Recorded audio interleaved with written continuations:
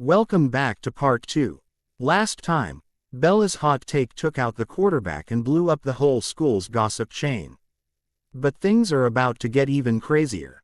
New rumors, new tensions, and a twist Bella definitely didn't see coming. Racing toward Cullen, I watch as he takes 2 more steps forward, and then I'm there in his arms, against his chest, off the ground. I'm sorry, I breathe, wrapping my arms tightly around his shoulders as he lifts me up. For hitting me like a linebacker. No, I did that on purpose, I say, smiling as laughter vibrates through his chest. Then I'm lucky you didn't have enough room to build up speed, legs. You'd have knocked me on my unimpressive ass. None of that last sentence is true, despite my assertion on the radio 7 weeks ago. He has a great ass, and he didn't even stumble backward when I launched myself at him. At the moment, though, I don't really want to debate either of those facts. Clinging to him, I sigh contentedly. I thought you'd never get here. His arms tighten around my waist, his fingers pressing lightly into my flesh. When he speaks, his voice is low, his breath warm against my ear. I've been sitting in the hall outside your apartment for an hour. You have, I gasp, arching back to look at him. What were you doing? Waiting for you, he replies. Setting me down gently, he lifts his hands to cup the sides of my neck. I owe you an apology. I shouldn't have yelled at you Thursday night. It's okay if you're not at the same place that I am in this relationship. You were right, though. About everything, I interject. Reaching up to grip his forearms, I keep my gaze locked with his, for once hoping that he'll be able to easily read the emotion in my eyes. When you said what you said, I freaked out. I knew you would. At my puzzled look, he smiles slightly. Bella, do you think I'd say I'm in love with you and not know you that well? But in my defense, I assumed you'd make a smartass remark or change the subject, not bolt from the apartment like it was on fire. Although my stomach lurches when he uses the L word again, it only takes a second to poo. Shish aside the fear, it only takes remembering the hurt look on his face when I left, the pain of the last 2 days spent without him. Yesterday, I swore that I would stop being so wrapped up in my own worries and start giving him what he needs. And right now I think he needs to hear the stuff I've been too terrified to say. I promise I'll get better at this, Cullen.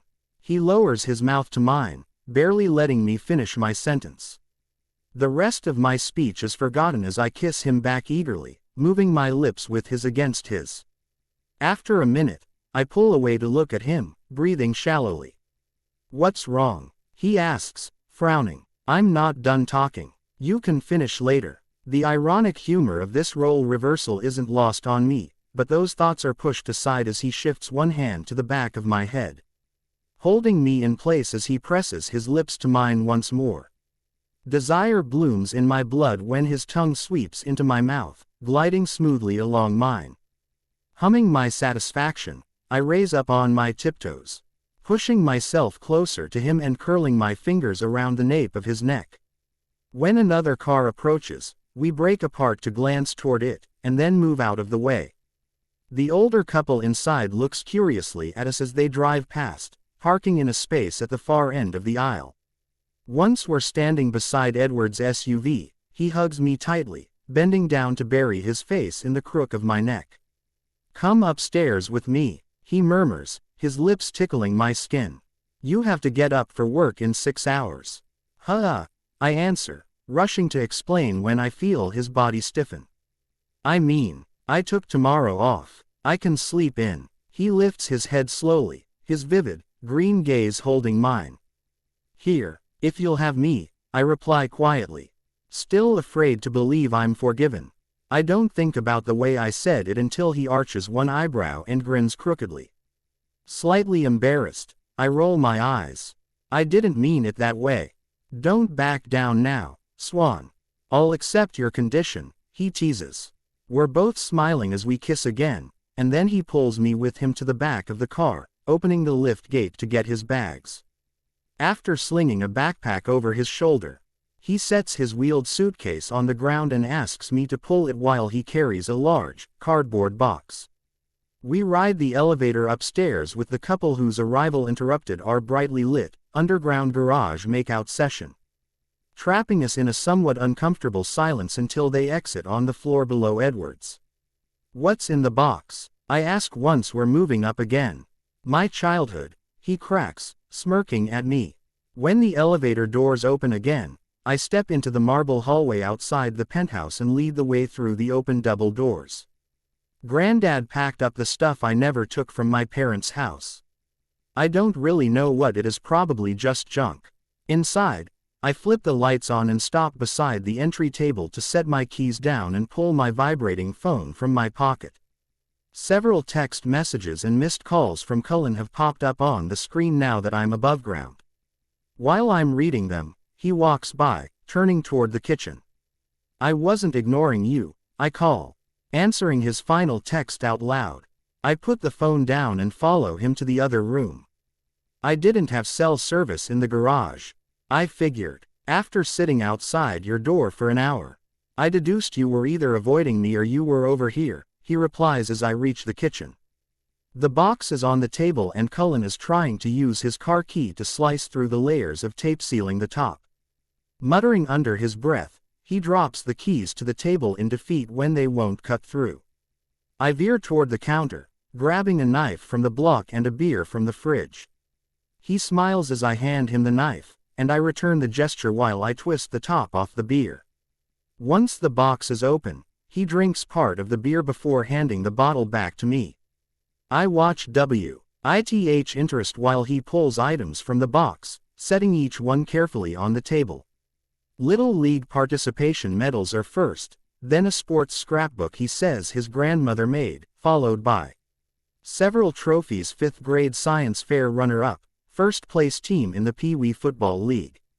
You bowled competitively. I pick up one of the gold figure-topped awards.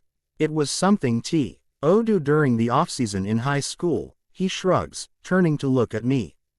Plus, it was a good way to meet girls. I can't imagine that was difficult for you, I remark sardonically, shaking my head. I was a skinny kid who talked about football and listened to classic jazz, he explains as his face reddens. I wasn't exactly fighting girls off. Well, the tide's turned on that, Cullen, I observe, nudging him with my elbow. You heard how all those women wanted to know if you're available. I'm not. He leans down to kiss me, but pulls back just before our lips meet. Right. I laugh, kissing him twice. He goes back to digging through the box and I sit down, sipping the beer and watching the pile of items on the table grow. A signed football, his framed high school diploma. A stack of photos he flips through and then sets down. Congratulations on the win today. You played great. The network commentators named your fourth quarter performance the best QB work of the day. Although I expect him to be pleased by the compliment, he isn't. I'm surprised to see a frown settle on his face, his clenched jaw betraying how upset he is. Afraid he's angry at me, I reach for his arm and squeeze the tensed muscles. He doesn't shrug me off, but he doesn't protest when I let my hand fall away either. He pulls a white football jersey from the box, holds it up long enough for me to see the word, Knights, printed across the front, and tosses it to the side. I really didn't want to fucking lose today, he says tersely as he turns the box on its side. A gray blanket tumbles out, leaving the box empty. Taking the beer from me, he drinks the rest of it before he speaks. I had dinner at my parents' house last night. How did that go? Judging by his demeanor, I can probably guess the answer. But I hope that telling me about it will help him deal with what's bothering him. Chuckling humorlessly, he sets the bottle down, then grips the back of the chair next to me and bows his head. It went the same way everything with Carlisle and Esme goes. They talked about themselves for the most part, but managed to work in a few insults regarding my choice of career. Just a typical Cullen family dinner. Edward, I'm so sorry. I struggle not to say what I really think of his crappy parents as I cover one of his hands with mine. Sighing, he turns his over, lacing our fingers together. I always want to win. But today I felt like I had something to prove to them. The dejection in his voice makes my heart ache, and I rub my thumb along his, encouraging him to keep talking. They came to the game. And as stupid as it sounds, I wanted them to see to have to admit that I'm good at my job. You are good at your job, I whisper around the lump forming in my throat. He shrugs, feigning indifference. But he grips my hand tightly. I didn't even see them today. They didn't come down after the game with Granddad and Rosalie. It's like they have nothing to say to me. Baby, I croak, standing up to wrap my arms around him. The hurt in his voice makes me want to cry, but I control my emotions, concentrating on him. I rub his back soothingly and press kisses against his shoulder while we stand in place for a few minutes. When he finally loosens his hold and starts to pull away, I place my hand against his face, but he doesn't look me in the eye. Bella, I need a minute, okay? His voice is gruff and he doesn't say anything else after I agree and let him go. He lifts the gray blanket from the table, tucking it under his arm as he walks toward the darkened living room. Once he's gone, I decide to straighten up while I wait. I flatten the box and put it in the empty beer bottle in the recycling bin. After putting the knife he used in the sink, I move back to the table and thumb through the stack of pictures. Although I make a snotty face when I see Tanya in one of the photos, looking at her doesn't incite the surge of jealousy it did just yesterday. I pick up the trophies one by one and use the hem of my t-shirt to polish them. Then I flip through Cullen's scrapbook, reading most of the pages and smiling at the handwritten stats his grandmother kept of his high school games. Tracing my index finger over the words and numbers written neatly on notebook paper, I smile sadly, wishing I could have met her and loving her for loving him so deeply. Teary-eyed, I close the book and walk to the doorway into the living room, hoping I've given him enough time. I'm determined to tell him how I feel, and now I think I need to say it as badly as he needs to hear it. The room is still dim, the only light spilling in from the kitchen and entryway. Edward is sitting on the couch with his eyes closed. Cullen, His answer is hardly more than a grunt. I have things to say to you, I declare quietly, differentiating myself from his parents. Although my stomach somersaults nervously, I keep talking. Things I should have said before tonight. Okay. His reply isn't enthusiastic, but I'm undeterred now that I've gathered my courage. I decide to begin with something that I think will amuse him. The reason my fantasy team sucks this year is because our draft was held during the last preseason game, your first game as a Seahawk. I wasn't paying attention to the draft, I was staring at the big screen watching you. I see a smile pull at the corners of his mouth. But he doesn't move in any other way. And I didn't choose any players based on how they look in the tight, white pants. His chuckle is muted and short-lived, but it's enough to spur me on. I walk into the room, stopping behind the chair next to the couch. Every time you get out of bed during the night, I switch our pillows, I confess. I know, he responds. Turning his head my way, he opens his eyes. My pillow always smells like you when I get back. That's why I take yours so I can smell you. Under his heated gaze, my pulse picks up speed, my hands itch to touch him. Moving around the chair, I walk toward him. Everything you've said during the last few weeks is true for me, too. Eyeing me curiously as I approach, he shoves the gray blanket off of his lap. When he holds a hand out to me, I take it, placing my other hand on his opposite shoulder to steady myself as I sit down, straddling him. I've never wanted to know anyone as much as I want to know you. You do know me, he insists. Shish, I'm not done, I order, pressing 2 fingers against his mouth to hush him. I smile when he briefly puckers his lips under my touch. You're important to me. You've changed my life, changed the way I see everything. You've changed the way I see everything, too, he says, pulling my hand away from his lips. Cullen, are you going to keep interrupting? I huff, teasing mostly. It's not easy for me to talk about my feelings, you know. And I can't shut up about mine, he retorts. I know. We're quite a team, I quip, rolling my eyes.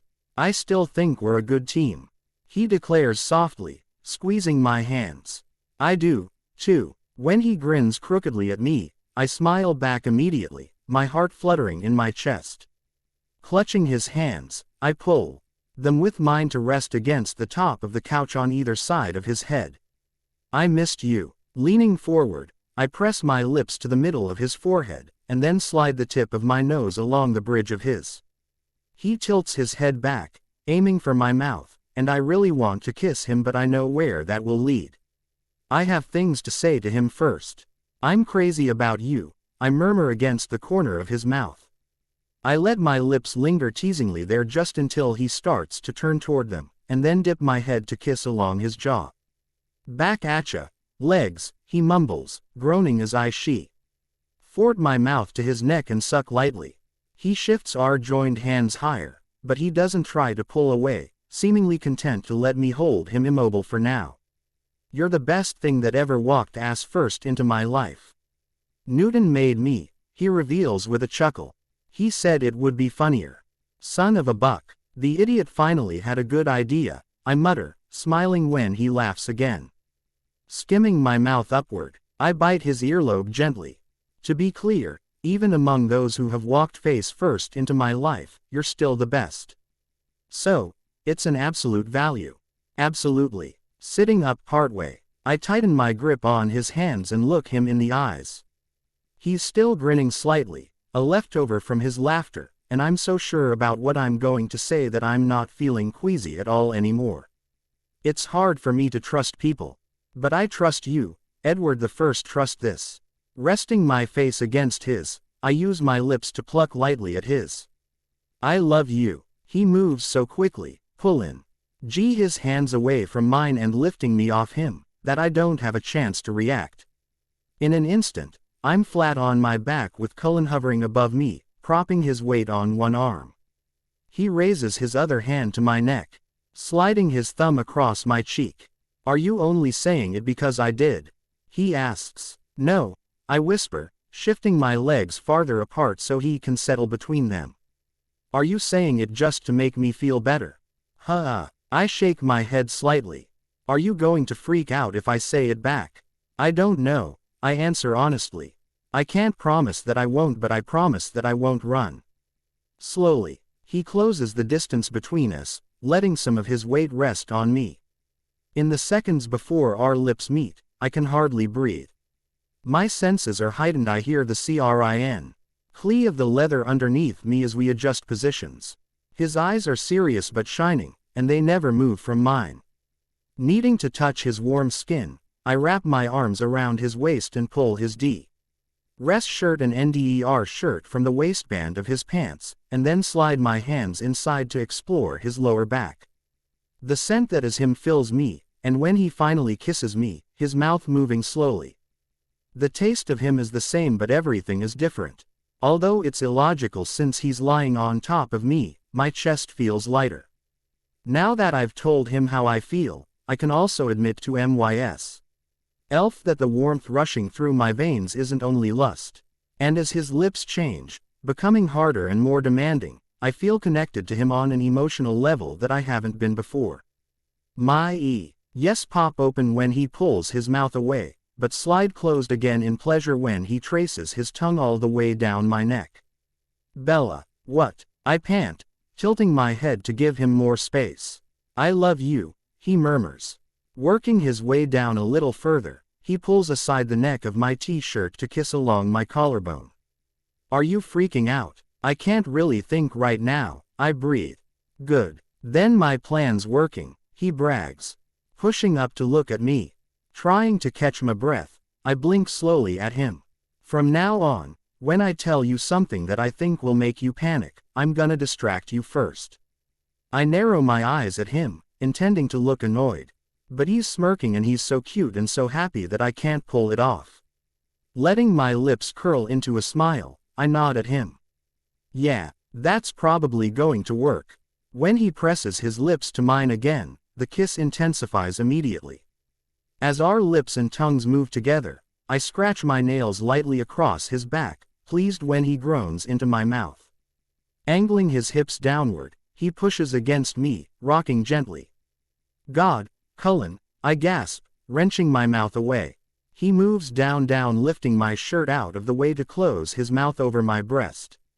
His tongue scrapes across my nipple, wetting the lace of my bra, and I arch my back, wanting more. Wanting him. He obliges, sucking rhythmically, and I buck underneath him, crying out softly in pleasure then hissing in pain. Ouch, I whisper, jerking my right foot free of the spot where Cullen's leg suddenly pins it against the back of the couch. With nowhere to put my foot except on him, I bend my knees, raising both legs as I flex my toes repeatedly, trying to wiggle out of my flats. Finally, I succeed in kicking them off, and they drop to the couch. I hear a quiet thump as one bounces onto the floor. Ouch, he echoes, mumbling against my chest. What are you doing, Swan? Sorry. Tried to miss you, I lie, wrapping my legs around him. Lifting his head, he meets my gaze and quirks a disbelieving eyebrow at me. Okay, I didn't, but I couldn't do this with shoes on. I plant my feet on the backs of his thighs and tilt my hips up toward his. Inhaling sharply, he leans down to kiss me as we move together. After several moments, he stops the motion of his lower body and reaches between us to unbutton his shirt. Breathing hard, I open my eyes to find him staring at me. Desire evident in his gaze. When he sits back on his knees, I follow him, pushing the material of his t-shirt up and kissing across his chest while he tosses both of his shirts to the floor. Bella, Jesus, he says hoarsely, digging one hand into my hair. I let my mouth linger over his pounding heart. I told him I love him, but I want him to feel it in the way my lips glide along his skin. The way my fingers gently trace the muscular ridges of his back. Before long, though, he peels my shirt and bra off, and then stands, sweeping the gray blanket and my forgotten second shoe to the floor. Lying down, I frantically strip my jeans off, finishing just as Cullen steps out of his pants. Reaching for him, I sigh as he stretches out between my legs and we're skin to skin, but my relief is short-lived. His hands and lips tease and retreat, driving me close to the edge twice, and then slowing to draw me back until I'm desperate for release. Cullen, my quiet entreaty is half whisper, half moan when he pushes into me.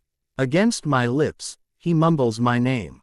He moves unhurriedly, providing the sweet torture he knows I like. I try to keep my eyes open, my gaze locked with his, but as the tension builds, I close them, turning my face away to breathe cooler air and pleading with him to speed up. He gives in, plunging into me forcefully until I cry out, arching my back as pleasure bursts through me in waves. Without giving me a chance to recover, he moves even faster, sliding his arms under my shoulders and exhaling into my neck. After several more thrusts, he groans and presses all the way inside me. Holding still as he comes, he lifts his head to kiss me, and then lies down again, resting his weight on me. My arms feel so weak that I'm tempted to let them fall to the couch. But I can't bear to let go of him. So I keep my arms wound around his neck, trailing my fingertips along his damp skin. I smile when he shivers, but neither of us speaks as we lie in place, letting our heartbeats slow and our skin cool. Eventually, we shift to lie on our sides, facing each other. Sliding his foot up my calf, he tangles his leg with mine. Are you cold? He asks, noticing the goosebumps covering my leg. A little, I answer. Leaning over me, he grabs the gray blanket from the floor and shakes it to unfold it. I help spread the blanket over us, and then brush my hand across the embroidery in the center of it. Raising up to glance at it, I chuckle when I realize what it is. Our sex blankie is a Cubs blankie. This is my lucky Cubs blanket, he explains, frowning slightly at me when I lie down again. I took it to the home opener every spring for 10 years, hoping it would bring the boys good luck. And did it? 30% of the time, yes, he insists, laughing with me. Placing my palm against his face, I stroke my thumb lightly across his cheek. What do you want to do tomorrow? I want to sleep late and stay in bed with my boyfriend, I sigh. Oh, you realize we've never been able to stay in bed past 8 o'clock. Well, if you didn't have that crack of dawn job, he teases. And if you didn't have that weekend job, I counter, scooting closer to kiss him. Legs, do you have to go back to work this week? Pulling back a little, I look at him to see if he's serious. He is. I guess not. Why? Let's get out of town for a few days, he says. Really? I grin, starting to get excited. Really? Knowing this will be our only opportunity for uninterrupted time off together until the football season is over, I quickly agree. Oh, who am I kidding? I would have agreed under any circumstances. After a quick discussion about when and where, we agree to leave Tuesday afternoon. He has a meeting with Coach Erickson that morning and head for somewhere quiet, near the beach. Still lying intertwined under the blanket, we search for places on his phone and find a small town a little over 100 miles from Seattle. Reluctantly, he agrees we should make the reservation under my name, and soon our 3-night stay in a seaside cottage is booked. Where are you going? He asks when I sit up. Bathroom and bed, I answer, pulling his t-shirt on before I stand up. Are you coming? Yeah, I'll be there in a minute. As I walk away, I pause and turn to look back at him. He's smiling, resting his head on his bent arm. His gaze drops from my face, scanning down my body, and I allow mine to do the same. I study the hair scattered across his chest and stomach, the outline of his hips and long legs beneath his ridiculous Cubs blanket, and the bare foot sticking out the bottom. Biting my lip, I focus on his torso again as I feel my heart speed up, hear myself breathing rapidly. When he clears his throat, I snap my eyes to his face to find him smirking. Clearly aware of the effect he has on me. Well, two can play at that game. Lifting one eyebrow at him, I take 3 steps backward before I turn, heading for the hallway. Bring the lucky sex blankie with you. It's a lucky Cubs blanket, he calls. Cullen, if you're under it with me, the odds that you'll get lucky are a lot higher than 30%. Immediately, I hear the rustle of fabric, followed by the sound of his footsteps on the hardwood floor. In that case, I'm officially renaming the blanket, he announces as I laugh. And you'd better hurry, Legs. I'm right behind you. Blank, blank. Bella, you need more coffee. Seth's voice in my earpiece interrupts me mid-yawn during the first bottom of the hour break Tuesday morning. Swiveling my chair around, I nod at him through the control room window. He smiles and disappears through the door. Cullen and I aren't leaving for the shore until noon today, so I decided to work, feeling guilty for taking a whole week off. But it's a decision I've regretted for the last 2.5 hours, ever since the alarm went off at 3 hours after Cullen and I finally went to sleep. When I turn around again, Emmett is shoving the last bite of a donut into his mouth. I gotta say, Swan, you look better than I thought you would, he remarks as he chews. Because I'm used to listening to Emmett talk with his mouth full during breaks, I don't have trouble understanding him, even though every word he said was unintelligible. I mean, compared to Saturday, you don't look nearly as shitty today. Was there a compliment somewhere in that garbled speech? I ask, covering my mouth as I yawn for at least the 20th time this morning. He nods as he swallows. Yep, he confirms. I'm glad you're bouncing back. I expected you to be sad and shit after what you said Friday about him, I mean. What did I say? Frowning, I try to recall what he could be referring to, but my memo. Rye of our drunken afternoon and evening is only a hazy blur. I'm not nervous, though, if I had even whispered Cullen's name as part of my monologue, Emmett would have been all over my ass with questions long before now. Dimples on full grin display, he rolls his chair over beside me, rests his head on my shoulder and whimpers quietly. Emmett, he whines in what, annoyingly, is a pretty good imitation of me. I don't know how to get over him. He wasn't just a guy. He was the guy. Well, you know I'm melodramatic when I drink too much, I chuckle, shoving his chair away. I've never been more grateful that my statement is actually true and that Emmett has witnessed it before. Thanks for taking care of me. No big deal. Glancing at my monitor, I check the break countdown clock. We're on again in 90 seconds. I think the days off this week will be good for you. You look beat. On cue, I yawn again. Didn't sleep much last night. That sucks. I hate lying in bed, just staring at the ceiling. Me, too, I agree. Speaking honestly again, but that's not what I was doing when I wasn't sleeping last night. I was staring up at Cullen, down at Cullen, and once, over my shoulder at Cullen. Reaching up, I scrubbed my hands across my face to hide my burgeoning smile. Bella, since you won't be here for the rest of the week, please attempt to participate in the show today, Newton barks. Your contribution so far this morning has consisted of unimaginative commentary and agreeing with Emmett about everything. Any danger of looking too happy was wiped out the second his nasal voice sounded in my ear through the IFB. Dropping my hands, I twist around to stare icily at him.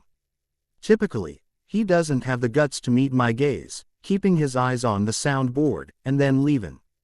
Gee, the control room, as he mumbles to himself. Ignore him. He's just irritated that we had almost as many calls yesterday wondering where you were as we did about the Seahawks win, Emmett whispers. No, he's just a douchebag. Seth opens the studio door and walks in, handing me a fresh cup of coffee. Bowing my head, I blow on the hot liquid. Thanks. You're welcome, he replies, patting my shoulder. I expect him to leave, but he hovers in place until I look up at him. I'm glad you're okay, Bella. I heard what happened with the break. Whoa, dude, Emmett interjects. That was supposed to be on the down low. Thanks, Seth. I'm fine, I assure him before leveling my glare at Emmett. Who else did you blab to, big mouth? Just Newton. And Riley, he admits sheepishly. And I mentioned it to Kate. You told Newton. I hiss, wide-eyed. Wisely, Seth backs out of the room the way he came. Newton was banging on you for not being here yesterday. I had to defend you. He shrugs as if T. Had excuses his behavior, and maybe it does, at least a little. Riley was filling in for you, so he heard, and so did Seth. I told Kate because Newton kept saying you were unreliable and I was worried he'd go talk to her about you. Closing my eyes, I take a deep breath, and then move closer to Emmett, holding my hand in front of his mic. 1. Never ever use the words Newton, banging, and you in the same sentence. 2. Kate knows I'm a dependable employee. I haven't taken a day off since May, I whisper harshly. I soften my tone a little when I continue. 3. Thanks for sticking up for me.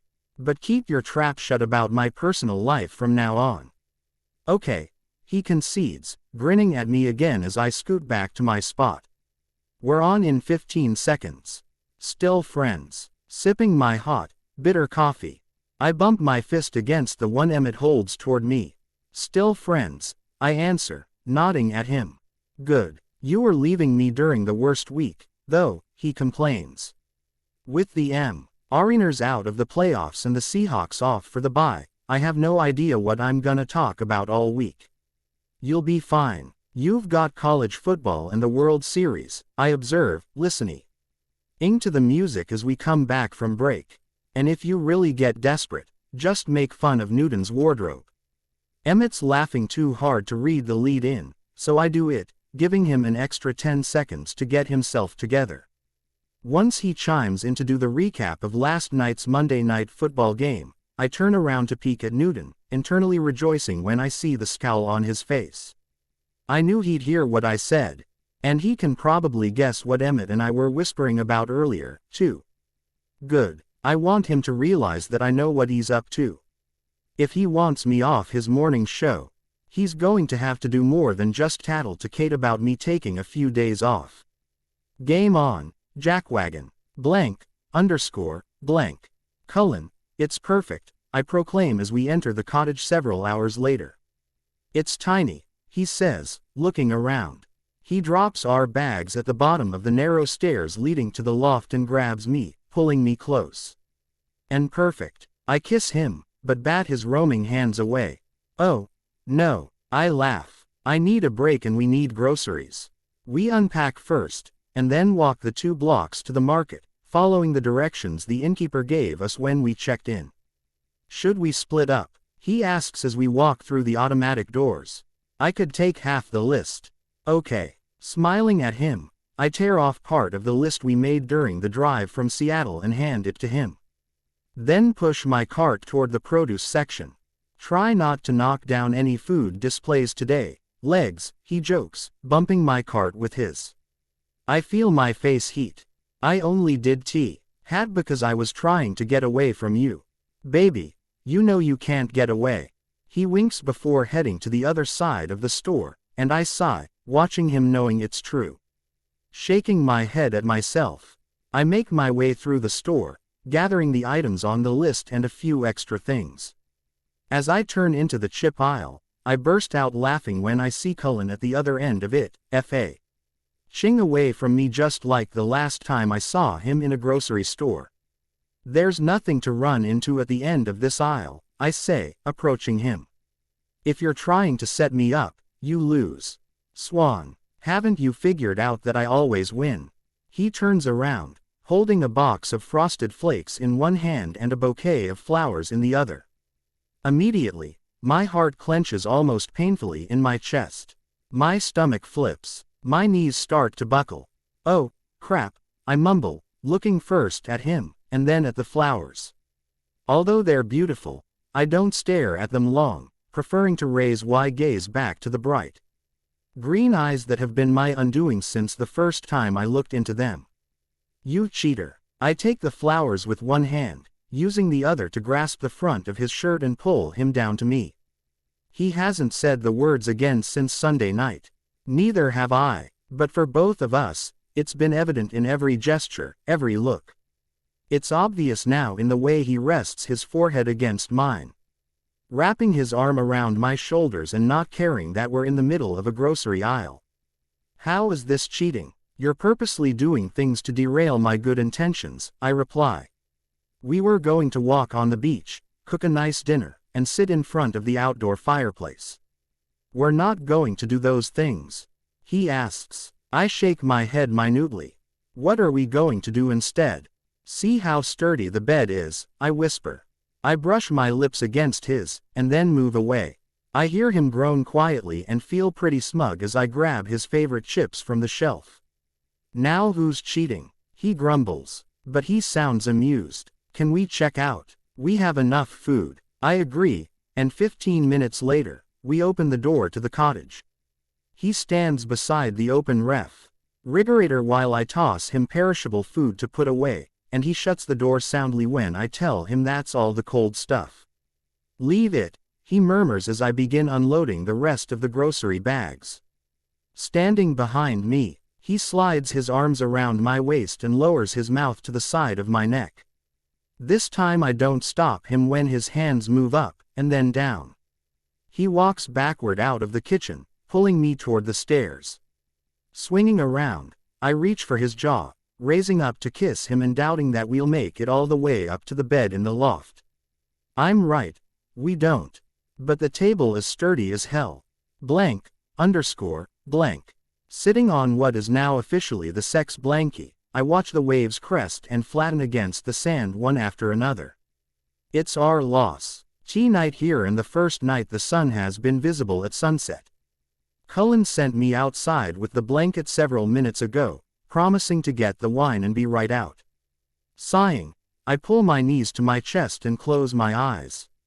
Listening to the ocean and thinking about him. The last few days with him have been incredibly good, although we stayed inside the cottage on Tuesday after returning from the market. Yesterday we spent the whole day out. We walked leisurely through the town in the morning, wandering through the quiet souvenir shops that are probably crowded with people during the summer months. After an afternoon of playing catch on the sand, we had dinner at a local tavern, and then stayed to have a couple of beers. Smiling, I remember how hard we laughed as we tried to play huffleboard on the wobbly-legged table in the tavern's back room. This morning, I slept late and woke up alone to an empty cottage. But Cullen returned with a vanilla latte and pastries soon after. He also looked anxious, prompting me to ask if everything was okay. He said yes, and he seemed to enjoy the rest of the day walking on the beach, sitting outside in the unseasonable warmth. Had him study the binder full of intel Coach Erickson gave him for next week's game. Surprised that he's not out here yet, I open my eyes and glance over my shoulder toward the cottage, but there's still no sign of him. Turning, I stare out at the deep, blue water again, suddenly remembering that it was 1 week ago tonight that Cullen first said he loved me and I flipped out. We've come so far since then. After weeks of intense fear which led to erratic behavior, I finally feel like I'm standing on solid ground. Oddly, I think it was letting go of the last bit of resistance that helped me feel secure about my feelings for him and about his for me. I'm vulnerable to him in ways that I've never allowed myself to be with anyone else, and although it still scares me, I feel confident that the next time I freak out, I'll hang on to him instead of running away. Hey, Cullen says quietly. Hey, I was afraid you were going to miss the sunset, I reply, turning to smile at him as he scoots up behind me, surrounding me with his arms and legs. I lean back against him while we watch the glowing sun slide toward the horizon, telling funny stories from our childhoods and sharing a big, plastic cup of white wine. Looking up at him while he talks, I'm flooded with emotion and twist sideways to get my arms around him. There it goes, baby. You'd better watch, he remarks, kissing the top of my head. We're silent as the sun gets smaller and smaller, and when it completely disappears, I feel Cullen set something on my leg. What's this? I ask, glancing at him as I pick up the thin, square box. It's just, he stammers, blushing. Turning my back to the ocean, I sit cross-legged between Cullen's legs, facing him. It's nothing big, but I wanted to give you something. When did you get it? I untie the ribbon and take the lid off. Inside is a long, silver chain that I lift out immediately, using my other hand to catch the kaleidoscope pendant hanging from the end. While you were being a lazy ass this morning, he responds. But then I was too nervous to give it to you. It's beautiful, Cullen, I murmur, holding the small cylinder to my right eye as if it was full-sized. As I turn it, the shapes and colors inside change, making me gasp. It even works. I saw it in one of the shops yesterday. It reminded me of the other night when you said I've changed the way you see everything. I put the necklace on, staring down at the charm as tears sting my eyes. I try to keep my suddenly husky voice from cracking when I speak, but I'm not quite successful. You have. Thank you for that and for this. You've done the same for me, legs. Reaching for his hand, I slide my palm into his, curl my fingers around his. And then I look up at him, somehow more in love with him than I was 2 days ago. Cullen, I think I'm not gonna freak out if you say it, I whisper. He lifts a hand to my face, pushing my hair behind my ear. I love you, Swan. Like last week, his RDS caused my stomach to drop and my pulse to pound loudly in my ears, but not out of fear this time. Staring at him, at the hopeful expression on his face, I smile. I want him to see my feelings written on my face the same way I see his. I love you, too. Stretching up, I kiss him gently, sweetly. It's not a kiss full of desire and passion, although I feel that. Instead, it's an agreement, a promise. After several moments, I pull back, shifting to rest my back against his chest again. We sit in place until it's almost dark, and then walk back to the tiny cottage one last time, hand in hand. Edward, I'm coming to the penthouse as soon as I get clothes for the weekend, I remind him while he parks at the curb in front of my apartment building the next afternoon. You don't have to walk me up. I want to. He shrugs. He carries my bag inside, and snoops around my apartment while I unpack. He asks permission to look through a photo album he finds on my bookshelf. Lying down on my bed with it when I assent. Holy shit, look at the chief, he laughs. He's stashless. Flopping down on my stomach beside him, I tell him about the summer my dog D first grew his now signature facial hair.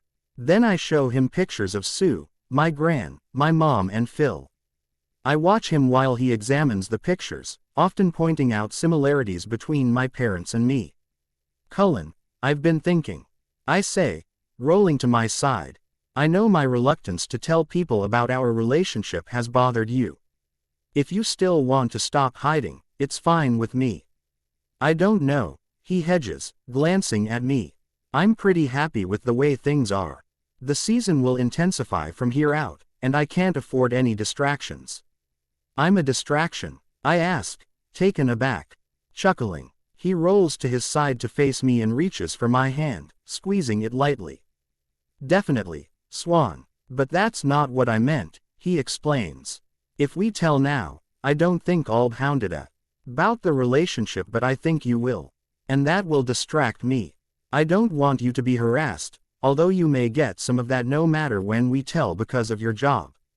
I can take the heat. I know, baby, he soothes. But I'll be worried about you when I should be concentrating on my job. And I think you're right about the chief, too. It might make things weird if we spring this on him and then I have to work on offensive strategy with him the next day. Cullen, you don't have to convince me, I declare. I'm happy with the way things are, too. Let's just keep doing what we've been doing then, okay? Like you said, we're doing what we want, but not advertising it. And if we get busted, we'll deal with the fallout together. Together, I agree, leaning over to kiss him. I hop up again to finish packing. Chattering at Cullen, but I can tell he's bored after a few minutes of watching me. You can go. I'll be 5 minutes behind you. After kissing him goodbye at the door, I paused to look through the mail I tossed on the counter when we arrived. I'm startled when someone knocks a few seconds later, but recover quickly and walk back toward it, smirking. You just left. Miss me already? I call, flipping the lock. I yank the door open, but it's not Cullen standing in the hall. Dad, what are you doing here? Checking on you, he informs me harshly, coming inside without being asked. Panicked, I peek into the hallway, relieved to see that it's empty. My dad couldn't have missed Cullen by more than 15 seconds. Where in Hades have you been all week? I went out of town for a couple of days. I meant to call you and Sue, I answer nervously, closing the door. Bull hockey, he mutters under his breath, making his way into the living room to sit down. I trail behind him, my heart still in my throat. You've ignored us and your mother all week. You called Mom. I groan, standing in front of him. Yes, Bells, I'm a dad. I worry when I can't find my kid, he states, leveling his dark eyes at me. And when I do find my kid, she ought to be grounded for the rest of her life. I roll my eyes at his statement. My dad has never let the fact that I am a grown woman stop him from trying to intimidate me with threats of punishment. But he doesn't scare me much. Dad, I'm sorry you worried, but you can see I'm fine. Nodding slowly, he scrutinizes me. You look different. Happy. Tilting my head, I raise one eyebrow and cross my arms over my chest. I don't usually look happy. No, you usually look like that, he retorts, wagging a finger in my direction. We both chuckle as the tension dissipates. You gonna offer me anything to drink? Dad, would you like a beer? I ask with false exuberance, making him laugh again. Realizing I'm not going to be able to make a quick getaway when he answers yes, I get one for each of us, and then sit down beside him on the couch. We spend half an hour nursing our drinks and catching up, both of us courteously avoiding the subject of my personal life. My phone vibrates often in my pocket, and I know it's Cullen, wondering where I am. There's no way I can answer right now, though. Finally, the chief stands up and walks to the door. As we hug goodbye, I promise to have dinner with him and Sue soon. It sounds like someone else is trying very hard to get in touch with you, he remarks wryly, acknowledging the repeated buzzing of my phone. And judging from your pained expression, you want to reply to her or him. Dad, stop, I whine, covering my face with my hands. All right, he says, holding his palms up in surrender. I don't want to be the last one to meet him, though, okay. My stomach tightens and I feel a little sick, but I force myself to smile at him and kiss his cheek as I respond. Okay. Blowing out a relieved yet guilty breath, I close the door behind him and lean back against it. After sending Cullen a text to let him know what happened, I close my eyes and let my head thump dully against the door. Once, twice, 3 times. Son of a buck, the chief still knows how to get a partial confession out of me. I just hope this is one time he lets the case go cold.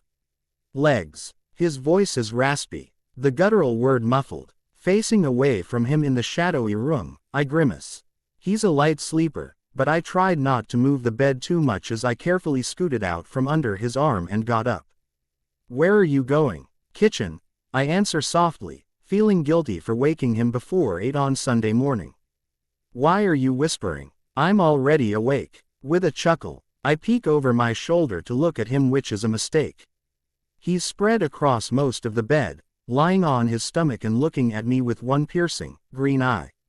Even with half of his face hidden by the pillow, he's beautiful. Too tempting to resist. My culinary intentions are all but destroyed. It's our last day off. I'm going to bring you breakfast in bed, I announce quietly as I turn around. Putting my knee on the bed, I push myself over to kiss his cheek. I'm not surprised or sorry when he wraps an arm around me, pulling me down as he moves, too. I don't care about breakfast in bed, he murmurs, rolling me to my back and burying his face in my neck. I want you in bed. Cullen, during the last week, you've had me in bed, on the couch, on a table. Don't forget the rooftop. I'm not sure if it's his husky voice or the steamy memory of what we did on his terrace a few hours ago that causes the tingling sensation to spread from my neck down my spine. Winding my arms around his bare shoulders, I sigh happily as images flash behind my closed eyelids. The third glass of wine at the restaurant that left me feeling tipsy and uninhibited. The clear, unusually warm October. Our night that begged us to take advantage of his private outdoor space and of each other. Staying tangled together under the sex blankie long after our desire was sated. Talking and laughing until AF. Tear midnight until the temperature dropped so low that our noses were cold. I wouldn't forget that, I sigh, and then chuckle lightly. We were noisy. You were noisy, he corrects, his lips hovering at my ear. And handsy. From the minute we got home. Home. When I hear the word, my eyes pop open, even though I know he means his home. Staring blankly at the bedroom ceiling, I ignore the butterflies flitting around my stomach. I attribute the heavy thumping of my heart to the fact that he's pushing my t-shirt up to uncover my chest and shifting to lie between my legs. He raises up to look at me, drawing me out of my daze. I trail my fingers along the nape of his neck and smirk at him. You didn't enjoy my enthusiasm. Swan, I've enjoyed everything this week. Me, too. It went so fast, I remark wistfully. Mourning the end of his bye week. I slide one hand to his jaw, scraping my fingers against his prickly stubble. I wish we had one more day. We have today, and we'll have other vacations. Shutting his eyes, he rests his forehead lightly against mine and swallows. When he speaks again, he doesn't camouflage the eagerness in his voice. I want to take you to Chicago after the season. I want you to meet my granddad, want him to meet you. My unguarded heart has no defense against him, no way to combat his sweet charm, his effortless romanticism. As my chest swells from tea, he inside and tears sting the back of my eyes, my fingers tighten on his jaw, pushing gently into the skin of his cheek. I'd love that, Cullen, I declare throatily. I'd love that. His lips are on mine as soon as I finish my statement. Nipping lightly, when I lick across his lower lip, he groans quietly and deepens the kiss, sliding his tongue into my mouth. I let myself be swept away by the SWIFT spike of arousal that races through me, and then the spreading heat of need-want. With our bare chests pressed together, I can feel his heart pounding. I pull my knees up to push against his ribs as he rocks his hips against mine. After a few moments, he rolls to his back, taking me with him. Straddling his thighs, I sit up and pull my t-shirt over my head. We smile at each other as I fling it to the side. And then I lean down over him, propping myself on my arms. The kaleidoscope pendant he gave me 3 days ago hangs from my neck, swinging back and forth just above his chest. He reaches for it, catching it between his fingers. "I'll miss you tomorrow," I whisper, the words tumbling from my mouth before the thought is fully formed. His suddenly arched eyebrows reveal that he's just as surprised as I am by my hasty admission. Still not used to voicing such tender emotions, I'm embarrassed, and I rush to explain. "I mean, it's weird. I love my job and I'm anxious to go back, but I don't want to leave you. I like hanging out with you all day." "I feel the same way. Legs," he replies, his mouth curving into a crooked grin. Still holding my necklace with one hand, he cradles my ace with the other and pulls me down to him. "I love you." Against his lips, I murmur my reply. And when I do, I feel it from the depths of my soul. They're the truest words I've ever spoken. Blank. Monday morning. I arrive at the station a little early and sit alone at the table in the lounge. I spend a few minutes skimming the sports section of the Times, but, inevitably, my mind wanders to Cullen. Claiming he couldn't sleep, he shuffled groggily into the bathroom at 4:30 this morning. He kissed me, and then sat on the vanity, sneaking drinks from my coffee mug and talking to me while I got ready for work. When I was ready to leave, he rode down in the elevator with me and walked me to my truck, refusing to close the door until I promised to return tonight. Sighing, I remember watching him wave goodbye as I drove out of the underground garage. "Ah, the third wheel has returned," Newton pronounces as he enters the lounge through the doorway behind me. Instantly annoyed, I begin counting backward from 10 in my head, not wanting to fight with him, at least not this soon. His grating voice interrupts before I get past 7. "Your recent bout of relationship drama begs the question, will we be treated to a Bella-free week every time your love life hits the skids?" Clinging to my intended tolerance, I pick up the bottle of water I opened a few minutes ago and take a sip. Keeping my voice low and even, I answer, "Maybe. Well, luckily for us, it's such a rare occurrence that you actually have a love life that it shouldn't interfere with the show very often." My grip on the water bottle tightens, causing the flexible plastic to crackle before I set it down. Walking around the table, he stands across from me and places his palms on the top, leaning down. His haughty gaze roams my face. "You've recovered from getting dumped, then?" Speechlessness isn't a condition that befalls me often around Newton. I almost always have an insult retort or snide remark tripping from my tongue before I can stop it. This time, however, I blink mutely at him, despite my outrage at his offensive remark. Several silent seconds tick by before he turns away triumphantly and heads for the coffee machine. I frown, bothered by my reticence and afraid I know exactly why I've lost my edge. Cullen. Has admitting that I'm in love cost me the ability to verbally spar with Newton? Has happiness stolen both my backbone and my vocabulary in one fell swoop? Suddenly panicked, my brain spins off on its own tangent, petrified that I've become a mushy, sentimental fool. My stomach somersaults as I worry that I'll struggle to hold my own on the air with Emmett, that I'll be incapable of tackling tough topics that make the show interesting. Afraid Newton will steamroll me right out of a job, I absently lift one hand to run through my hair. On the other side of the room, Newton's arrogant chuckle draws my attention and I glance his way, narrowing my eyes at his back. If anyone can break the love spell, it's him. "It's no surprise that you always end up alone. You're too picky," he says condescendingly. Finding my voice, I interject, "I prefer to think of myself as discerning." "You can think whatever you want, but the fact is men don't like women who are demanding and overcritical," he advises.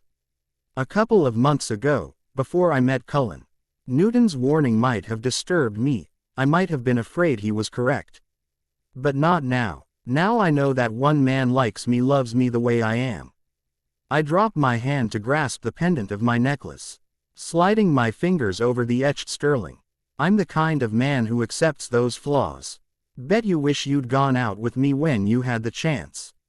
Words cannot adequately convey my despair, I reply instinctively. Oh, Thank God. I am still in there somewhere. I tuck the necklace inside my shirt, pressing the cool metal against my skin. When you started working on the morning show, I felt it was only right to tell my wife about our past. Shocked, my eyes widen and my lips fall open. Past? What past? There's no past, at least not the kind he's alluding to, the kind with blossoming affection. Stolen kisses and late-night trysts. I shudder at the thought of having any of those things with Newton. But I assured her that there's no longer anything between us. Don't overlook the mutual disdain, I assert. She was certainly relieved to hear that you and I were never on the same page at the same time.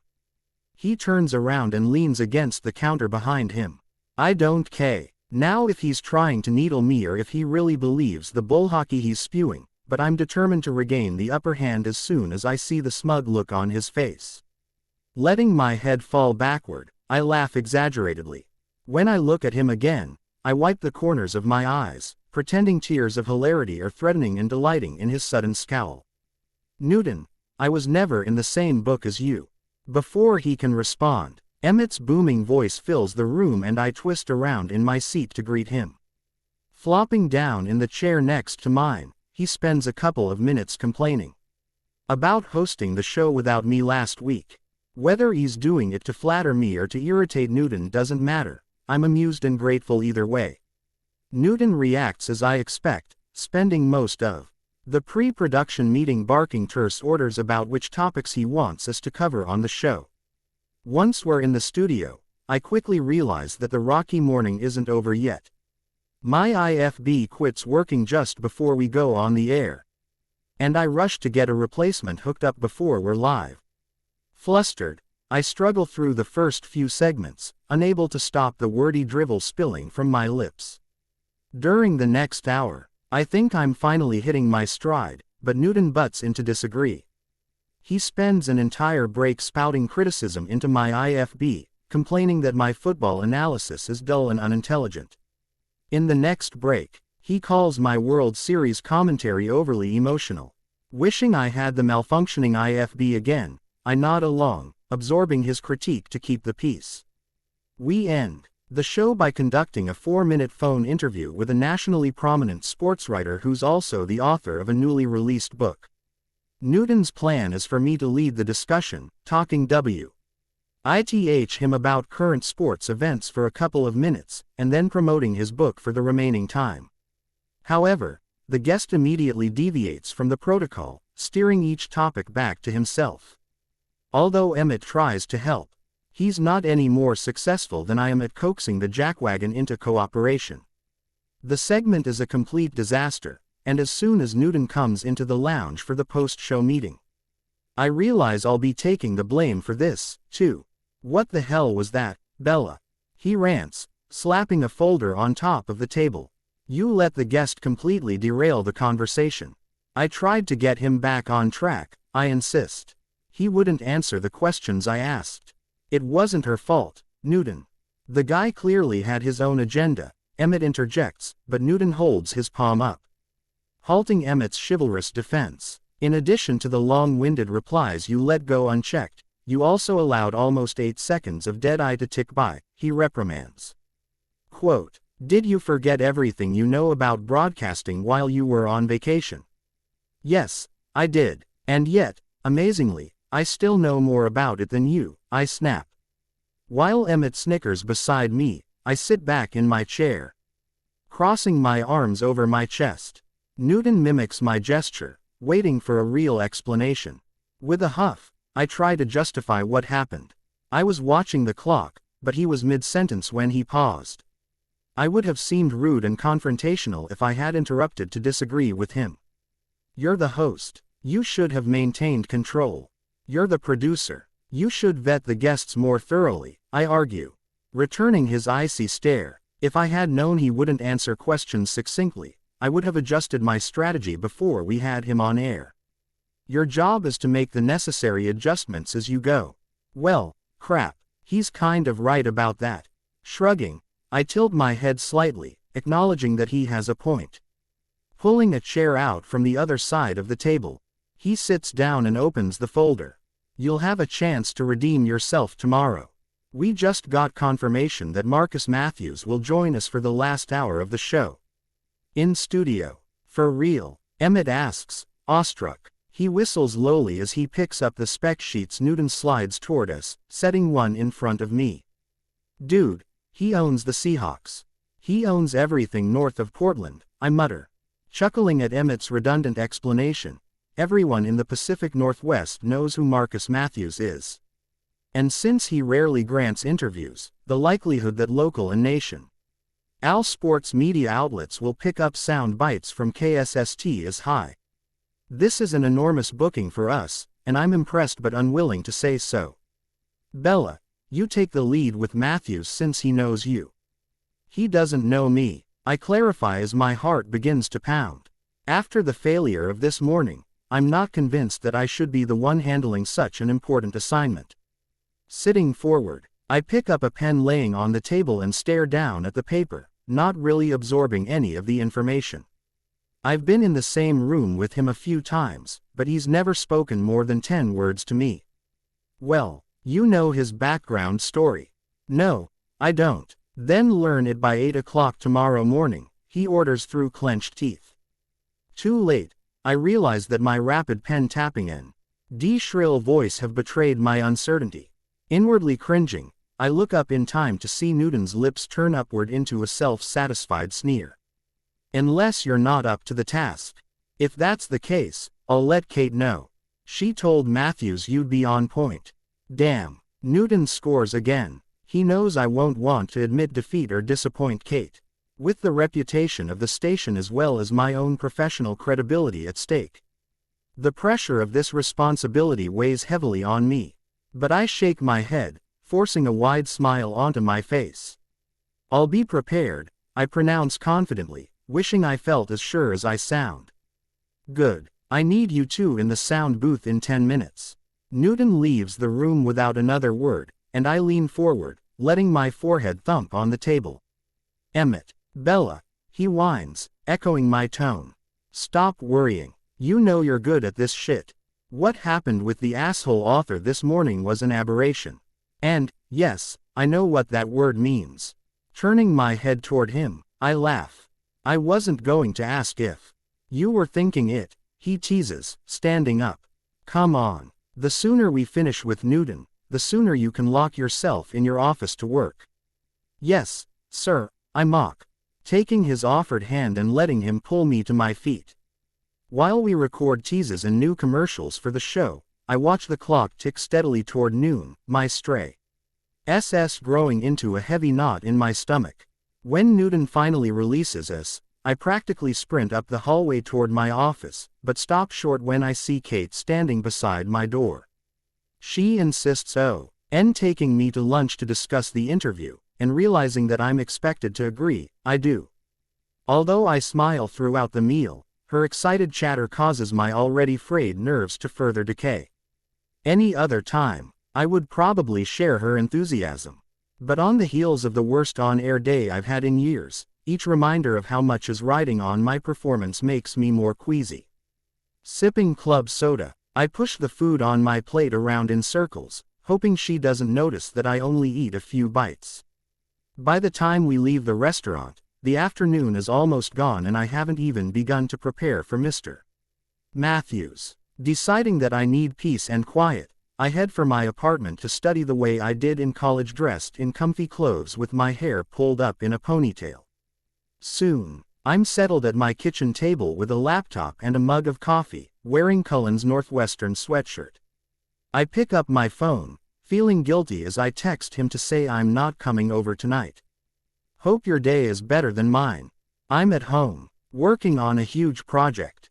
I'll explain later. I set the phone down and begin compiling stats and a timeline of Matthew's life, the same way I would if he was an athlete. Working diligently, I hardly look away from the computer for the next few hours until I'm startled by the sound of my ringing phone. As I pick it up, I'm surprised to see that it's past 7 o'clock. And I smile when I see the number on the screen. Hi, Cullen. Hey, where are you? Home. Puzzled by the lengthy pause that follows my reply, I go on. I sent you a text. Yeah, I got it. I thought you meant so you're at your place.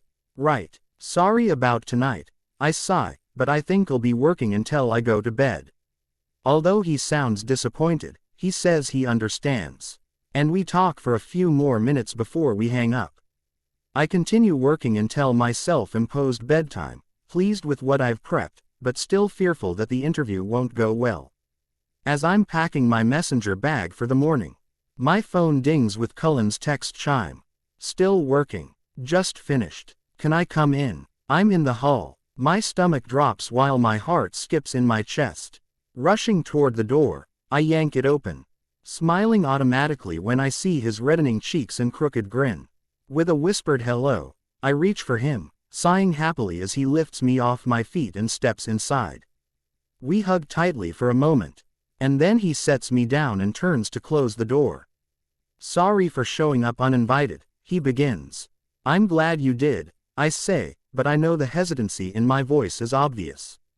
He looks apprehensive when he faces me again, and I shift my weight anxiously from foot to foot as I try to figure out how to explain myself. But I'm kind of freaking about this interview, Cullen. I was just going to bed. To sleep, I mean. I can't stay up late. This isn't a booty call, Swan, he says, insulted. His hands rest on his hips as he frowns at me. I came here to see my girlfriend, not to get laid. Jesus, is that really what you think about me? No, I know that we're not like that, I stammer, ashamed of myself for jumping to carnal conclusions. I raise my hands to cover my face, unable to look him in the eye. Did you miss the freaking out part? I heard, baby, come here, he soothes, his irritation of a moment ago gone. Spreading my fingers apart slightly, I step forward at the same time he does, leaning against his chest as he wraps his arms around me. The relief I feel is instantaneous, and my body relaxes against his. I'll leave you alone if you want me to. I just didn't want to keep you here under false pretenses. You don't need to worry about me, Swan. In fact, I wouldn't have sex with you tonight if you asked. Looking skeptically up at him, I see that his green eyes are shining with amusement. Really, he confirms with a nod. But just to be safe, you probably shouldn't ask. Sliding my hands up to circle his neck, I laugh with him. Do you want me to go? No, I answer, pushing up on my tiptoes to kiss him. Stay, please. Before letting me go, he presses his closed lips to mine several times. He locks the door and turns out the living room lights while I finish packing up for the morning, rambling mournfully about my bad day. I mean, you should have heard the interview. I lament as he follows me to the bedroom several minutes later. I heard it, he interjects. Mouth dropping open, I pause just inside the doorway to look at him. I was in the chief's office this morning and he was listening to the show. Quote, oh, God, now I feel even worse. Swan, this is just like football. You've got to have a short memory when you have an off day, he advises, walking past me. To set his phone and keys on the dresser. Standing beside the closet, I pull my sweatshirt off and toss it toward the laundry basket, rolling my eyes when I miss. I can't even hit that today. After TTING on a tank top with my pajama pants, I fold the covers back and climb onto the bed, sitting cross-legged in the middle. What if I totally screw this up for the station and for myself? You won't, he states, turning to wink at me. Stripped down to his boxers, he lays his clothes across the chair in the corner. You like to win too much. I do like to win, I agree, flopping backward on the mattress dramatically. Then quit moping about today and start believing that tomorrow will be better, he urges, repeating the same message I've given to him after a loss. I have faith in you. You do, without question. You're great at your job. Smart, confident, funny, insightful. Turning my head, I meet his gaze when he moves to stand at the side of the bed. I'm always proud of you, legs. Abruptly abandoning my bedtime edict, I scramble onto my knees and launch myself into his arms. As I kiss him, his lips match mine movement for movement, stoking the surge of desire started by his sweet words. By his unconditional belief in me. When I press my hips forward to meet his, he skims his hands down my back to my ass, holding me close and holding me still. After a moment, he breaks T. He kisses and gently unwinds my arms from his neck. Squeezing my hands, he takes a step backward. "Cullen," I complain, trying to pull him to me again. "Nope, you'll be mad at both of us in the morning," he reasons. Smirking when I glare jokingly at him. Grumbling under my breath even though he's right, I scoot to the other side of the bed and turn off the lamp. Once I lie down, he curls up behind me, shaping his body to mine. His breathing slows within a few minutes, but I can't shut off my brain. Instead of being filled with worries about the interview, though, my thoughts center on him. 2 months ago, I would have scoffed at the idea that I could become so intimate, both physically and emotionally, so quickly with someone I hadn't met. But the protections I spent years building around myself were no match for Cullen, and I smile wryly as I recall how easy it was for him to sneak past my guard. Now, I can't bear to think about a day when I don't have him. The feelings I have for him are deeper and stronger than any I've experienced before, and although I may not know everything about his life yet, I know his heart. Grateful that his persistence overcame my player prejudice. I reach for the arm he's resting on my waist, ghosting my hand across his skin. "Cullen," I whisper. He grunts against my back sleepily. "I really love you. I really love you, too," he answers. "But I'm still not sleeping with you tonight." "Fine," I huff, drawing the word out until he chuckles.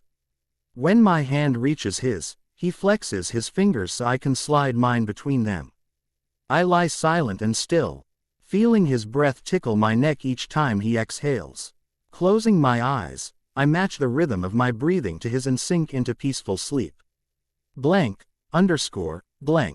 Arriving at the station the next morning, I'm more nervous for a show than I've ever been. During the pre-show meeting, I hardly hear Newton's nonsense over the sound of my heart pounding in my ears. I study my notes and questions during every break of the first 2 hours of the show, and then, finally, it's time to bring Mr. Matthews in. He kisses my cheek when he greets me, insisting that he remembers meeting me before. I'm not sure I believe him, but his easygoing manner begins to calm my jitters. By the time we go live a couple of minutes later, I'm more relaxed, and we settle into a fluid conversation. Discussing his professional life momentarily, Emmett chimes in his plan to transition the topic to his ownership of the Seahawks. The rest of the interview flows so smoothly that Newton rarely speaks into my ear. Kate nods at me through the control room window each time I turn around. Emmett lets me lead, but clearly makes an effort to help keep the show on track. Once we're off the air, Mr. Matthews continues to be gracious. He makes a point of saying goodbye to everyone individually, handing out field passes so we can all watch Sunday's Seahawks game from the sidelines. As I walk toward my office several minutes later, I pull my vibrating phone from my pocket. I'm glad that Kate and even Newton seem pleased with the interview, but it's the 6-word text on my screen. And that makes me giggle like a teenage girl. "You were great, legs. Told ya, blank. Sunday afternoon, I stand between Seth and Emmett on the sidelines of CenturyLink Field and look up at the overcast sky. For the last few minutes, Emmett has been making fun of me for wearing sunglasses, but I'm afraid my frequent glances at Cullen will give me away if my eyes aren't hidden. Unless it rains, the glasses stay. Although the team is still in the locker room, the coaching staff is beginning to assemble on the field. Grinning, I watch my dad come toward me. "Just like old times, huh? You've spent a lot of Sundays on the sidelines with me, kid," he says, bending down to hug me. After I laughingly agree, he shakes hands with Emmett and Seth. "Enjoy the game, guys. Bells, let's have lunch this week. I'm not getting any younger, you know. You'd better spend time with me while you can." "Yes, sir, Chief," I reply with a laugh, rolling my eyes behind my dark lenses as he walks away. "I wish you'd let the Chief come on the show," Newton declares, startling me. I didn't know he'd come up behind me. It would be weird, I shrug, glancing over my shoulder at him. Quote, and not many assistant coaches do interviews, anyway. It's a hierarchy thing. He continues blathering on, but I'm no longer listening. The seagulls are gathering by the tunnel, and I know that means the team is headed outside. Newton's voice is soon drowned out by blaring music and the announcer's voice as the offensive players are introduced. Hoping to hide my smile, I put my pinkies in the corn rs of my mouth and whistle loudly for several of them, including Whitlock and Cullen. Even though Cullen assured me that my presence down here wouldn't be disruptive, I see his eyes slide my way as he jogs toward the bench. When I shake my head minutely, his lips twitch. But he turns away, catching the ball one of the trainers throws to him and stopping to talk to the QB coach. By the time he runs onto the field 30 seconds later, I see the shift in his body language and know he's focused on the game. At first, the excitement of being so close to the action enthralls me the way it always has. The emotion of the crowd is contagious, and Emmett and I yell loudly for every big play. I love it all, the cadence Cullen shouts before the ball is snapped, the sound of shoulder pads banging against each other as the linemen fight for position, the exhilaration I feel when the Seahawks score 3 times in a row.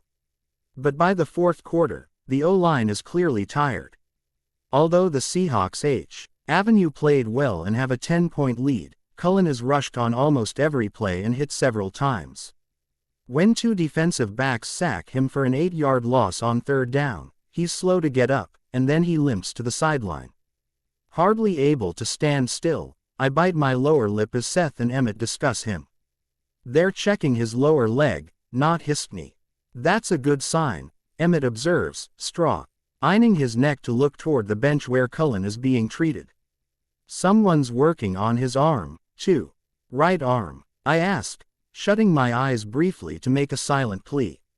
Please, God, please not the right. Selfishly, I don't want him to be hurt at all, but I also know that he'll be devastated if he has an injury that keeps him from playing.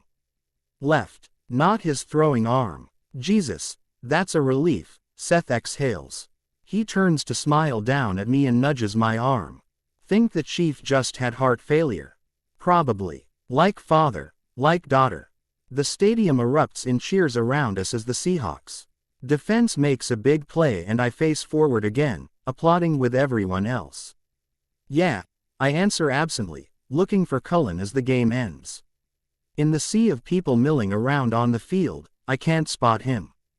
But he's not sitting on the bench anymore. Nauseated with worry about Cullen, I decline when Emmett asks if I want to stay for the presser. I avoid my dad, too, disappearing into the group of people leaving the field.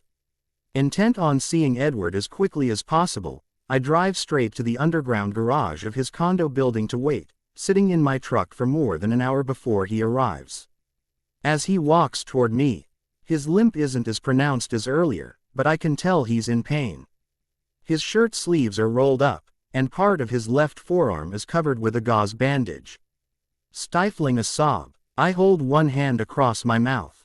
Baby, what's wrong? He asks, concern furrowing his brow. You're hurt, I mumble against my palm. Not too badly for being trapped underneath 500 pounds of defensive linemen. He says with a half smile. Is it your ankle? No, just a lower leg contusion. And a cut on my forearm, he replies, reaching for me. Resting my face against his chest, I wrap my arms around his waist and rub his back gently. You know this shit happens, legs. I'll be fine by next Sunday. You leave Friday. I already know the answer to the question, but I welcome the distraction of thinking about something else for a moment. Yeah, charter leaves at noon. We'll spend 2 nights in Atlanta, play the early game on Sunday, and be back home by midnight. Okay, I murmur. We stand in place for another minute, until I realize that Cullen isn't putting any weight on his left leg. Pulling away, I look up at him. You need to ice and elevate your leg. Okay, doc, he teases as we walk toward the elevator. There's no doctor here, Cullen. You'll have to settle for me. I don't consider that settling. I consider that my second win of the day, he says. He tightens the arm he has around my shoulders and kisses the top of my head. I know how you like to win. Almost as much as you do. I guess it's a good thing we're on the same side. Then, I comment as we get on the elevator. Turning, he leans into me, pressing me against the wall. Team sport, right, team sport, he agrees. I wrap my arms around his neck and press my cheek to his. Gooseb. Umps erupt down my arm when he whispers in my ear. We both win. Blank, underscore, blank. The week flies by in a blur of cold, rainy days. I have lunch with my dad and move up another ranking spot in my fantasy football league. Things at work settle back to normal. Emmett teases me. I refuse to react. We both make fun of Newton. Life is pretty good except Cullen leaves for Atlin. Tomorrow and I've hardly seen him this week. With a short preparation week, he's spent long hours each day studying film and going over the game plan. The last 2 nights, he hasn't finished at the stadium until after I'm already sleeping at my apartment. So even though it's late and I'm tired, I agreed to come over when he got home tonight. But before he's finished packing, I fall asleep in his bed. It's hours later when I feel fingers trail up the outside of my thigh and slip under the hem of my t-shirt. The touch is so light that I wonder if I'm dreaming. Cullen, I mumble, opening my eyes. The room is too dark for me to see, but his throaty chuckle vibrates through his chest against my back. Were you hoping for someone else? His breath warms my ear, sends tingles down my spine. No, I answer as his hand glides across my stomach and then up to my breast. I'm glad it's you. Using his other hand to pull my hair away from my neck, he sucks gently on the sensitive skin. Lust warms my body and I reach up, sinking my fingers into the longer hair on top of his head while I push my hips back toward him. He says my name softly as he traces his fingers around my nipple. Moaning quietly, I shift to lie on my back, helping him take off my clothes. He leans over to kiss me, moving his mouth slowly on mine. But when I clutch impatiently at him, he pulls away. Edward, I whisper. My eyes have adjusted to the dark enough for me to see him as he shoves the covers down and crawls over me, caging me between his arms and legs. Right here, baby. He brushes his lips across mine briefly, and then kisses leisurely down my neck. Hovering above me, he uses his mouth to tease my shoulders, my breasts, my stomach, never lingering in any spot long enough for my satisfaction. Restless, I wriggle underneath him while he continues scooting downward, nudging my legs apart to wedge his body between them. His fingers feel hot on my skin as he grips my thighs, pulling me to him. Oh, my God, I gasp when he drags his tongue across my clit. Repeating the action several times, his touch is gentle when I want forceful, excruciatingly slow when I want speed. Crying out, I arch my back. Off the bed as almost their pleasure creeps outward from my spine, decadent and agonizing at the same time. He pauses and I lie flat again, panting, waiting. Turning his head, he presses his lips to my inner thigh, kissing a path back to where I want him. Prolonging the blissful torture, he pays the same attention to my other leg and pauses once more. Finally, he covers me, varying the motion of his mouth. Knowing what I like, giving what I need. The pressure builds quickly and I dig my hands into the sheets, twisting them tightly as I get closer and closer, and then he stops. Groaning in frustration, I lift my head to look at him, watching as he inches his way up my body again, bit by bit. Raising my hands to his jaw, I pull him, guiding his lips to mine. We kiss between labored breaths and I tilt my hips anxiously, wanting all of him. At last, he pushes inside, filling me as he murmurs my name. Cullen, I answer, wrapping my legs around him. Propped on his forearms, he moves unhurriedly, drawing out the pleasure. When I rake my fingernails down his chest, he grunts, thrusting fast and shallow several times, and then stilling inside me. Live here, he says hoarsely.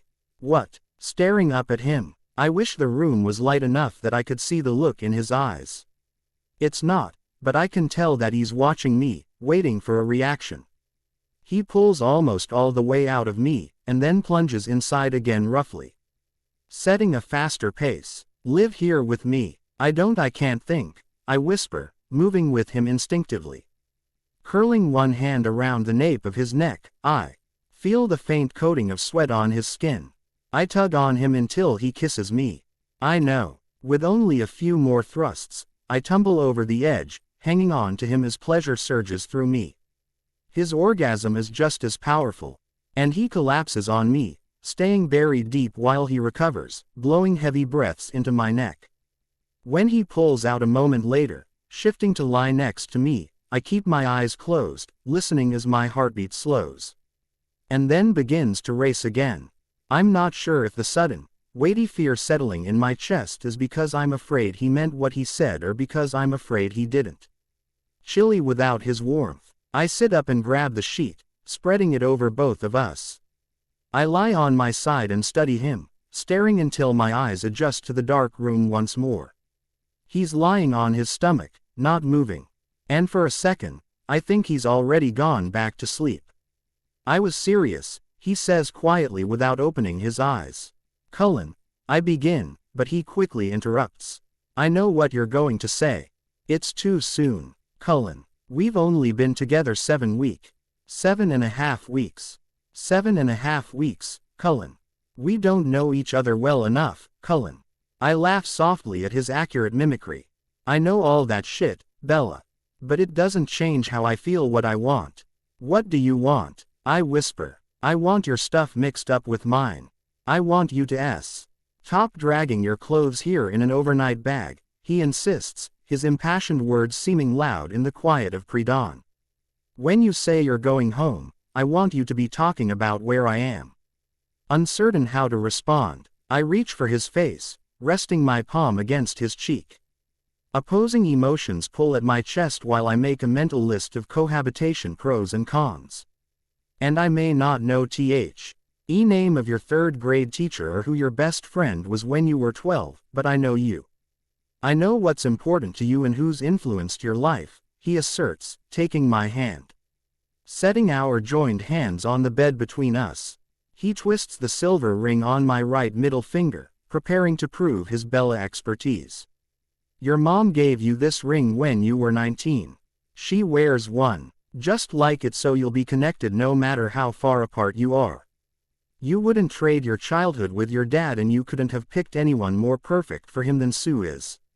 Your stepdad is the one who suggested sports radio as a career for you because you two argued about baseball so much. You don't like the way the NFL playoffs are structured, with the wildcard teams being seeded or even if their records are better than a divisional winner. I happen to agree with that opinion, by the way. You think there's nothing chocolate-like about white chocolate, and you can't understand why anyone would eat lima beans on purpose. Who knew you were really listening when I was talking about all that crap? I chuckle, grateful that his eyes are still shut as I wipe away the tears running from mine. I also know that you're lying over there, making a list of excuses why you can't move in.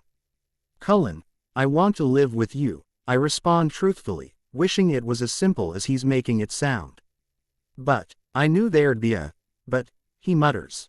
But I can't be totally irresponsible, I continue, pausing to swallow before I voice my biggest concern, my biggest fear, that he'll leave.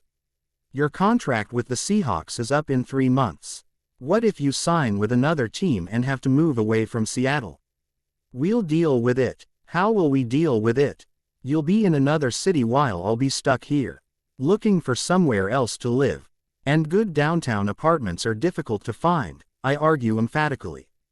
What I said is true, but the sick feeling clenching my stomach has nothing to do with house hunting. It's the idea of losing him that terrifies me, the idea of moving in here and being blissfully happy, and then having it all ripped from my hands. Besides, my lease doesn't expire until May. It'll cost a small fortune to break it. Ever the realist, he observes dryly, opening his eyes. Well, you're always the romantic, I retort sharply.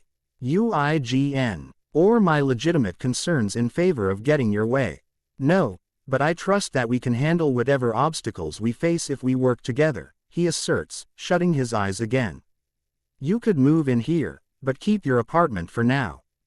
But if your contract, whatever happens with my contract at the end of the season, you and I will figure out together what to do, he states, squeezing my hand. That's how people in committed relationships make decisions, right? Right. Then problem solved. And for him, it's that easy. The biggest hurdle is removed. Even though I roll my eyes, the heavy feeling in my chest is fading. Defeated by his unwavering faith in us. You have any other legitimate concerns over there? I mumble, my mind still torn but my heart decided. And in a battle between the head and the heart, I know which one usually wins. So, no broken lease. And no homeless swans if I have to move, he adds, sounding amused. I wouldn't have to switch my mail or find storage for my furniture. I reason thoughtfully, hoping to make him sweat it out for a minute. And the view from your windows can't be beat. Nope. Plus, I'd have a place to escape if you start acting like a VIP jerk, I tease. MMHMM, he responds, opening his eyes partway as his lips curl slightly upward. He realizes he's on the verge of winning. With winter coming, it would be nice to have someone to keep me warm at night. He laughs, rolling onto his side to face me. I'm good with warming you up, legs, but is that really your rationale for moving in? No, I whisper, my throat suddenly clogged with emotion. Scooting toward him, I tangle my legs with his and look into his eyes. I'm moving in because I love you. And I want my stuff mixed up with yours. And I want home to be wherever you are. Pulling me closer, his lips rest against my forehead. I could help you move next Tuesday. I can do it this weekend. Since you'll be gone 2 nights, I'll have plenty of time to rearrange everything. Will there be chintz and pink flowers everywhere when I get back Sunday night? Do you even know what chintz is? No. Do you? No. I laugh. When the alarm on my cell phone sounds, I roll away with a groan to silence it. Time for me to get up. You should go back to sleep for a couple of hours. I'd rather shower with you than sleep. Last time we did that in the morning. Newton yelled at me for wearing a hat to work. Besides, you can't be worn out for practice this morning. Baby, it's just walk through. I won't even break a sweat, he replies, pleading his case. I'll sleep on the way to Atlanta. And can't you just put your hair up or something? You're always talking me into doing things that don't sound like good ideas, I murmur, slipping out of bed. But look how well they've turned out so far, he counters, climbing out his side and walking into the bathroom. Knowing I can't argue with that statement, I pick up the ponytail holder I left on the nightstand last night and slide it onto my wrist. I'll start the shower. Coming. Legs. Shaking my head at his laughter, I chuckle quietly, too. Not yet, Cullen, but I guess I will. Blank. I spend Friday evening and all of Saturday packing everything important to me and hauling it over to the condo. I stay in my own apartment both nights, though. Saturday, I lie wide awake for hours.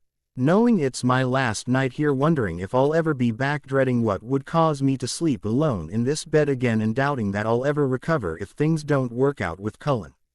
But I haven't doubted my decision to move in with him for one moment. Does that make me impetuous? Or foolhardy? It doesn't feel that way to me. Smiling in the dark room, I recall the advice Sue gave me 4 years ago when I graduated from college. Torn between 2 job offers, I sat at the kitchen table at my dad and Sue's house for hours. Sheets of paper littered the tabletop, all clinically detailing reasons for taking one job over the other. Frustrated with my indecision, my dad left the room, claiming I was overanalyzing everything. He should know. I got that trait from him. Sue picked up the papers one by one, crumpled them into balls and threw them on the floor. Panicked, I bent to snatch them up, but Sue's hand on my arm stopped me. Bella, the N-word isn't written on those yellow sheets of paper, she said. Scribbled words are meaningless if there's no emotion tied to them. This is a big decision. And in life, you should make the big decisions with your heart. Her words prompted me to accept the job at KSST, and it suddenly occurs to me that if I hadn't, I wouldn't have met Cullen. I would be working in another city, talking about other teams, living a different life. Several what-if scenarios tumble through my head, all ending the same way without Cullen. The way my chest aches at that thought makes me even more grateful for Sue's visionary, idealistic wisdom.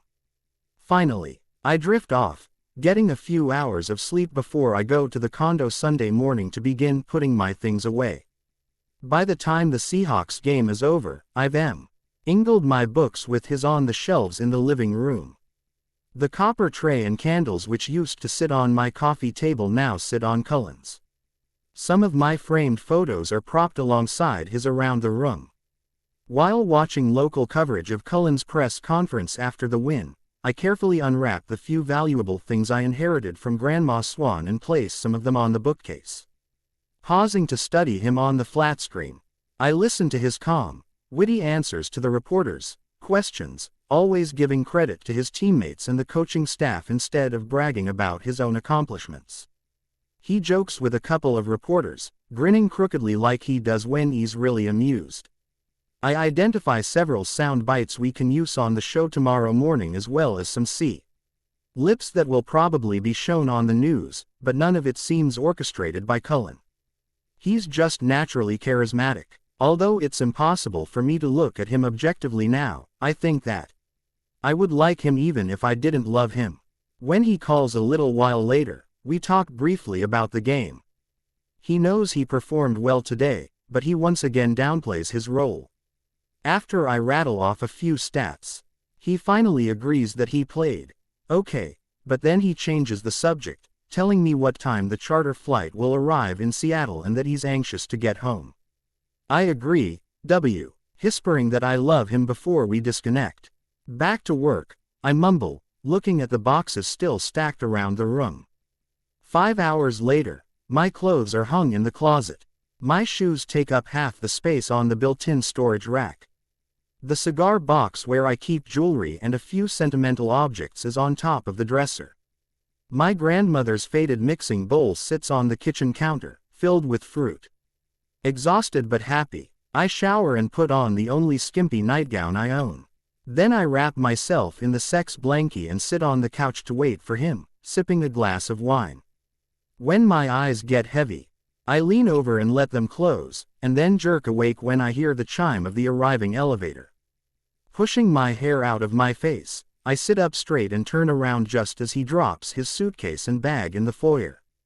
"Hey, Legs," he says, walking toward me. "It's late. Why are you still awake? It's our first night living together. I didn't want to go to bed without you." He leans over the back of the couch to kiss me tenderly twice. "Thanks for waiting for me," he smiles, standing up to look around the room.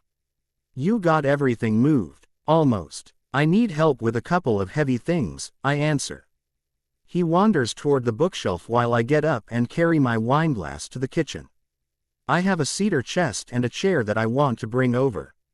He answers me, but I can telephone by his tone that something else has captured his attention. Heading back to the living room, I see him set down a picture he'd been looking at, and then run his hand along the spines of the books on the shelf above. "Yours are all still there," I insist, standing beside him. "I didn't toss any of your books about the Cubs or the Bulls." "You mixed yours in," he remarks softly. "Steinbeck, Twain, Fitzgerald. I like the classics. And since I had to buy all these books for classes during college, I figured I should display them."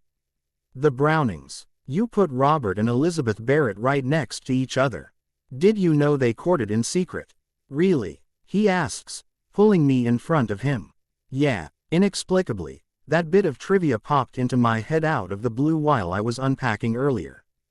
Before today, I hadn't thought about it since the day my Brit Lit professor mentioned it during a lecture. When I shrug, the sex blankie slips down from my shoulders, and Cullen traces his fingers along the narrow straps of my nightgown. "I don't know why I remember that." "Yes, you do," he argues, wrapping his arms around me. "Because I have amazing powers of retention." "That's cute. The way you crack jokes when you're uncomfortable expressing your feelings," he responds, tightening his hold as I lean back against his chest. "But I'm onto you now. The lingerie. Not going to bed without me. Books written by lovers placed beside each other on a shelf. You, Swan, have a romantic streak. Since he's right about both observations, I don't bother with a denial. It's your fault, I whisper. Reverting to smartass mode again. You showed up in my city, barged your ass into my workplace and completely upended my life.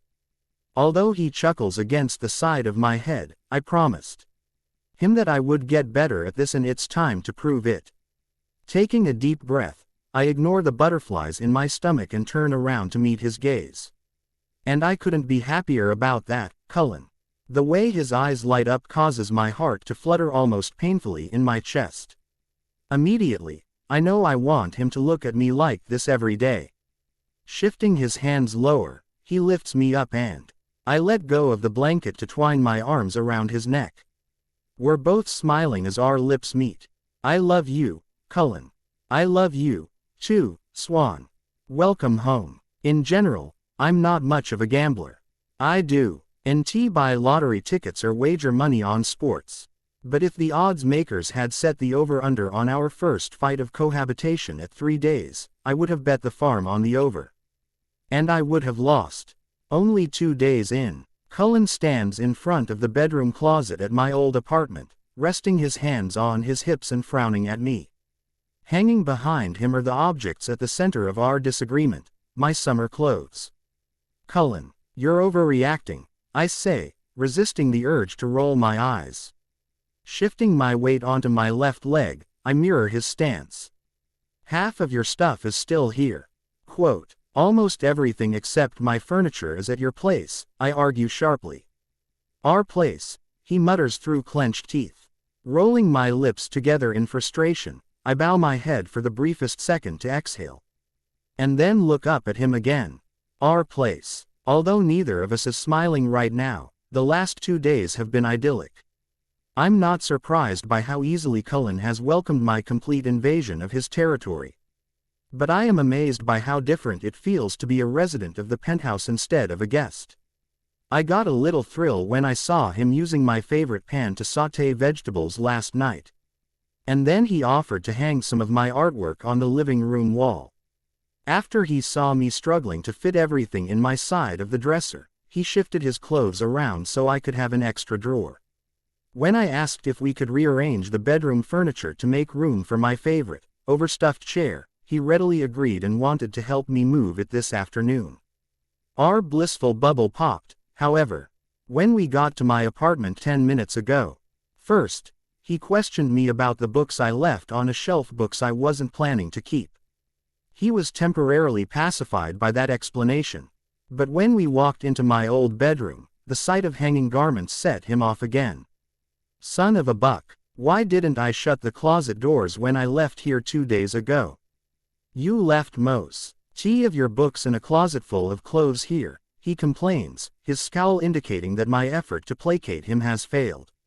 You're exaggerating. I force my tone to stay level, but I'm becoming increasingly irritated that I have to defend myself. His mouth, lips drawn into a thin line, stays closed for the first time since he discovered my not quite empty closet. The silence prods me to continue. You're making a big deal out of nothing. It's symbolic. You always hold a piece of yourself back from me. You didn't accuse me of holding anything back last night, I quip suggestively, unable to stifle the wisecrack. Remorse rushes through me when I see the quick flash of annoyance in his eyes, but he retorts before I can apologize for my tactless attempt at humor. This isn't about sex, Bella. I understand that, Edward. I answer, mimicking his belittling tone. Pissed off by the way he's speaking to me, my heart beats faster, and even though I have a feeling I'll regret them, the snotty words just keep coming. It's about my miniskirt collection. It's the same shit every time with you, he contends, completely ignoring my comments. You're either unwilling or incapable of letting your guard down and fully committing to this relationship. To me, although his remark gives me pause accompanied by a sick, stomach-dropping sensation when I realize that he might have pinpointed my subconscious intention. My ire smothers any ability to discuss it rationally at the moment. Charging forward, I elbow him out of the way. It's just summer stuff and 4 cocktail dresses. I haven't even been to a cocktail party in more than 2 years, I snap, pulling some of the hangers from the rod. But if you want me to move all the freaking clothes, then I'll move all the freaking clothes. He steps away to stand beside the bed, watching while I make 2 trips from the closet and back. Close to tears, I refuse to make eye contact with him as I lay the offending garments in piles on top of the comforter. Every time I think you're finally letting me all the way in, you throw another obstacle in our path, he declares. You're the one who told me to keep the apartment. You knew I was going to leave stuff here. Furniture. You said you were leaving furniture. This is ridiculous, I grumble petulantly, grabbing the last few hangers from the rod. I whirl around and stomp toward the bed, but he blocks my way. Yeah, ridiculous for me to think that you wouldn't leave yourself an escape route. Enjoy this while it lasts, and then go right back to your old life if things get tough. It's an easy out. Reaching forward, he tries to take the load of clothing from my arms. Let go. You let go, I counter, hanging on tightly. Lifting my chin, I look up at him, and then wish I hadn't. His wounded green eyes are fixed on mine, and I suddenly want to tell him that he couldn't be more wrong, that I think it might kill me to lose him. Panicked by the urge to expose my most insecure thoughts, my deepest fears, I lash out. You might not even be here by summertime. I'll probably just have to move everything twice. Jesus Christ. Let go. He pulls on the clothes, shifting them slightly his way before I yank them back. Why are you constantly talking about me leaving Seattle? Because I'm afraid we'll end up like my parents. I let go of the hangers just as he tugs again. He staggers backward a step, hitting the bed and sitting down on it with a grunt and an armful of sequined formalwear. Embarrassed by the way the truth spilled out of me so dramatically, I back up, too, crossing my arms over my chest. What are you talking about? His deep frown illustrates his confusion. When I was in 1st grade, my dad was playing for the Saints. He was traded to the Cards in October. But my mom didn't want to move me during the school year, I explain, breathing rapidly. I can hear how shrill my voice is, and I wish I could calm down, but the adrenaline rushing through me won't allow it. By the time we moved to Phoenix in June, they'd grown apart. My parents grew apart living under the same roof and sharing a bed, he stresses, apparently unconvinced that my fear is valid. I don't want us to end up like them either, but I'm not using that as an excuse to throw in the towel on this relationship every time I get nervous. You always disregard my feelings. You want me to be open with you. But when I am, you sweep my worries aside like they're not important. I'm just pointing out that every relationship can fail if both people in it don't make an effort. Long distance is different, though harder, I insist, despite the fact that my opinion was fully formed based on other people's experience. I have no first-hand knowledge about how difficult it really is. It'll be fine at first. But after a while, you'll be busy with your life there, I'll be busy with mine here. We'll put off seeing each other, and then it'll just fizzle out. Plus, women will be throwing themselves at you constantly. I want to be with you, Swan. Not anyone else, he asserts vehemently, more angry than he was a few minutes ago. I thought you understood that. I thought we were making progress. But you still have such little faith in us that you have our hypothetical breakup all mapped out. I don't want to break up, I declare, unable to stop my voice from cracking. Really? Because what you're doing keeping these walls between us will ruin our relationship faster than me living in another city for part of the year. His honest, insightful words affect me immediately, softening my anger. Tears gather in my eyes while I try to figure out what to say. Cullen doesn't speak either, letting the weighty silence hang between us. You're right, I finally whisper, bowing my head. He sighs heavily. We'll both have to work to keep our relationship strong, whether we're living together or apart. I know, I sniffle, grateful that he doesn't sound as mad as he did a moment ago. When I told you that we'd figure this stuff out together at the end of the season, did you believe me? Yes. Then why are you freaking out? It's what I do, Cullen. You know that. His quiet chuckle is accompanied by the rustle of fabric, and I look up from under my brow to see him setting my dresses beside him on the bed. Stepping forward before he reaches for me, I wrap my arms around his shoulders. Holding tightly. After a moment, he lies back, taking me along as he sprawls out on top of my summer wardrobe. Draped across his chest, I rest my head over his heart, listening to the slow, steady beat and letting his embrace soothe me. I don't want to lose you. My voice is hushed, a sharp contrast to the enormity of my revelation. Cullen tightens his embrace and gently rolls to the side, reversing our positions. His unguarded gaze holds mine, and I can see by the look in his eyes that he understands how difficult it is for me to bear my deepest fear to him. I'm not going anywhere, legs, he asserts, lifting one hand to my neck. I reach for his forearm, sliding my fingers back and forth. I didn't mean to dismiss your feelings earlier about what happened with your parents' marriage. I'm sorry. I'm glad you told me about it. Me, too. But we're not our parents, Bella. I know what I want, and I'm all in. I smile partway at his use of gambling lingo. I guess both of us are betting on this relationship. Everything's gonna work out if we want it to. I want it to, I say, closing my eyes when he rests his forehead against mine. Arching up, I press my lips to his several times. I'm getting better, Cullen. I didn't run away this time when I freaked out. Lifting his head, he grins amusedly at me. True. We are at your old apartment, though. And the keys to your truck are in my pocket.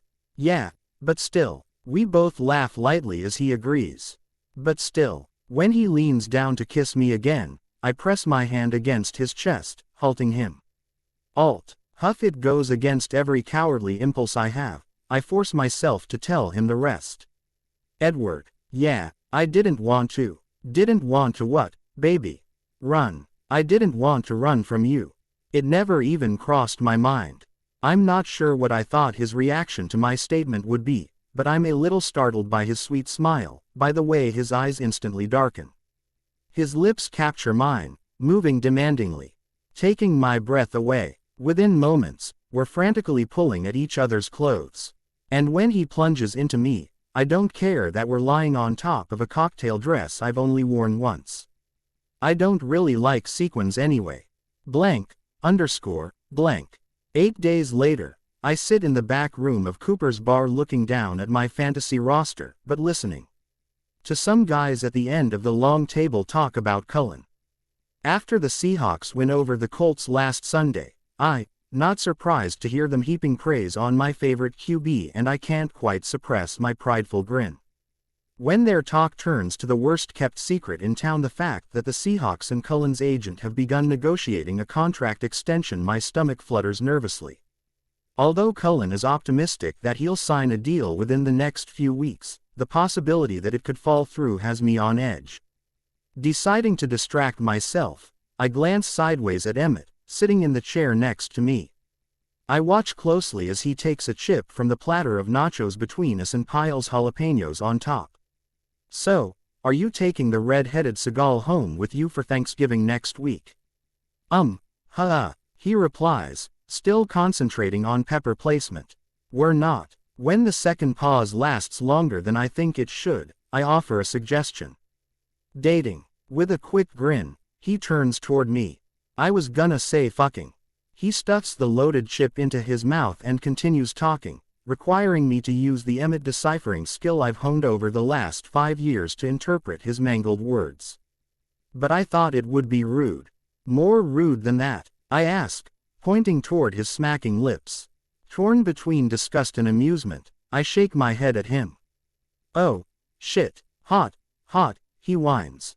He lifts his beer, sees that the bottle is empty, and then makes a grab for mine. No way. I snatch the bottle from the table and hold it to my chest.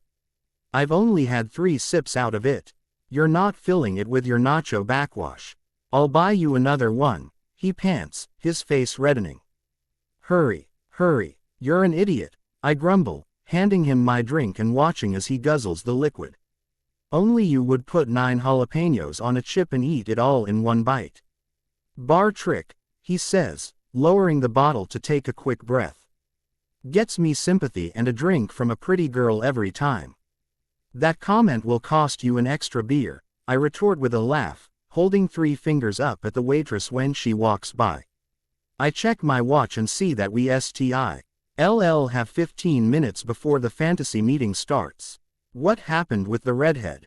I don't really know. A couple of weeks ago, we both started making excuses why we couldn't hook up. I was gonna say see each other. Don't be so crass, Swan, he says teasingly, but in the space of one heartbeat, I watch his expression turn gloomy.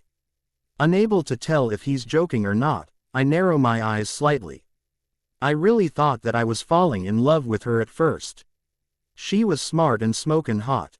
The sex was in-fucking-credible. But after a few weeks, I realized that all we did was drink and screw. Clothed and sober, we had nothing. I want more. I want a girlfriend. Is that weird? No, I scoff facetiously.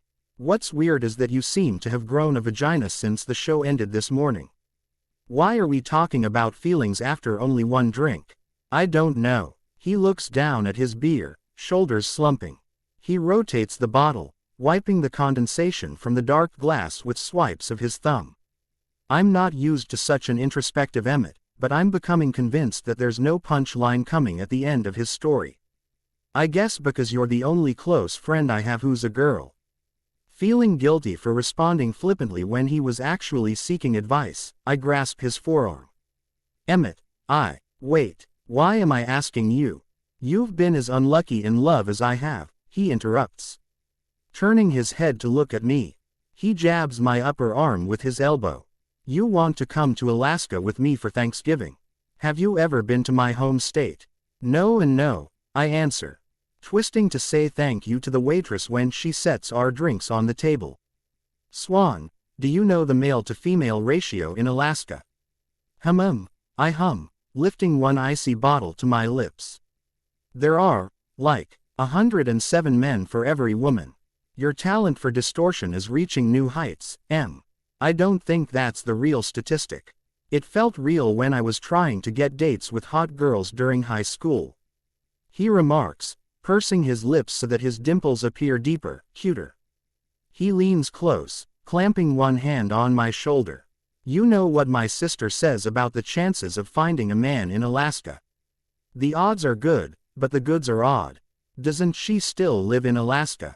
I ask, chuckling. Yep, and her boyfriend's a fucking creeper, he answers. See, Swan, all that could be yours. Wow, what a sales job, I say, patting his cheek. I appreciate the offer, but I think I'll pass. With a shrug, he goes back to filling in his roster. Sitting back in my chair, I sip my beer while I look around the room, sizing up the competition.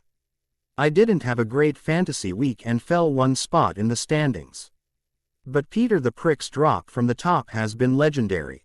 He's fallen steadily during the last few weeks, and hasn't even shown up yet tonight. I hide my cackle and evil grin by taking another big drink. Do you think it's true? Emmett's quiet, earnest question startles me. Puzzled by his mood swings tonight, I turn toward him with a furrowed brow, swallowing the liquid in my mouth. He keeps his eyes focused on his paper, though. The way people talk about meeting someone and with just one word, one look, bam. They know it's love. Do you think that's true? Although I don't show it, my reaction is immediate.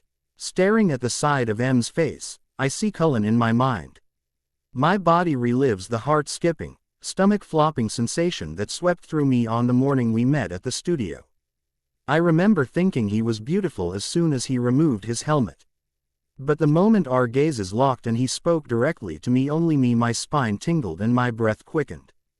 Just the memory of it has the same effect on me now. Was it love at first sight? Lust at first sight? I don't know, but my body, my heart, seemed to recognize that something unspoken was happening between us with just that one word, 7. I feel my lips curve upward slightly. Yeah, I think it's true for some people. I think so, too. He asks, turning to look at me at last. Have you ever felt like that about someone? Taking another gulp of my beer, I N hopes that it will disguise the thickness of my voice. I answer honestly, once. Hey, guys. Thanks for saving me a seat, Connor says, pulling out the vacant chair on my other side and rescuing me from any further questioning. What's with the long faces? Emmett and the redhead are no longer an item, I explain, assuming Emmett would prefer that excuse for our seriousness. I pass Connor the extra beer.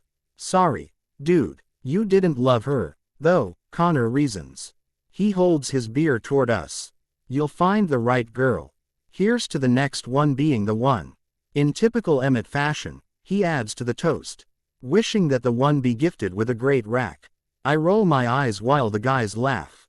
But as we tap our bottles together and drink, I see the look in Emmett's eyes and I've never hoped more that something great happens for him.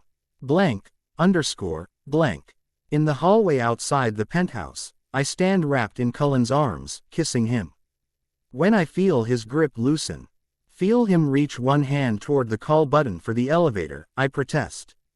Not yet, I whisper against his lips. I have to go, legs.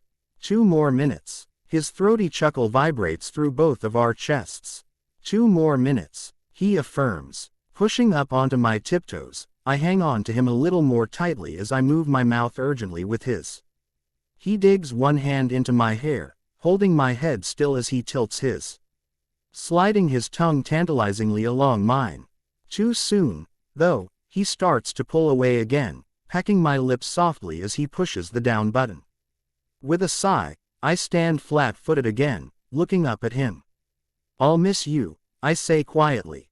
Good luck Sunday. I may need more luck Saturday, he muses, alluding to the fact that his family is planning to drive from Chicago to Green Bay to see him tomorrow. He hasn't said a lot about it, but after the way Carlisle and Esme hurt him a few weeks ago, I'm apprehensive that this visit won't go well. Since Cullen is currently avoiding my gaze and clenching his jaw, I think he feels the same way. You'll get to see your granddad, too, I remind him, trying to sound cheerful as he pulls me to his chest. I can hear the elevator coming up the shaft, and I bury my face against his shirt, inhaling his scent one more time.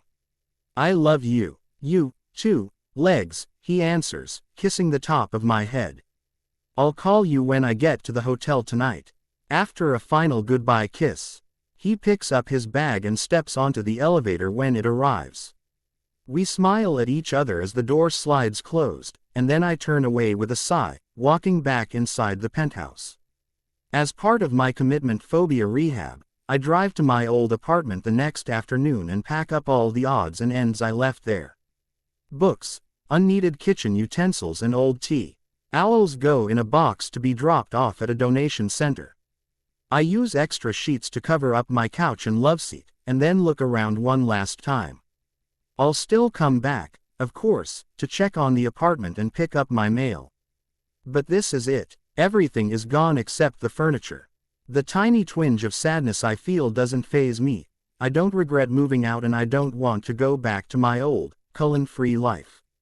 Picking up the box, I step into the hallway and pull the door shut behind me.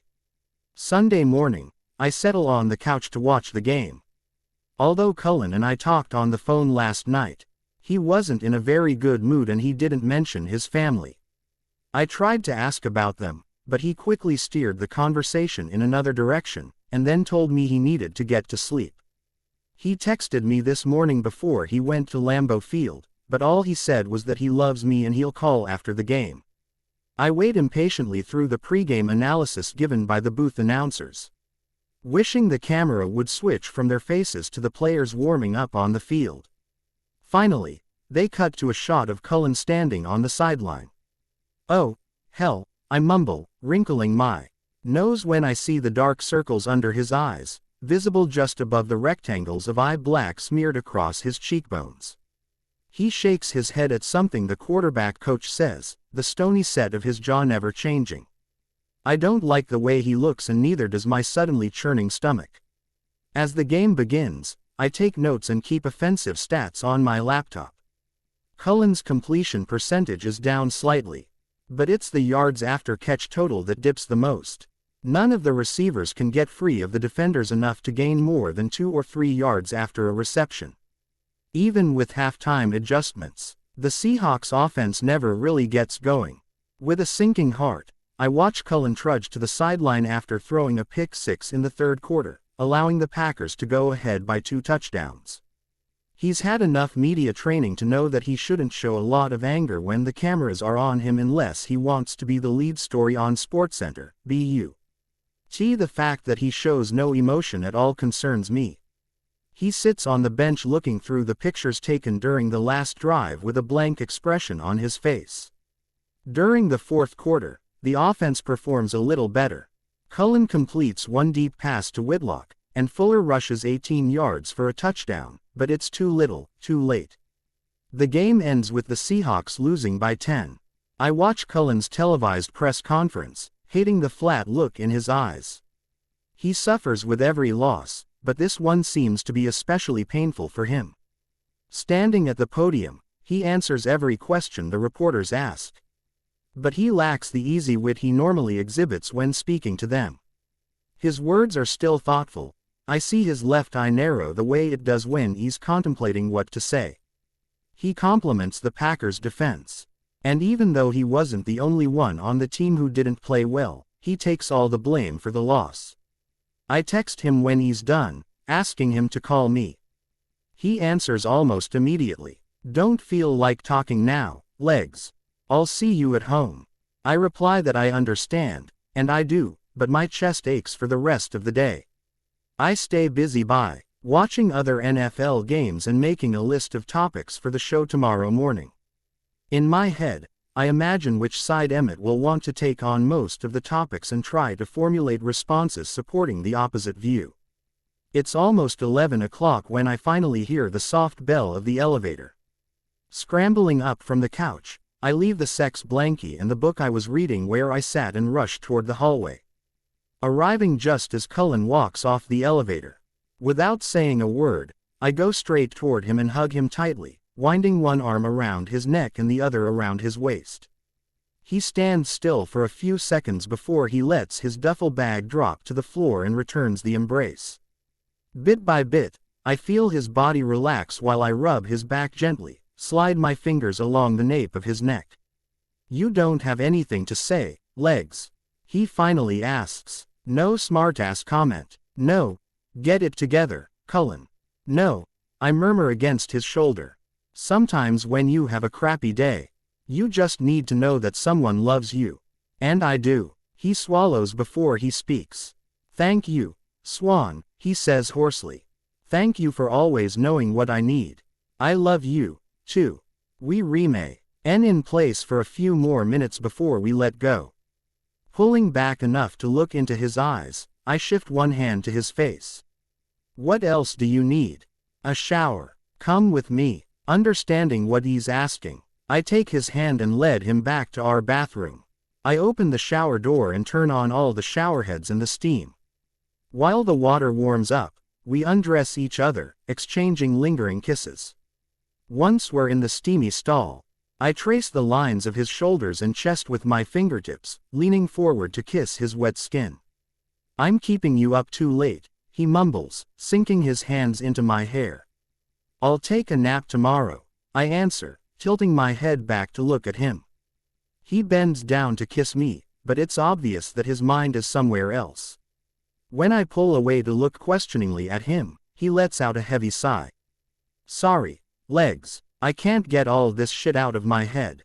He drops his hands and sits down on the wide, built-in bench. "Do you want me to leave you alone?" I ask tentatively. Leaning against the tile at his back, he closes his eyes and shakes his head. "Do you want to talk about what's bugging you? You watched the game, right?" "Yeah, baby, I watched. My performance proved the point my parents made yesterday. To them, at least." Raising his right hand, he presses his fingers against his eyes and swallows. "According to them, I'm wasting my life working at a career that isn't specialized or cerebral. And today I wasn't even good at it." Immediately, pain slices through my chest, my eyes fill with tears. I'm also enraged at his parents for being a constant source of criticism in his life, but right now, making Cullen feel better is my main focus. Edward Cullen, your job is so specialized that only 31 other people on the entire planet have it at any given time. I say fiercely. You have excellent analytical skills and you remember everything you see on film. You process more information in the first 0.2 of a second after ball is snapped than most people process in 2 minutes from the movement of the defense to the ability of the receivers to shake loose in the flat and stay on their routes. I appreciate the vote of confidence, Swan. But we both know I got lucky stepping into the situation here. There were already good pieces in place. So, it's your job to execute plays and make all those pieces work together, I say, my voice trembling.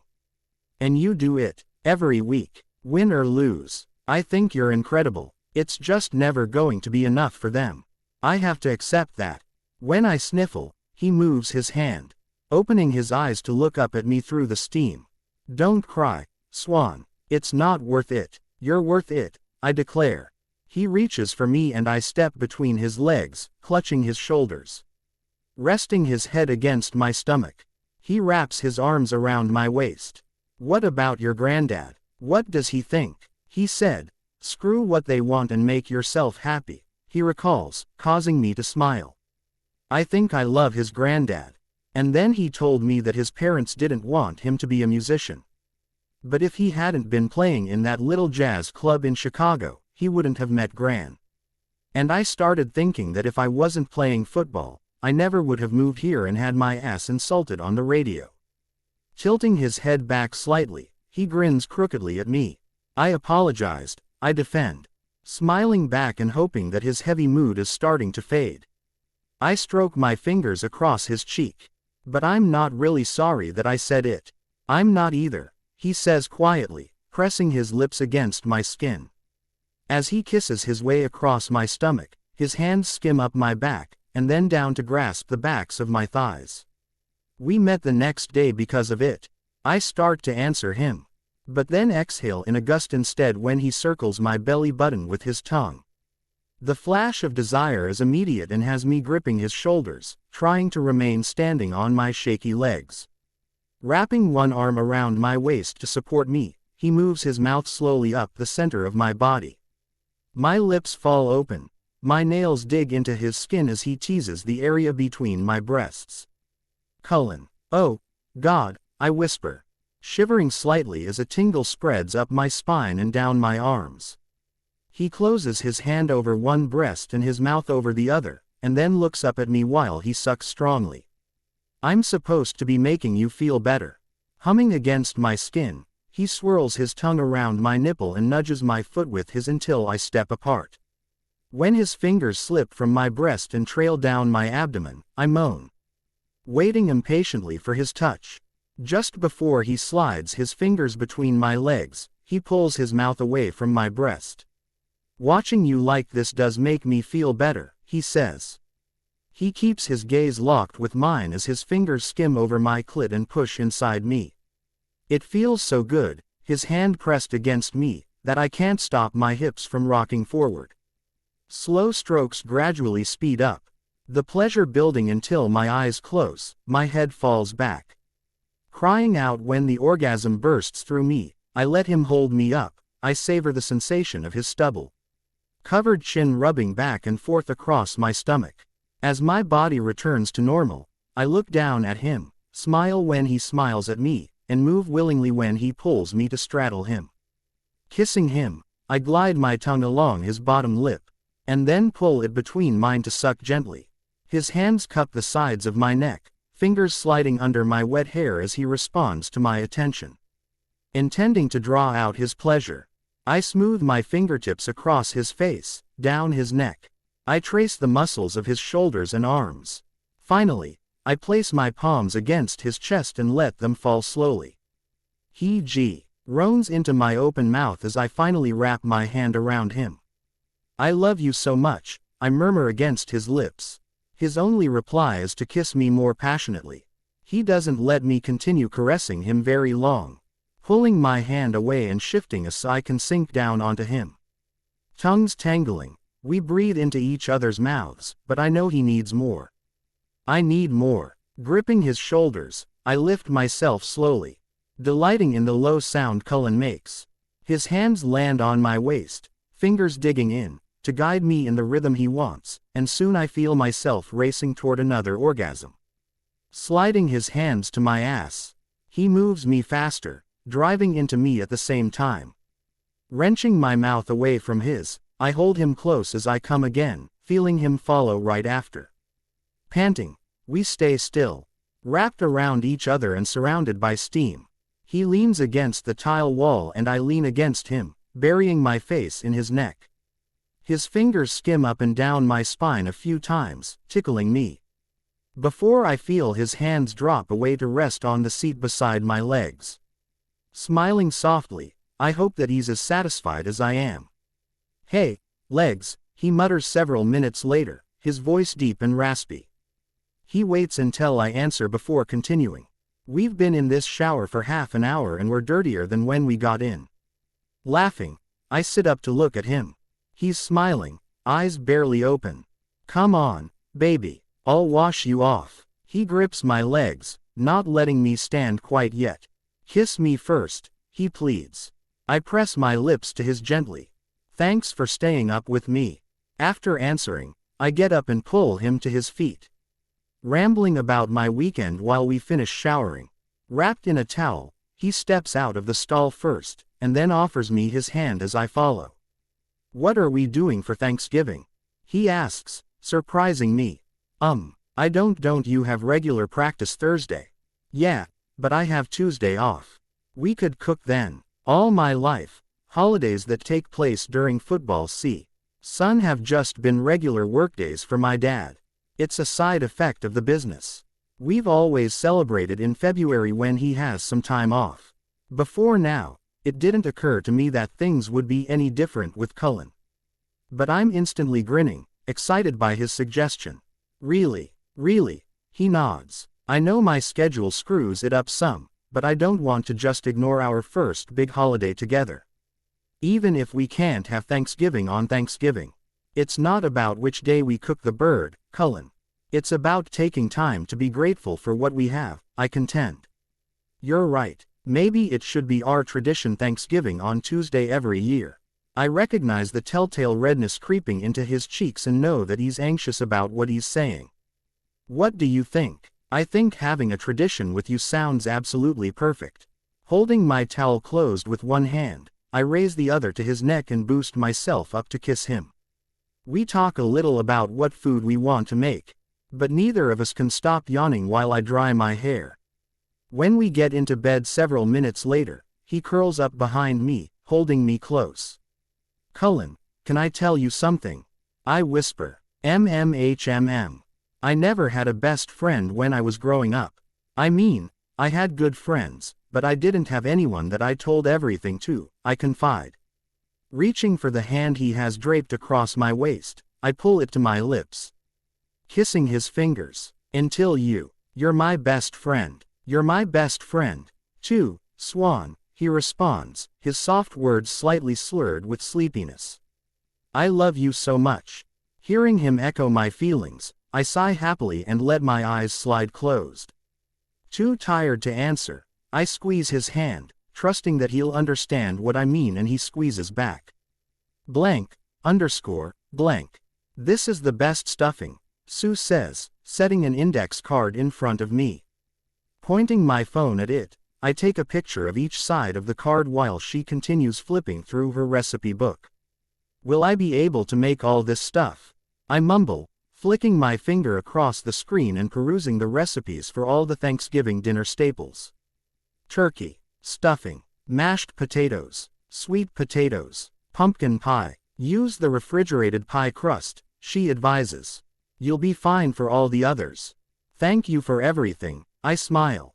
I freaked out this afternoon, realizing that I've never done more than assist in the kitchen for holiday meals.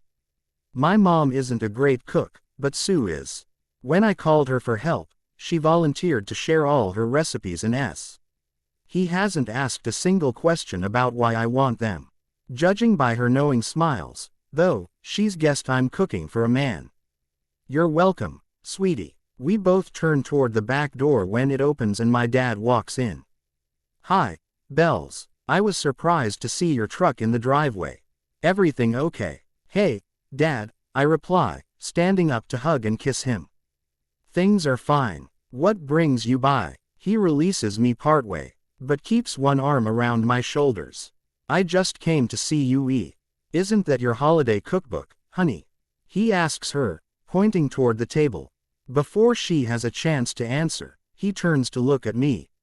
Sadness evident in his brown eyes. You're cooking Thanksgiving dinner. You're not going to your mom's this year. You could go to Portland with Sue, you know. She knows she's welcome at my sister's house, Charlie, Sue points out. She doesn't want to go. She should be with family, he insists, clearly not catching Sue's hint. I hate that I always miss the holidays with you too. Oh, my God, I groan, pulling away from him and sitting down again. Dad, can we please not do the guilt thing again? I just want you to be happy. I am, I say emphatically, letting my head hang back to look up at him. I had a happy childhood. I have a happy adulthood. I'm not scarred because you have to work on holidays during the season. We'll celebrate Thanksgiving as in February the way we have since I was a kid.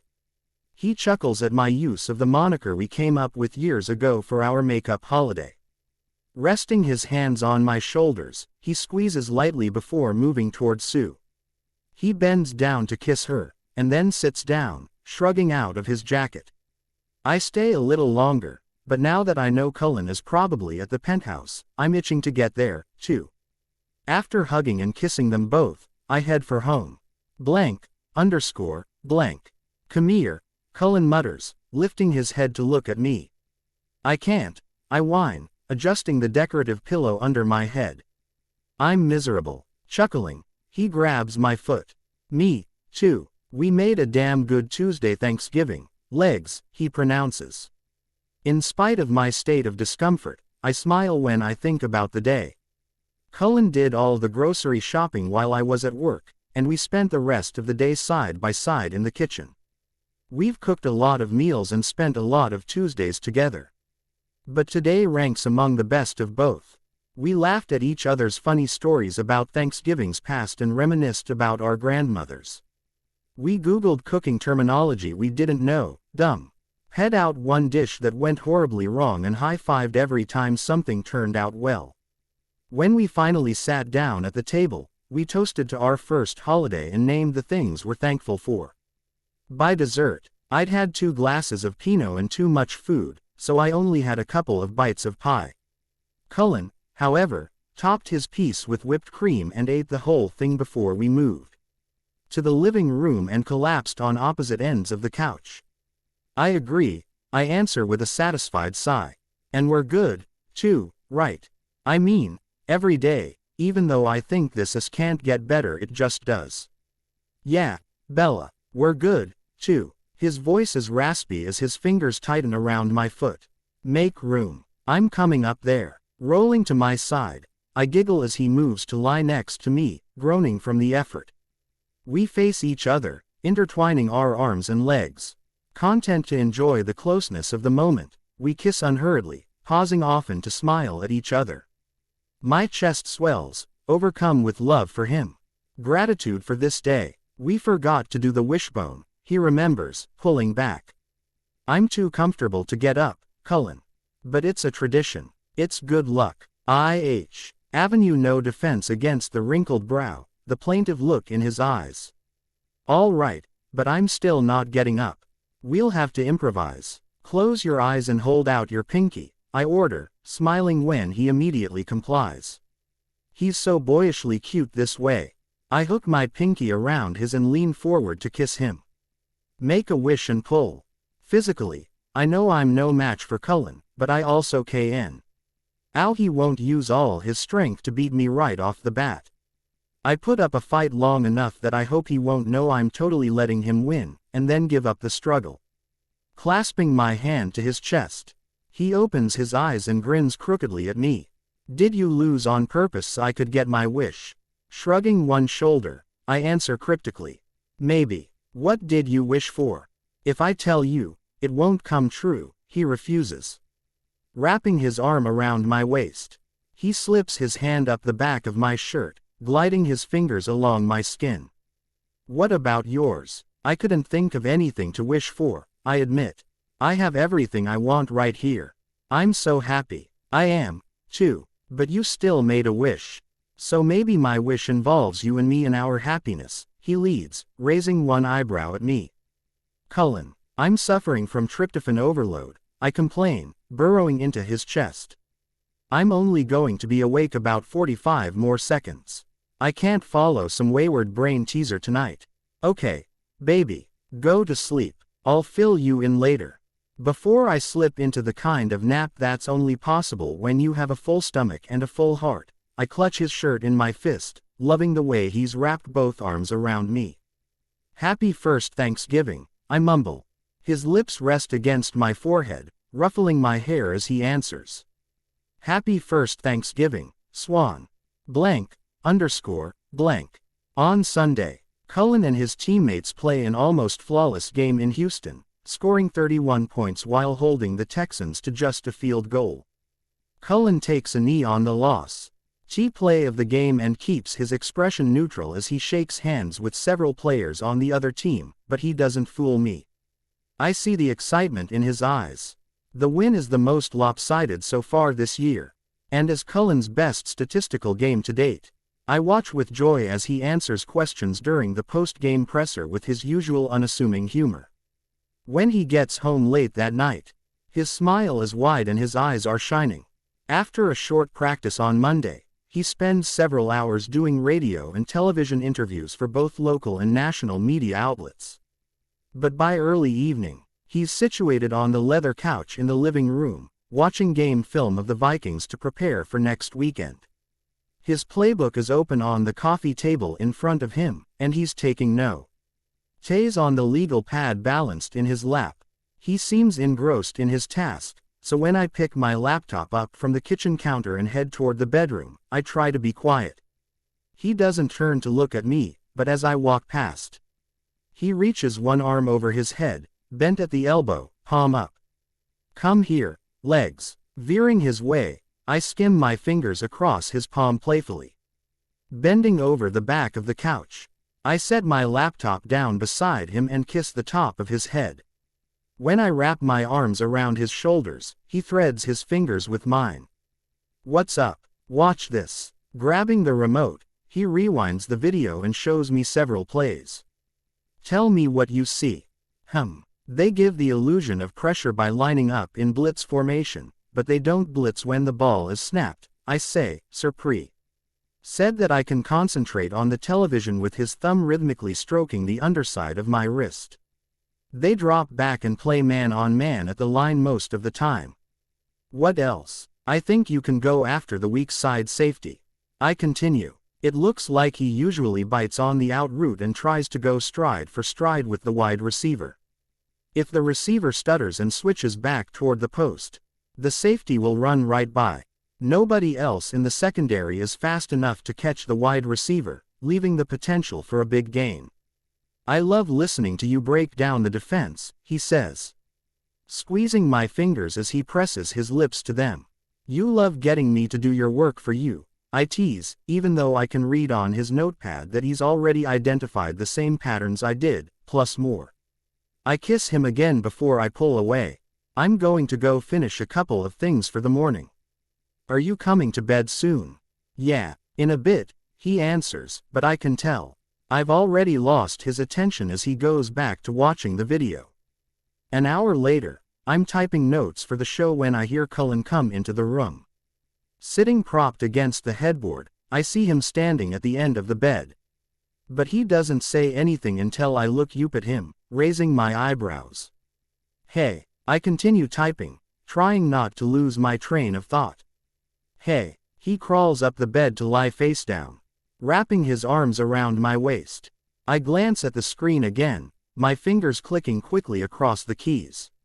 Using his forearm, he nudges the laptop away from me until it becomes difficult to type. More amused than annoyed, I save the document and move the computer off my legs.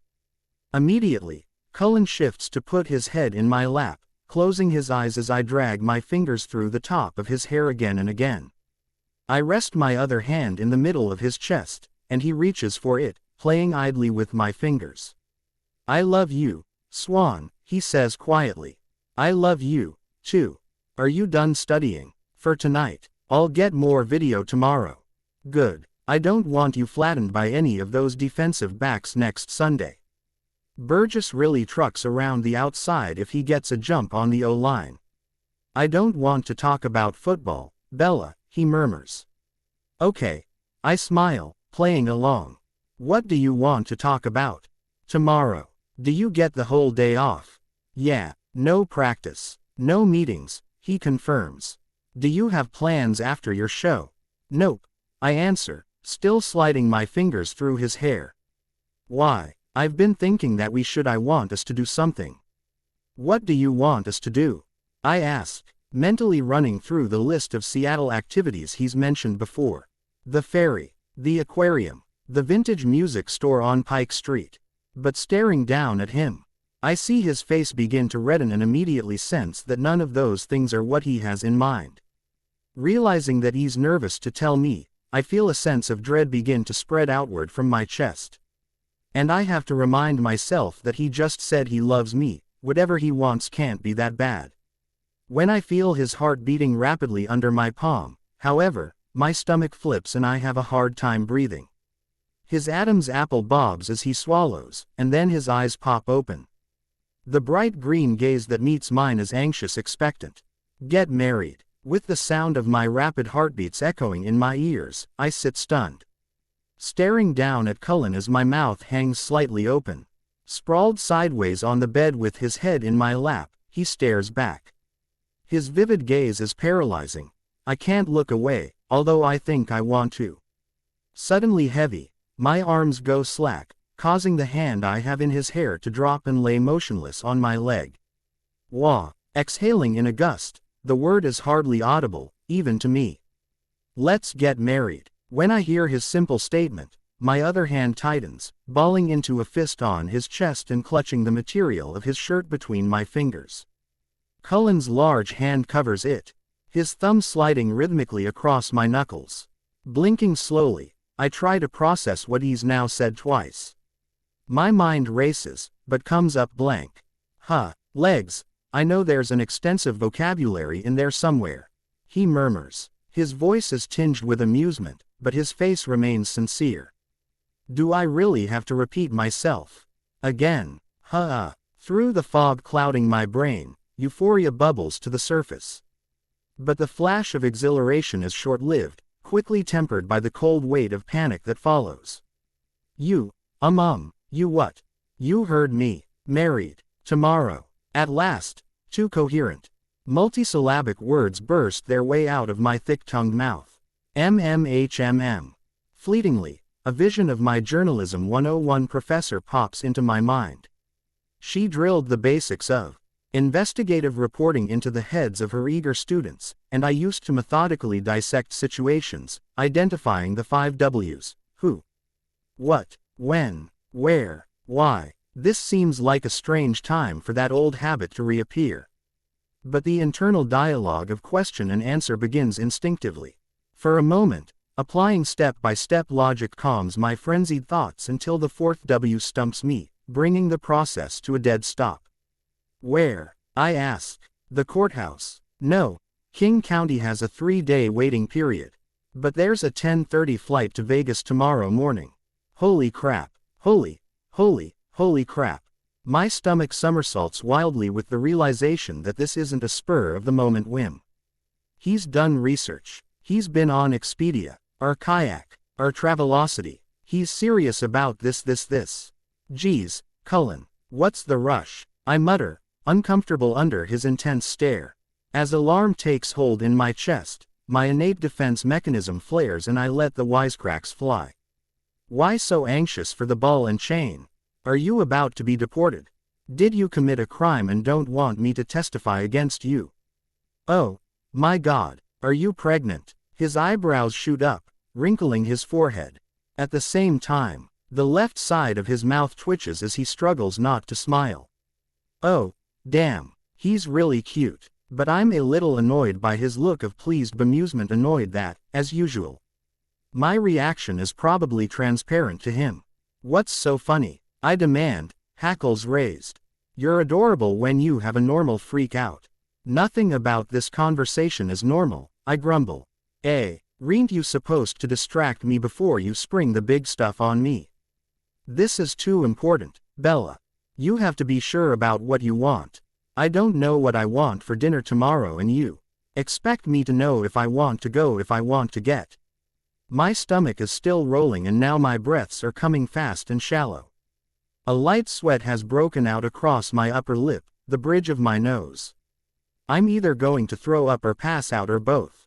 Oh, God, I feel sick. That's exactly what I was hoping you'd say when I proposed, Swan, he remarks wryly. A simple, yes, would have been so cliché. An uncontrolled giggle escapes my mouth. I need to think, though, I can't allow myself to be entertained by his sarcastic humor right now. Fighting to regain my composure, I try to sound resolute when I speak between rapid inhalations. Cullen, we can't just elope. Yes, we can. People do it all the time. But no one even knows about us.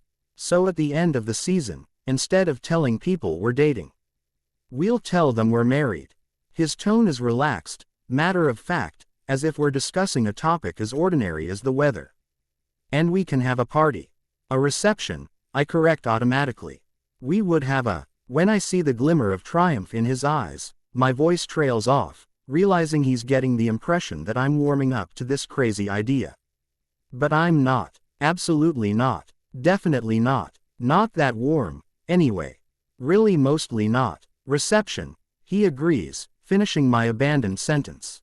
Silence settles in the room, broken only by the sound of our breathing. Long seconds elapse while Cullen waits for me to say something, keeping his gaze locked on mine. My thoughts are disjointed, though, reeling from the surreal turn this night has taken and from the way I'm starting to feel about it. I remain close-mouthed, watching as his face slowly falls, as disappointment fills his green eyes.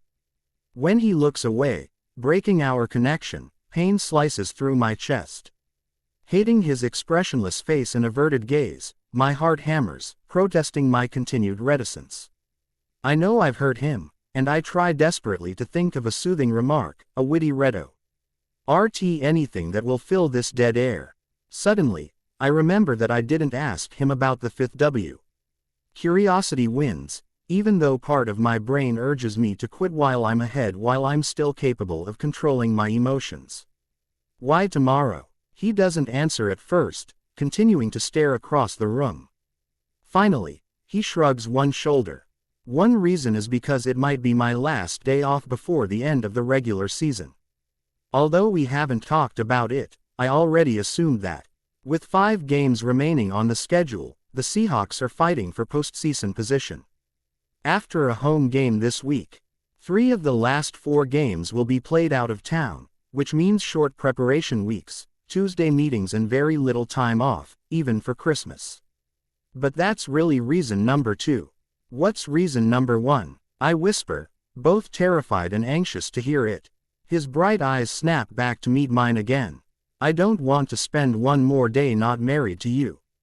Cullen, I croak, suppressing a sob. It feels like my heart stutters, tilts in my chest. Blinded by the tears that instantly pool in my eyes, I grip the front of his shirt more forcefully, pulling the fabric away from his body. Jumbled emotions and desires swarm inside while nonsense pours from my mouth, unrestrained. How am I supposed to? How can we? I think Jesus, Edward. I don't know what to say. It's okay, baby. Take your time. I know you didn't expect this. That's an understatement, I mumble, my response encompassing much more than what's happening tonight. No, I didn't see this conversation coming. But I also didn't expect to meet him, fall for him, love him so much.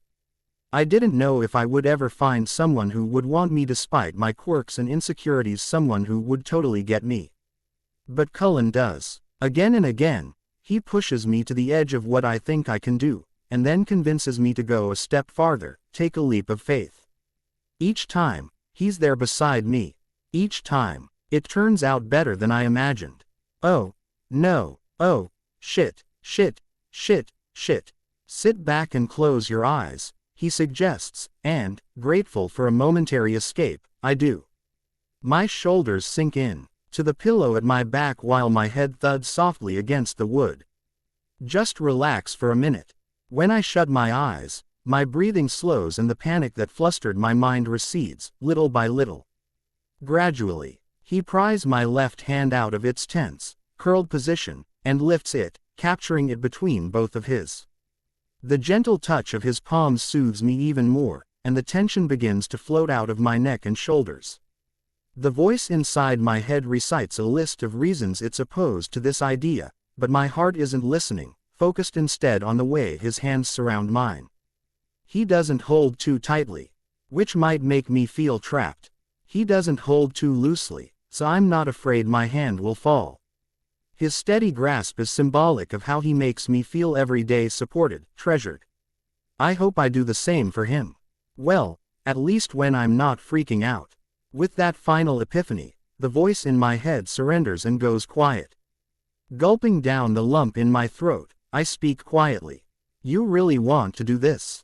But if you say no, if you're not ready, it won't change the way I feel about you. What if I'm terrible at it? You won't be. What if you're terrible at it? Terrible how? Leaving dirty clothes on the floor. Saying I'll take the trash out and then forgetting to do it. You already do that crap, I mutter, unable to contain the smirk when I feel him shake with laughter. True, he agrees quietly, staying mum about my faults even though they outnumber his by far. Do you want to spend the rest of your life with me anyway? In a millisecond, I know the answer, and it has nothing to do with dirty clothes or household chores.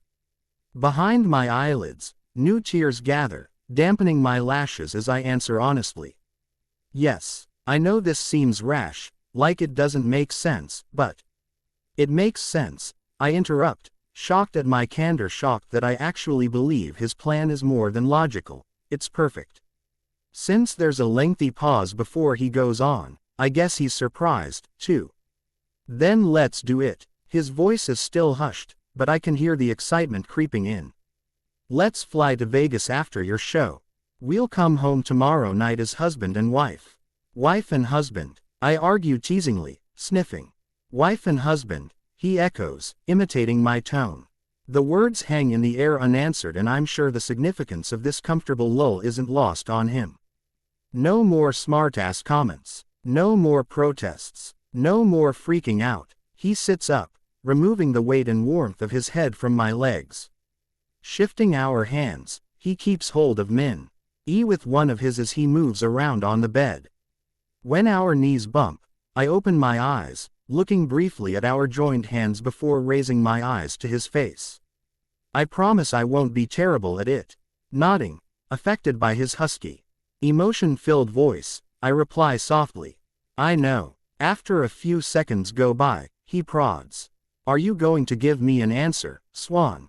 You haven't asked me the question yet, Cullen. I watch his lips curl upward, his eyes crinkling at the corners, when he realizes I'm right. He tugs on my hand, and I go willingly, gripping his shoulder for balance as I move ungracefully to straddle his lap. I wanted to be closer to him, too. I hear him swallow just before he says the words. Will you marry me? Yes, I whisper, smiling as I press my lips to his. Will you marry me? He chuckles, but doesn't hesitate. Yes. Then it's settled, I murmur between kisses. We're getting married. Pulling back with a gasp, I look at him, wide-eyed. Holy crap, Cullen, we're getting married. Tomorrow. We don't have rings. I don't have a dress. We don't even have airline tickets. We have tickets, he interjects sheepishly as his cheeks redden. Pursing my lips to the side, I furrow my brow. I already booked us on the flight. I don't know if that's presumptuous or romantic. It's both, he quips. But mostly romantic. He kisses me, first nipping at my lower lip, and then ding his tongue along mine as our mouths meet and pull apart again and again. His broad hand is spread across my back, holding me tightly against his chest, and I get lost in the rush of prickling desire that crawls up my spine. But I resist when he tries to tip us sideways to lie down. "What's wrong?" he asks, skimming his mouth along my jaw. "Don't we need to make some plans?" I mumble, "MMHMM. In a minute." Burying his face in my neck, he sucks on the skin below my ear. His hand falls lower on my back, keeping me in place as he presses himself against me. For a moment, I let myself enjoy the sensation, rolling my hips just a bit, just enough to make him groan. Then, moving quickly, I detach myself and scoot off the bed. "Legs," he protests, turning to look at me. "Come back, I'll behave." He joins in when I laugh. We both know that's not true. "No way. I've been tricked into that before, Cullen," I claim, backing up a couple of steps. "Besides, I think maybe we should wait, until tomorrow." "You're kidding me," he gripes, lying back on the bed. But I see his grin before he rolls to his stomach, hiding his face. "We're not going to have sex the whole time we're engaged." Engaged. A thrill rushes through me when he says the word, but I keep my tone cheeky as I reply. "I think you'll survive 24 hours. It'll be more like 27 before we get home," he remarks. Turning his head, he studies me. "It's no problem for me. I'm just worried about you." "Me?" I ask, narrowing my eyes. "Yeah, you're always grabbing at me, trying to pull my clothes off." He pushes himself up to sit on the side of the bed, fighting to keep a straight face. "So if you change your mind about waiting, it's okay. I won't judge you." "Thanks," I laugh, moving to stand between his legs. "I'm not changing my mind, though. About anything." "Good to know." Wrapping his arms around my waist, he holds me close, sighing against my collarbone. "I love you, Swan." Smiling, feeling like my heart might burst, I answer. "I love you, too. Blank, underscore, blank. What's up with you today?" Emmett's question breaks the silence in the studio, startling me. Pulling my attention away from the notes I was reading on my laptop, I glance to my right and meet his inquisitive stare. "I don't know what you're talking about. Swan, you've spent the last 3 years openly admiring a certain tight end. He was on Monday Night Football last night, but you've barely mentioned him or his tight, white pants." Emmett's right.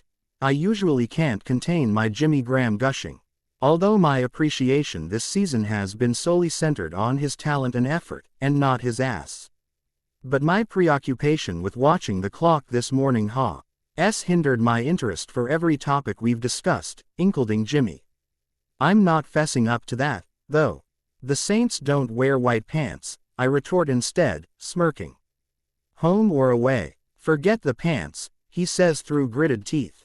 Exasperated by my evasion, he had a season-high receiving yards total, but you've hardly commented on it. I said he had a great game. What else do you want me to say? Looking away from him, I focus on sorting the papers for the lead-in. We're in the final bottom of the hour break of the show, meaning we'll be off the air in just over half an hour, and I'll be driving straight to the airport. Cullen should be on his way there now in a cab, so we can ride home together when we get back tonight. Tonight, after our wedding, butterflies flit furiously around my stomach. Half excited and half nervous but all happy. "That's not the only weird thing about you today," Emmett remarks, interrupting my daydream. Apparently, he's not finished scrutinizing my behavior. His chair creaks as he leans back in it, and I can feel his eyes still trained on me. "The lounge coffee is shitty, but you haven't complained or begged Seth to make a Starbucks run. And last hour, Newton gave you 2 cold reads, which you hate. You didn't even bitch about him. Emmett, the coffee here is never good and Newton is always a jackwagon." "Yes," he agrees emphatically, rolling his chair over next to mine. Belatedly, I peek at the microphone light to make sure our conversation isn't being broadcast in the control room and am relieved to see it's unlit. "But you didn't react at fucking all. You're all zen and cheerful today, like you've been drugged or oh wait a minute." "What?" Involuntarily, My head swivels and I find myself practically nose to nose with him. Did you get lucky last night? Although I try to muster some outrage at his intrusive question, he asks it so innocently with a quirked eyebrow and deep dimples that I answer spontaneously. No, I reply, drawing the word out. Boisterous laughter fills the room as Emmett shakes his head at me disbelievingly. I can't stop the wide smile that pulls at my lips. You're lying, he accuses. I'm not. I guess I am lying. Even though I didn't get lucky the way he means. The plans for today came together so easily, from the car service to the dinner reservation in the wine cellar of an Italia restaurant, that luck had to have something to do with it. Cullen and I spent an hour talking to the coordinator at the location we chose for the ceremony. The coordinator, Mrs. Cope, assured us at the after-sunset wedding in an almond orchard north of the city would be private and confidential. And beautiful. You totally are. You got a little brown chicken, brown cow, he laughs, waggling his eyebrows. Shut up. Rolling my eyes with a huff, I face my computer screen again. We're back in 30 seconds. Bella, you have the lead in. At Seth's reminder from the control room, I hold my thumb up over my shoulder, acknowledging that I heard him. You're skipping the post-show meeting. Emmett is still sitting close by, still not ready to give up on the interrogation. Leaving as soon as we're clear. What did you say you're doing today? I didn't say. Newton wants to know where you're going. It's none of his business. He thinks you're interviewing for a job somewhere else. Since Emmett sounds worried, I turn to look him in the eye. Then he's either paranoid or hopeful. I just have some personal stuff to do. He nods, moving back to his spot as the show music begins playing in RIFBs. Scooting toward the mic, I clear my throat and watch the break clock tick toward 0. Swan, Emmett says quietly, waiting until I shift my gaze his way to continue. Whatever you're doing today, it seems like it's important to you. It is. Mics are hot, Seth announces. On air in 6-5. Then good luck, Emmett whispers, leaning away from his microphone. He holds a closed fist toward me. I bump it twice with mine, and then we point at each other, both smiling. Thank you, I mouth as Seth finishes counting us in. The rest of the show passes without any more snooping by my co-host. He offers to take my IFB and battery pack once we're off the air, suggesting that I sneak out the back door of the station to avoid Newton. Since my goal is to elude Newton as often as possible, I follow Emmett's advice, only pausing long enough to wave goodbye to Seth through the control room window. Traffic is light during my drive to the airport. In the parking garage, I find a great spot near the skybridge to the terminal. Everything is going according to plan until I get to the security checkpoint. The line is long, really long. I try to be patient, but after standing still for a few minutes, I'm craning my neck to see what's going on at the front. One of the scanners is broken, the man in front of me says, turning around. He's older, with kind, blue eyes and silver hair. We haven't moved for 10 minutes. Oh, crap, I mutter. Half of the people in line headed to one of the other checkpoints, but we heard they're backed up, too. He shrugs before facing forward again. For the next 15 minutes, I bounce nervously on my feet as we inch forward, afraid that this snail's pace isn't fast enough to get me to the gate in time. As I'm checking the clock on my phone for the millionth time, it buzzes in my hand. Cullen. Cold feet. Long security line. You've still got time. Don't worry. It's a little late for that, but I don't tell him. Lifting up on my toes, I scan the crowd and try to guess how many people are in front of me, but I quickly realize it doesn't matter how many. It's too many. When tears prick the back of my eyes, I blink them away, holding myself together until my phone buzzes again a few minutes later. You gonna make it, legs? Our flight is boarding. Inhaling shakily, I cover my mouth with the back of my hand.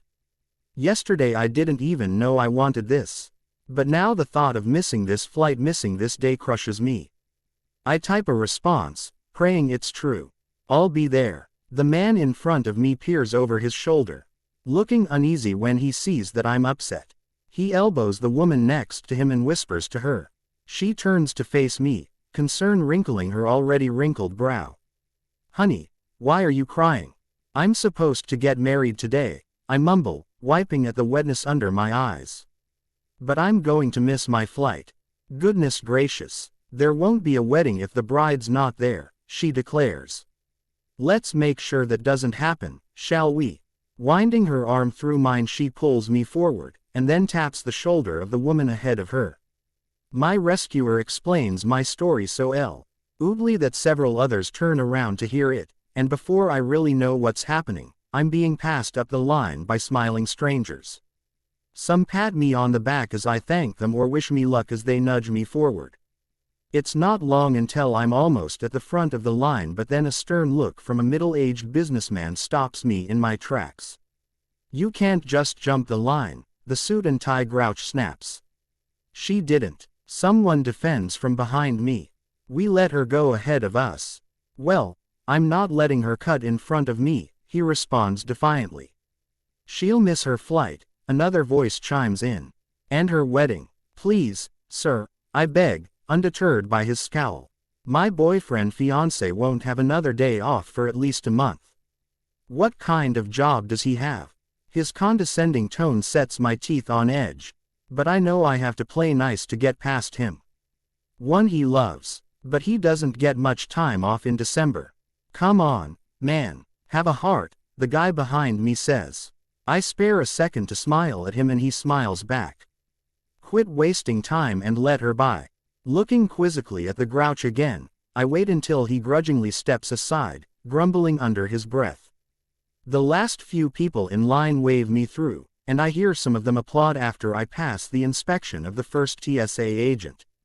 Turning around, I seek out the couple who initially propelled me forward in line and wave to them. Then I rush through security and practically sprint down the concourse. My heart jumps when I spot Cullen standing near the gate, holding our bags and towering over everyone around him. Under the bill of my old mariner's hat, his eyes search the crowd. He doesn't see me, though, lost in the sea of average-sized people. I want to yell his name and run to him, but I don't. Want to attract attention, especially since it was my idea to keep this relationship just between us until the end of the season. Instead, I veer to the left, separating myself from the cluster of people, hoping he'll notice me. His crooked grin appears at once when our eyes meet. You're cutting it pretty close, legs, he says, gathering me close with one arm when I reach him. I know, I whisper, clinging to his neck. I want to tell him everything that happened in the security line. But over his shoulder, I see that only a few people are still boarding our flight and the waiting area is almost empty. Conversation can wait. Can we get on the plane now? I don't know, Swan, he chuckles as he releases me, bending down to peck my lips. Can we, blank, underscore, blank. In the backseat of the black SUV, I stare out the window as we speed along the highway. It's impossible to see all the sights of the strip from this angle, but I read the names of as many hotels as I can. Cullen holds my hand on the seat between us, stroking his thumb idly along mine and talking to the chauffeur, Billy. Ever since Edward mentioned that his granddad once played at Caesar's Palace with Ella Fitzgerald, they've been discussing the golden age of music in Vegas. Liberace, Wayne Newton, Elvis, the Rat Pack. I'm listening quietly, impressed with their knowledge but distracted by the enormous buildings that seem to glitter under the desert sun. Our first stop is the county clerk's office. There are so many people roaming the halls of the courthouse that I'm afraid it will take hours to get our marriage license, but thankfully, the process is quick. We're back in the car within 20 minutes and headed toward the jewelry store that Mrs. Cope recommended. During the drive, I see a refully unfold the license and lay it on my lap. I can't stop staring at it. Everything spelled correctly. Cullen asks, amused. Yeah, I nod absently. But holy crap, Cullen. This is, like, official. We're getting married. I know, baby. He laughs. Here we are, Billy announces. When the car stops, I look up with a start and lay the paper on the seat beside me. The jewelry store is freestanding. located in the parking lot of a shopping center. Cullen comes around to open my door, and as he helps me out, I notice a boutique across the lot. I'm so busy staring at the dress in the window Cullen has to say my name twice to get my attention. Apologizing, I slide my fingers between his, gripping tightly as we walk into the store. Inside, we look around for a few minutes before a salesman comes to check on us. Edward asks him to show us several rings topped with large diamonds. They're stunning and sparkly, but not me. Wrinkling my nose, I shake my head and wander away with Edward and the salesman trailing behind. I pass by glass case after glass case, then stop suddenly when I see one I like. It's exactly what I wanted. Ah, the antique rings, the salesman says, moving to stand across the counter from me. I thought you might end up over here. Is there one in particular that caught your eye? That one, I say breathlessly, pointing to a wide, silver-colored band. This is a beautiful piece from the early 1930s, he explains, removing it from the case. He hands it to me, motioning for me to try it on, and I slide it onto my finger.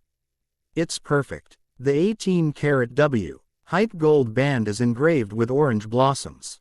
Each flower has a diamond center, and the jewels are all original. 7 diamonds in all. 7, I repeat, turning to look at Cullen beside me. That's the first thing you said to me. I remember, he says, reaching for my hand. Fighting tears, I watch as he twists the ring on my finger. You want to try any others? Afraid to try and speak, I shake my head. Okay, now we just need mine. While I reluctantly remove the ring and hand it across the counter, the salesman points Cullen in the direction of the men's wedding bands. Walking toward him unhurriedly, I scan the vintage jewelry in the other cases, pausing several times to look more closely. I hear the salesman talking quietly about which rings match mine in age and finish, and then Cullen calls my name. Find one, I ask. He holds his hand up, the ring already in place. My eyes dart from his finger to his face and back again. After examining the simple band and its raised, ridged edges, I look up at him. You like it? Yeah, do you? Nodding slowly, I blow out a long, silent breath as Cullen tells the salesman that we'll take both of them. Pleased, he disappears into the back room to clean and box them. Cullen turns to face me again, looking a little dazed. Jesus, can you believe this? The only 2 rings we tried on fit perfectly. What do you call that? Several words spring to mind. Eerie, unsettling, bizarre, disconcerting, maybe even flat-out creepy. But when I open my mouth, a totally different, yet fitting, response comes out. Fate. Concerned that he's having second thoughts, I lift my hand to his jaw and step closer, narrowing my eyes. Are you freaking out, Cullen? Because that's my gig, you know. I'm not freaking out. Smiling, I boost myself up to kiss him, and then laugh when his stomach growls. I'm starving, though. We agree that he'll go get food first while I wait for the rings and shop for a dress. As soon as he's gone, I beckon the salesman toward the vintage watch case. After looking at a few, I choose one for Cullen and ask if it can be engraved. Fast, I'm running out of time. Less than 10 minutes later, I leave the store with the watch and rings. Crossing the parking lot, I study the dress in the boutique's window. It's elegant, cream-colored, knee-length. Bridal but not too bridal, which is exactly what I had in mind. I want to wear it home. Since I'm the only customer in the boutique, I get a lot of attention. 3 ladies listen to my story, ask my size, and then divide and conquer.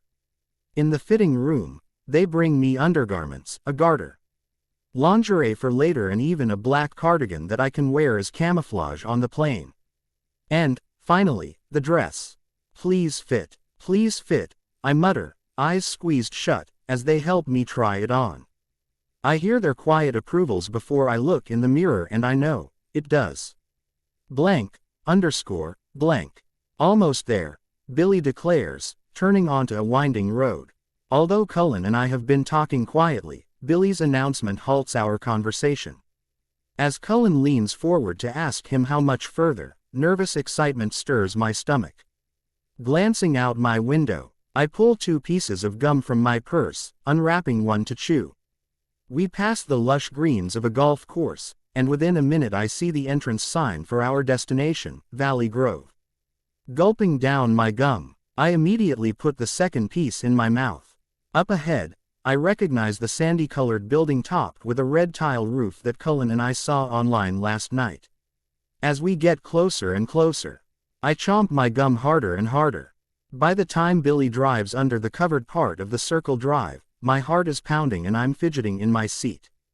I've also swallowed another piece of gum and reloaded. The woman waiting on the sidewalk comes forward to open my door when we roll to a stop, introducing herself as Mrs. Cope. Cullen walks around from his side of the SUV to meet her, and soon after, she's got each of us by the wrist, pulling us to the back of the car. It's a fantastic day for a wedding, she enthuses as Cullen breaks away from her to get our bags. December can be chilly, but it's nice and warm today. When I see Cullen curiously peeking inside the shopping bag from the boutique, I yank it from his hands, grinning and shaking my head. We follow Mrs. Cope into the building, stopping briefly in the dressing rooms to drop off our things. She chatters almost non-stop as she leads us through the ballroom where large receptions are held, and then out through a set of French doors to the rear of the property. We take a curving path past a fountain and around the side of a large gazebo. This also makes a wonderful place for the ceremony, but when you said why, oh, you wanted something intimate and secluded, I knew it had to be the orchard. Now, don't worry when you see it, she warns, which, of course, makes me immediately apprehensive. And as the cluster of almond trees comes into view, I see the bare, gnarled branches and understand her concern. In the online pictures, the trees were full and beautiful.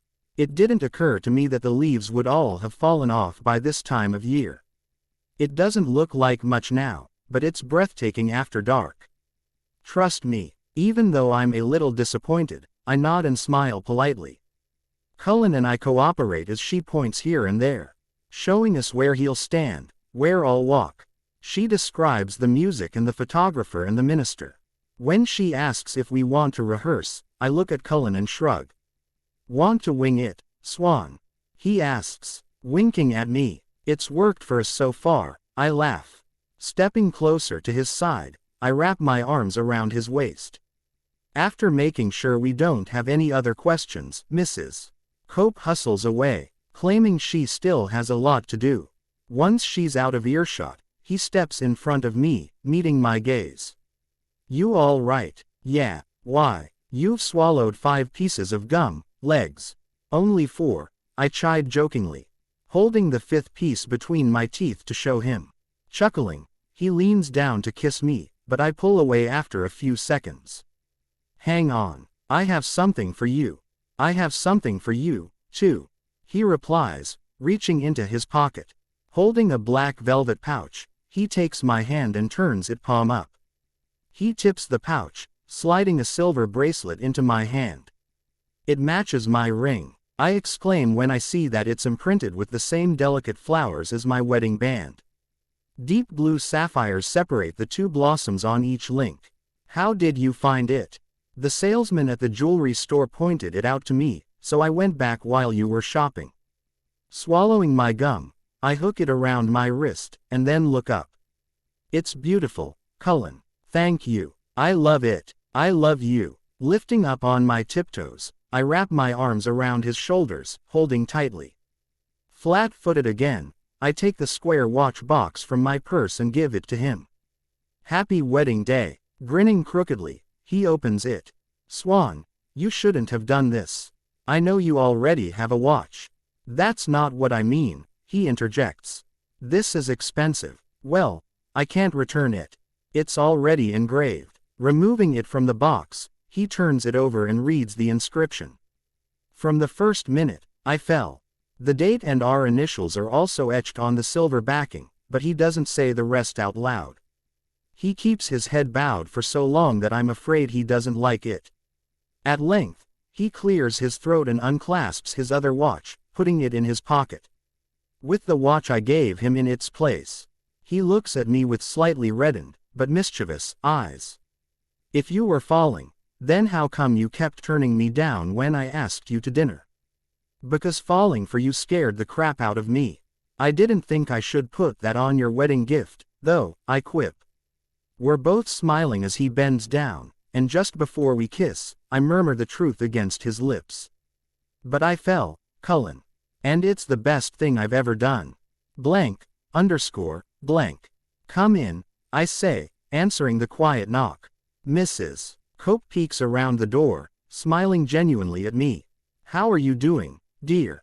Need any help? Yes, please. My zipper. She closes the door to my dressing room as I turn around and move my hair over one shoulder. Her touch is gentle as she zips the dress and fastens the hook and eye closure at the top. Are you nervous? She's being kind. I know she can see that my hands are shaking. Not nervous to marry him, but nervous, yes. Does that make sense? Absolutely. It's a big day. The day you choose your life, she asserts, nudging my shoulder until I turn to face her. Her words and her supportive smile have an oddly calming effect. Do you have your 4-somethings? Old, new, borrowed and blue? I think so. My grandmother's earrings are old. My dress is new. Looking down at the handkerchief clutched in my right hand, I trace my thumb across the dark blue swan embroidered on one corner. I borrowed this from my dad. I've had it for 3 years, though, so it might be more like stolen. Do you think that counts? Lifting my head, I breathe a sigh of relief when she nods, chuckling. Yes, I think it counts. And blue. Cullen gave me this bracelet earlier. It's gorgeous, she declares, studying it before she looks at me again. What about a garter? In place, I respond, automatically reaching toward my right leg to verify that it's still there. Sounds like you're all set. Shall we go? Mrs. Cope turns to walk out of the room and I follow. A bit wobbly on the high heels I so rarely wear. At the door, she holds her arm out for me to go first, and then takes the lead again, guiding me down the hallway and through the ballroom in the same path we took just 2 hours ago. She plucks a bouquet from a table along the way and stops inside the French doors that open to the outside. She hands me the flowers, cupping her hands around mine and pressing to steady them. You look lovely, she says approvingly. Ready, ready. I trail half a step behind her on the walkway. As we curve around the gazebo, the orchard comes into view. The trees are wrapped with tiny white lights and tall lanterns line each side of the path. I can't contain my astonished gasp when I see how much different it looks now that the sun has set. Mrs. Cope, it's incredible. I told you to trust me. I'm very good at my job, she murmurs proudly, stopping and turning toward me. You wait here until you hear the music.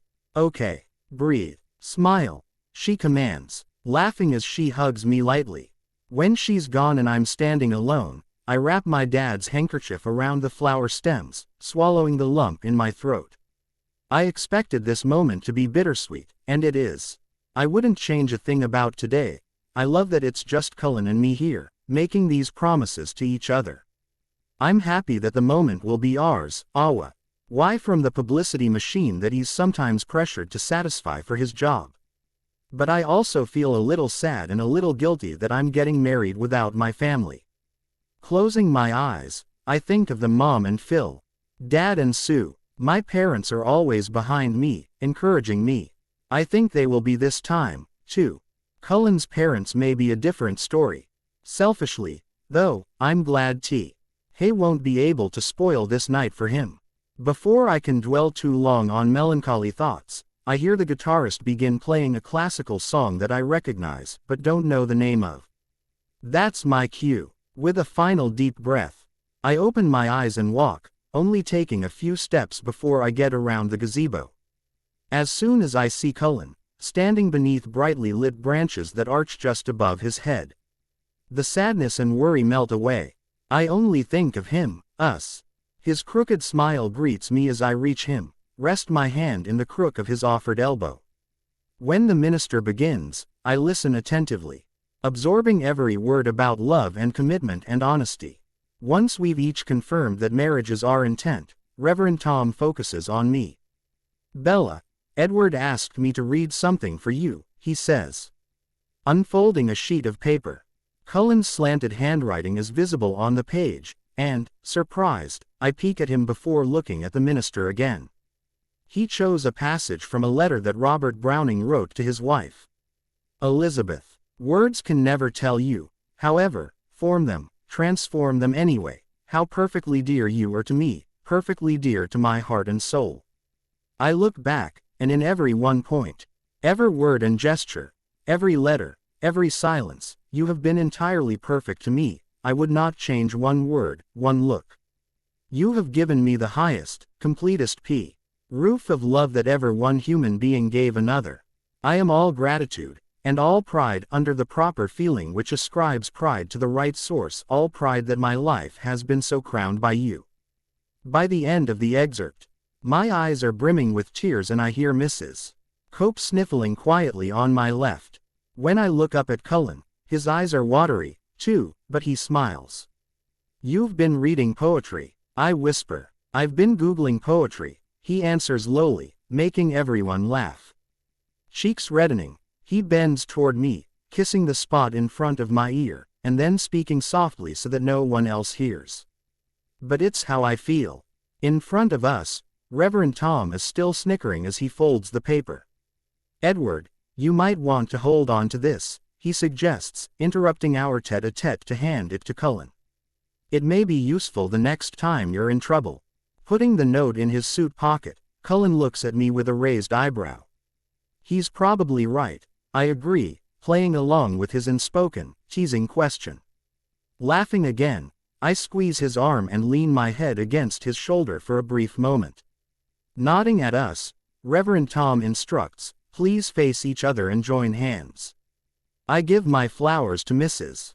Cope and turn toward Cullen. He goes first, reciting the words that will bind us together legally spiritually. As he vows to love, honor and respect, his voice is sure, unwavering. Mine is the opposite, trembling noticeably when it's my turn to repeat the lines. Cullen's thumbs slide soothingly across my knuckles, his gaze never leaving mine. I finish without completely breaking down, but a couple of tears overflow, rolling down my left cheek. I love you, he murmurs. He shifts both of my hands to one of his, using the other to wipe away the wetness. Struggling to rein in my runaway emotions, I grip his fingers tightly in reply, but don't try to answer out loud. May I have the rings, please? Reverend Tom asks, while Cullen gets them from his pocket and hands them over. I take several deep breaths, determined not to cry my way through the rest of the wedding. Cupping our bands in his palm, Reverend Tom points out the significance and symbolism of exchanging rings. And then holds them toward us. Edward. Cullen lifts my left hand and slides the ring into place, echoing the Reverend's quiet words. Bella, I give you this ring as a sign of my love and faithfulness. Picking up his ring, I put it on his finger, keeping my eyes locked on his. Edward, I give you this ring as a sign of my love and faithfulness. Pleased that my voice is stronger this time, I smile. Then I lower my gaze to his hand, watching as he flexes it and makes a fist a few times. When I look quizzically at him, he shrugs. Just getting comfortable. You'll get used to it, I reply, amused. You won't even know it's there after a few days. I'll know it's there. Legs. Moved by his sweet sentiment, I reach up to trace my fingers along his jaw. He grasps my hand, pressing his lips to my palm before lowering our hands to hang between us. Grinning crookedly, he swipes his thumb across my ring, and I suddenly realize that it's done, we're married. Elation swells in my chest and I can hardly stand still. I'm nearly bouncing as I turn to look at Reverend Tom when he speaks. Bella and Edward, you have pledged to be loyal and loving toward each other. You have formalized your bond with spoken vows and with the giving and receiving of rings, he declares warmly. With a quiet chuckle, he continues, it is my pleasure to now pronounce you wife and husband. Laughing, I immediately look at Cullen, knowing that he orchestrated the reversal of the standard phrasing. He's laughing, 2, and before Reverend Tom finishes giving us permission, his lips are on mine. Giddy, I kiss him back, wrapping my arms around his neck when his circle my waist. The guitarist is playing quietly in the background.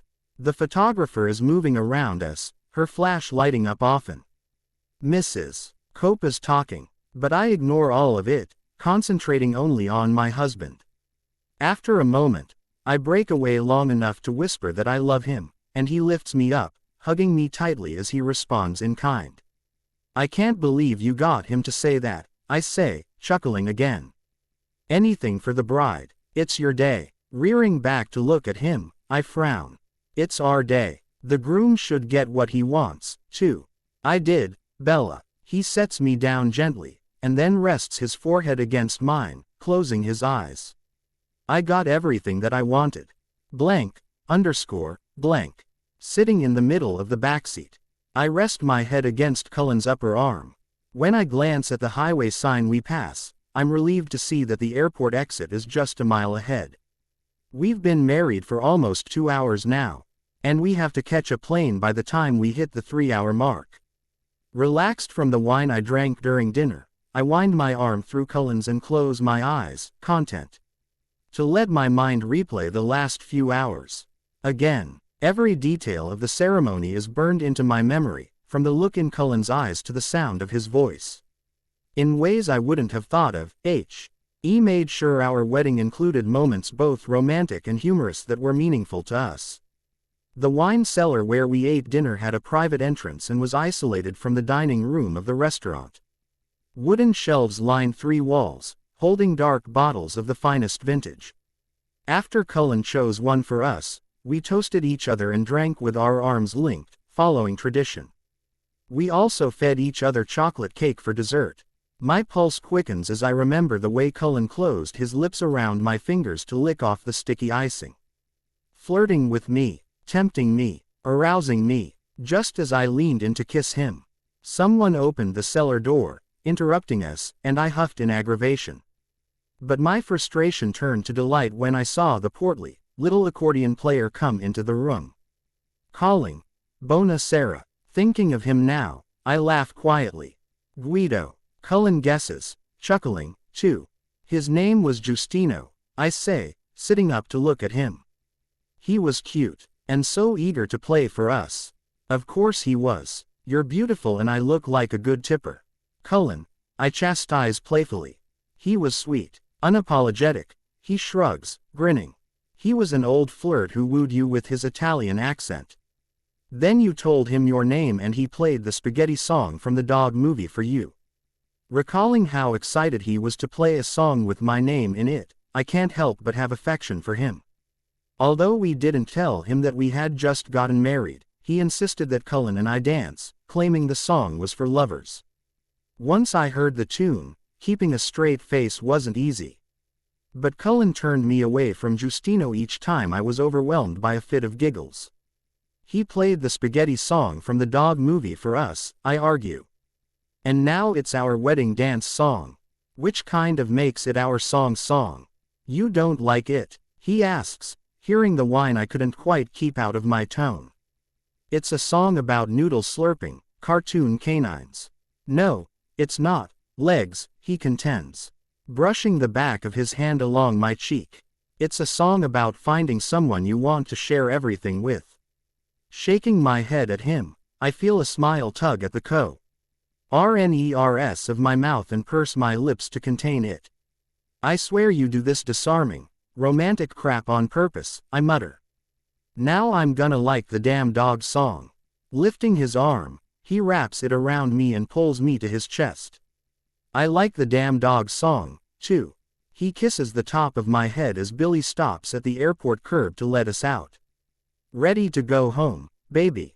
Inhaling his scent, I sigh contentedly, and then look up at him. Ready, blank, underscore, blank. This is awkward. Quit complaining. Cullen, I'm not this kind of girl. Well, I am this kind of guy. He shifts me a little in his arms as the elevator ascends. You didn't have to carry me all the way from the truck, though. I'm not sure which threshold in the building I'm supposed to carry you over. I don't want to screw this up. Smiling, eyes shining, he looks the way I feel, completely happy.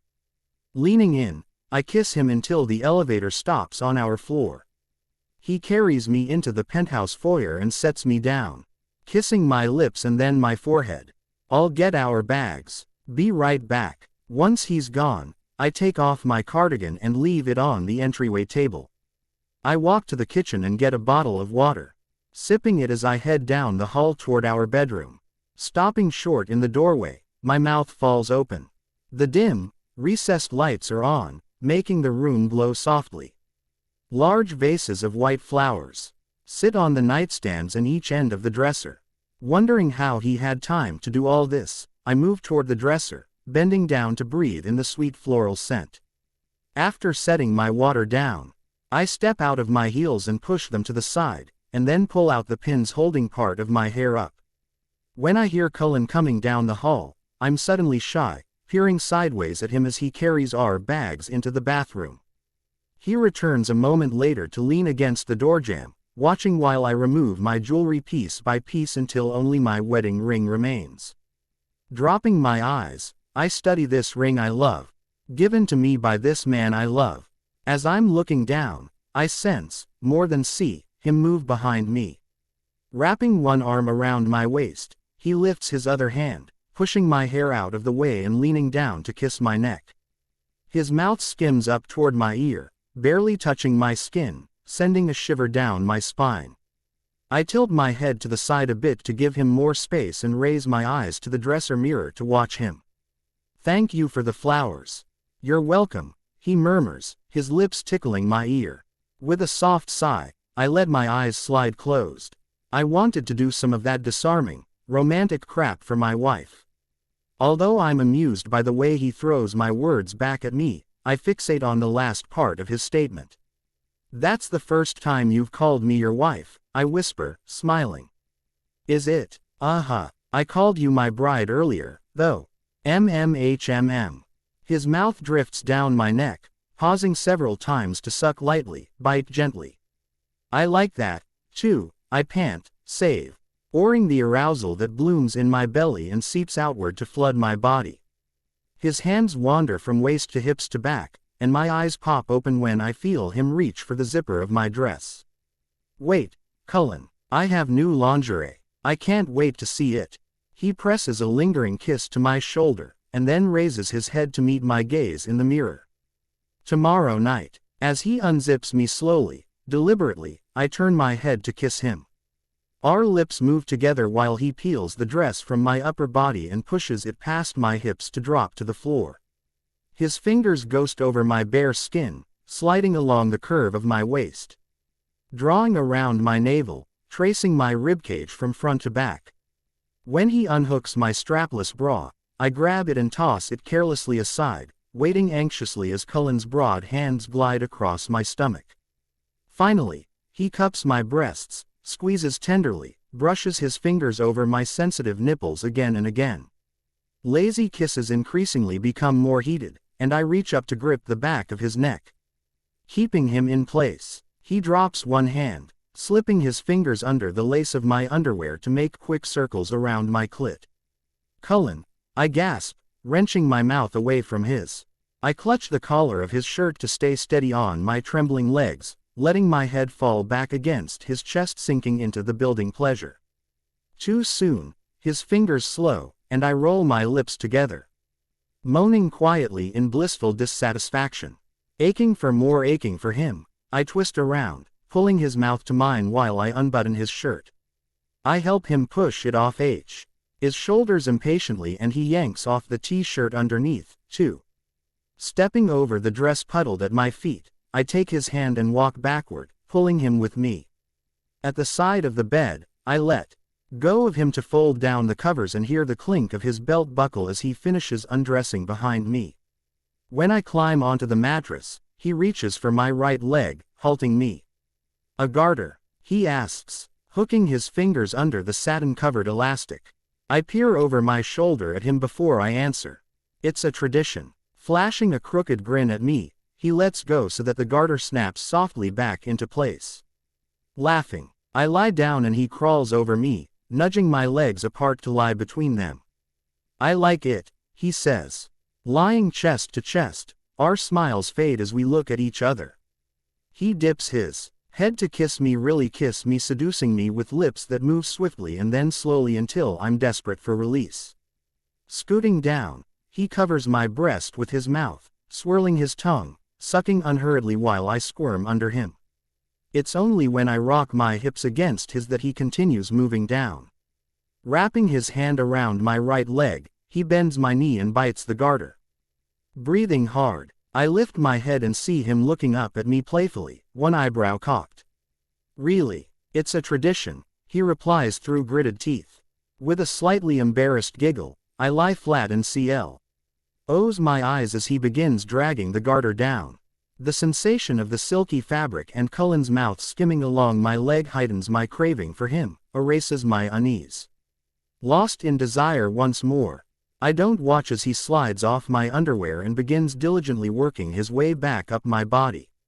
But behind my eyelids, bright colors burst and fade with every hot breath against my skin, every touch of his tongue, every caress of his fingers. Our lips meet again just before he pushes inside me with a quiet groan. He moves slowly, staying buried deep with each thrust. It feels so good, but I want more, need more. I hum my approval into his mouth, but dig my fingernails into his back at the same time, knowing he'll understand. Reaching down, he grasps my leg and pulls until I wrap it around him. And then drives into me more forcefully.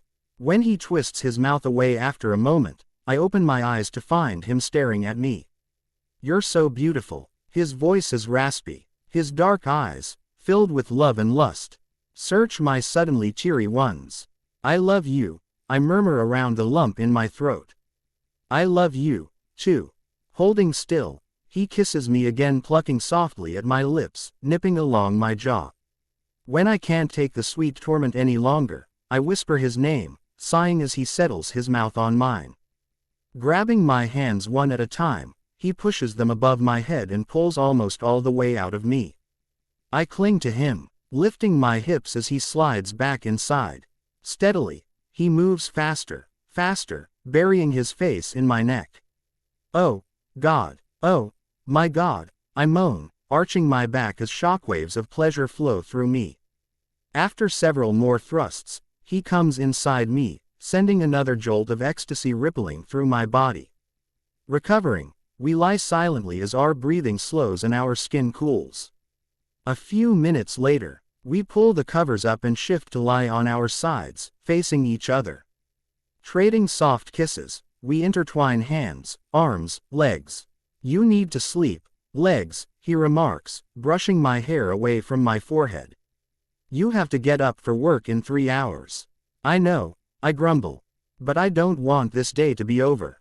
It was perfect. You're right. But so am I. I wrinkle my nose, say at him until he laughs and twists away from me. I watch him get out of bed to turn off the lights, and then roll over, smiling when he curls up behind me and drapes his arm over my waist. Thoroughly content, I shut my eyes and fiddle with the ring on his finger.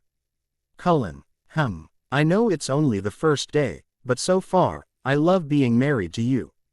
Tightening his arm, he hugs me to his chest. I love being married to you, too. Swan. Cullen. Yeah, legs. I was correcting you. I'm a Cullen now, too, I clarify. Resting his lips against my shoulder, he lets several seconds pass while he remains mute. Right, come here. I turn over and he digs a hand into my hair, holding me in place as his lips land on mine. Kissing me sweetly, he presses my lips open to slide his tongue inside. Unrushed, the kiss changes from playful to passionate and back again. When he eventually breaks away, he skims his mouth across my cheek to speak quietly in my ear. Do you have any idea how much I love you, Cullen? Yeah, I think I do. I whisper, but I wouldn't object if you want to show me again. You're gonna be tired for work, he admonishes, but he shifts to lie on his back, pulling me on top of him. I'm not worried about it. Cullen. Propped on my arms, I stare down at him, watching his face come into focus as my eyes adjust to the darkness. I'm not worried at all. Swan, Swan. Emmett's voice pulls me from my half-asleep haze. I open my eyes, but I don't answer. Don't move. Bella, seated at the table in what was the empty lounge. I'm bent forward over it, my forehead resting on my folded arms. Staring at the wood grain laminate only 2 inches from my face, I wonder how long I've been sitting here alone. 5 minutes. 10. Swan, you okay? He asks, tapping my shoulder lightly. When I raise my head, he startles, snatching his hand back with a gasp. Jesus Christ, you scared me. I thought you were dead. I'm not dead. Are you sure? You look dead, he quips, pulling on my ponytail. I still look better than you, I grumble, batting his hand away. When I glance at the clock on the wall, I'm surprised to see that the pre-show meeting should have started 8 minutes ago. Pushing away from the table, I stand up, stifling a groan as I walk toward the refrigerator in the back of the room. My body, worn out in the best way, has protested ever since I rolled out of bed almost 2 hours ago. Sore calves and feet remind me why I rarely wear heels. The dull ache behind my tired eyelids hasn't let up despite the 2 mugs of coffee I've had. My thighs and arms feel shaky, strained from the exertion of loving Cullen, moving above him, clinging to him as he moved above me. In spite of my discomfort, I can't help smiling as I grab a cold water, twisting the lid off while I elbow the refrigerator door shut. I lean back against the fridge and guzzle a third of the bottle before I notice that Emmett is staring at me from his seat across the room. What? I demand, wiping my mouth. You hungover? No. Are you hungover? A little, he admits with a smirk. He looks briefly toward the doorway to the hall before continuing. Drank my way through a blind date last night. It was bad, Swan. Epically bad. His amusement is contagious and I chuckle as I turn to grab a water for him, too. Here, hydrate. Facing him again, I toss the bottle his way. My arm is weak, so my throw is off. After leaning way to his right to catch the wobbly pass, he raises one curious eyebrow at me. I don't usually misfire like that. Shrugging, I walk back toward the table. So, no hookup, I guess. I didn't say that, Emmett. Not with her, he replies defensively.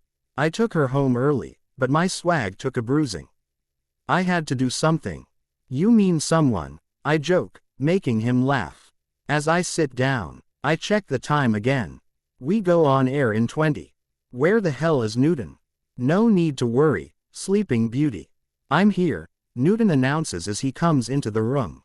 You were snoring when I walked by 15 minutes ago. I wasn't even asleep, I argue, although I'm not entirely sure that's true. I'm positive that I wasn't snoring, though. Probably. IGLA. At him when he hands me the show rundown sheet for today, but he's too busy scowling at Emmett to notice. Too tired to roll my eyes at Newton's daily antics, I yawn as I read through the schedule, half listening to Newton give orders. Cover the MLS Cup. Talk about the college football conference championships. Recap the first few weeks of the NBA season. Check. We also got last Newt confirmation from Seahawks PR that Jasper Whitlock will do a phone-in segment this morning. 7 minutes. 7 o'clock. 7. Newton is still talking, but I'm not paying any attention to him anymore. Shifting my hands to my lap, I twist the wedding band on my finger around, counting the stones. 7. I sigh quietly as memories of yesterday rewind in my head, the heat of Cullen's skin pressed against mine. The scent of the flowers in our bedroom, the way he smiled at me after we exchanged rings, the shimmering lights of the orchard. Bella, hello, are you with me? Newton's nah. Sal's voice interrupts my daydream and I lift my eyes to his. I asked if you've done any research for this weekend's Seahawks game. Yeah, I read up on the Vikes yesterday. On the plane to Vegas. I helped my fiancé study his scouting report. Before we got married. As my heart flutters, I roll my lips together to contain my wide grin, but a giggle escapes before I can stop it. Although I'm a little annoyed that Cullen has turned me into the kind of girl who giggles all the time, I can't help but enjoy the displeasure on Newton's face. He clearly thinks I'm laughing at him. And you know the Seahawks stats. Newton waits until I nod to go on. Good. Then you take the lead with Whitlock. What? She's done the last 3 interviews with Seahawks players, Emmett protests, sitting forward in his chair. And she's doing this one, too, Newton insists. Looking back and forth between his narrowed eyes and Emmett's clenched jaw, I quickly realize that the snide remark on the tip of my tongue won't be effective in diffusing this situation. They're both really pissed. So, I decide to play the part of peacekeeper even though it almost makes me throw up to be so nice to Newton. Newton, seriously, I plead. Drawing his gaze my way. My voice is syrupy and I smile a little, trying to persuade him. Emmett would do a great interview. He knows the stats as well as I do. And I've known Whitlock for years, Emmett adds. I see the flash of annoyance in Newton's eyes before they slide back toward Emmett.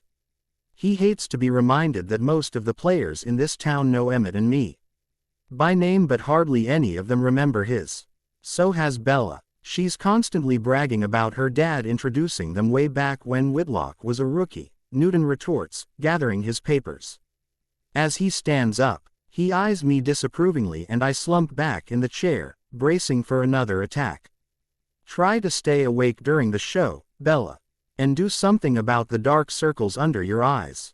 You look like hell. Lacking the energy to hurl insults back at him, I stay quiet until he's out of the room, and then turn toward M. He doesn't look as mad as I expect, which makes me suspicious. I think he knows why he's being punished. What's up? Newton's asked this morning. I may have left out a small detail when I told you about my night, he confesses sheepishly. Impatient, I wave my hand for him to continue. The other half of the epically bad blind date was Newton's sister. My mouth drops open and I blink slowly several times while he snickers.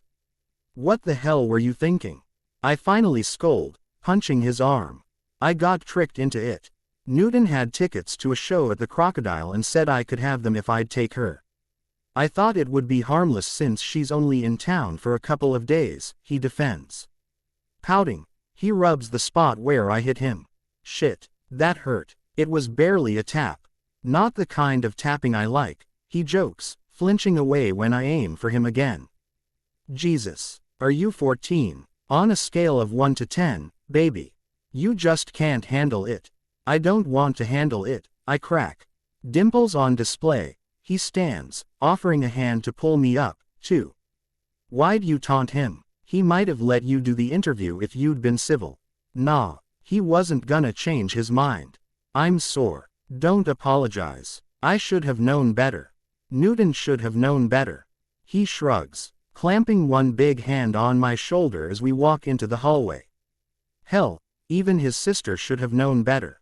Dating someone who works with one of your family members never work out. Well, not never, but I'm not arguing that point with him today. I hum instead, knowing he'll assume I agree. Want to grab lunch later? I'll tell you the whole horrifying story. Sure, I can. Wait to hear how Newton tricked you into it. You know he's hardly ever right. He's right about one thing. You really do look like hell this morning, he says teasingly, chuckling when I elbow his side. Whatever you did yesterday took a toll on you. I hope it was good. Allowing myself a brief moment of recollection, I smile softly. Yesterday was the happiest, sweetest day of my life. Even the harsh plunge into today's sleep-deprived, Newton-filled reality can't dampen the bliss radiating from somewhere deep inside my chest. It was good, I reply, leaning against him. Epically good. Blank. Recognizing that I'm exhausted, Newton seems to take delight in keeping me at the station for several hours after the show is over. First, he summons Emmett and me to the sound booth to record teases and commercials for next week. Between takes, I retaliate by chomping on ice right in front of the microphone. When Newton pulls his headphones away from his ears and glares at me through the window into the control room, I raise my eyebrows, trying to look innocent. Oops, I say, feigning remorse. Once he puts the headphones back on, I crunch on the rest of the ice in my mouth and swallow. Then I smile mockingly at him through the glass, giving a thumbs up. Ready. After we're finished in the booth, Newton derails the plans Emmett and I have for lunch by dragging us to the conference room for a meeting with the station manager's staff. Even the bitter lounge coffee doesn't keep my eyes from drooping while the marketing gurus dissect our show's Arbitron stats cum, AQH, TSL and break them down by key demographic groups.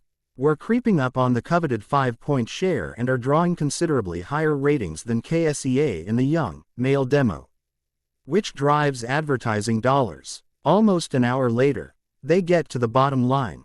The numbers are pretty damn good. Why didn't they just say that in the first place?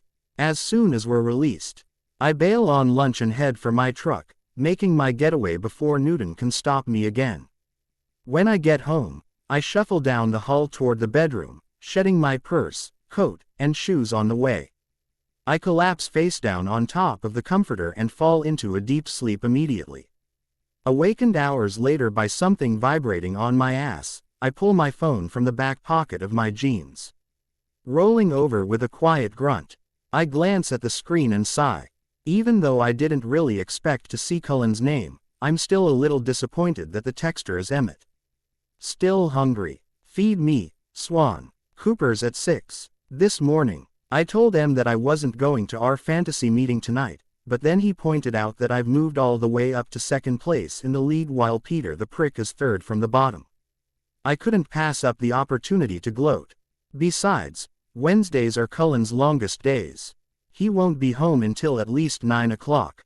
I type my reply to Emmett, agreeing to meet him for dinner. Pushing myself up, I sit on the edge of the bed and look in the mirror hanging above the dresser. The dark circles under my eyes haven't lightened much despite my 3-hour nap. My ponytail is messy and crooked, and the left side of my face is red since I've been lying on it. But none of those things is what makes my stomach drop. It's the ring, Cullen's wedding ring, laying on the dark wood beside my antique cigar box. This is stupid, I mutter, pressing a hand against my stomach as I stand and walk to the dresser. I knew Cullen would leave his ring here when he went to practice. We talked about it on the plane last night, deciding that since he wouldn't wear it on the field, he shouldn't risk having to explain it to a teammate or one of the many reporters who hang around the team facility. I planned to take mine off, too, if Emmett or Newton questioned me. Luckily, they were so preoccupied with tormenting each other this morning that neither of them noticed the new jewelry on my left hand. Picking up his ring, I slide it onto my index finger. As I trace the ridged edges, the knot in my gut unfurls, no match for the way I feel about the last 2 days, the way I feel about Cullen. While I get ready to meet Emmett, I keep the loose ring in place, bending my finger so it doesn't fall off. The cold metal slowly warms against my skin, but before I leave, I carefully set it back on the dresser where Cullen left it. Although I have a good time at Cooper's, I cut out as soon as the meeting is over, turning down Emmett and Connor's offer to stay for another round of drinks. At home, I put on the lingerie I bought in Vegas and lie down on the bed, covering up with the sex blankie. Determined to stay awake, I flip through all the TV channels, but don't find anything worth watching. Then I try to read an article in the issue of Sports Illustrated laying on Cullen's nightstand. My eyes get heavier and heavier, though, until I finally stop struggling and let them slide closed. When I feel the magazine slipping from my hands, I clutch it to my chest. Let go, legs. Hearing his deep voice makes me smile, even before I blink my eyes open to find him leaning over me. Cullen, married 1 day and you're already taking over my side of the bed. His cute, crooked smirk sucks me in, and my heart picks up speed. Reaching for him, I curl my fingers into the front of his shirt and pull him down to kiss me. My grip tightens when he starts to pull away a minute later, but he pries my fingers loose. Hang on, baby. I roll to my side, watching as he walks to the dresser and picks up his ring. He turns around again, sliding it into place, and then strips down to his boxers. Are you gonna move? Huh, I like your side. Chuckling, he climbs over me and lies down, wrapping his arms around me. Talk to me. He tells me about his day, pausing frequently between sentences to yawn, which makes me yawn, too. When we both laugh, he presses his lips to my bare shoulder. Some honeymoon, huh? I don't have any complaints, I murmur, skimming my fingers along his forearm. We'll get away after the season. Where do you want to go? Somewhere. Warm where I can lay in the sun beside you. Somewhere we need sunglasses every day. Except the days we stay in bed. Except those days, I agree, snuggling back against his chest. Sound good. Sounds great. Swan Cullen.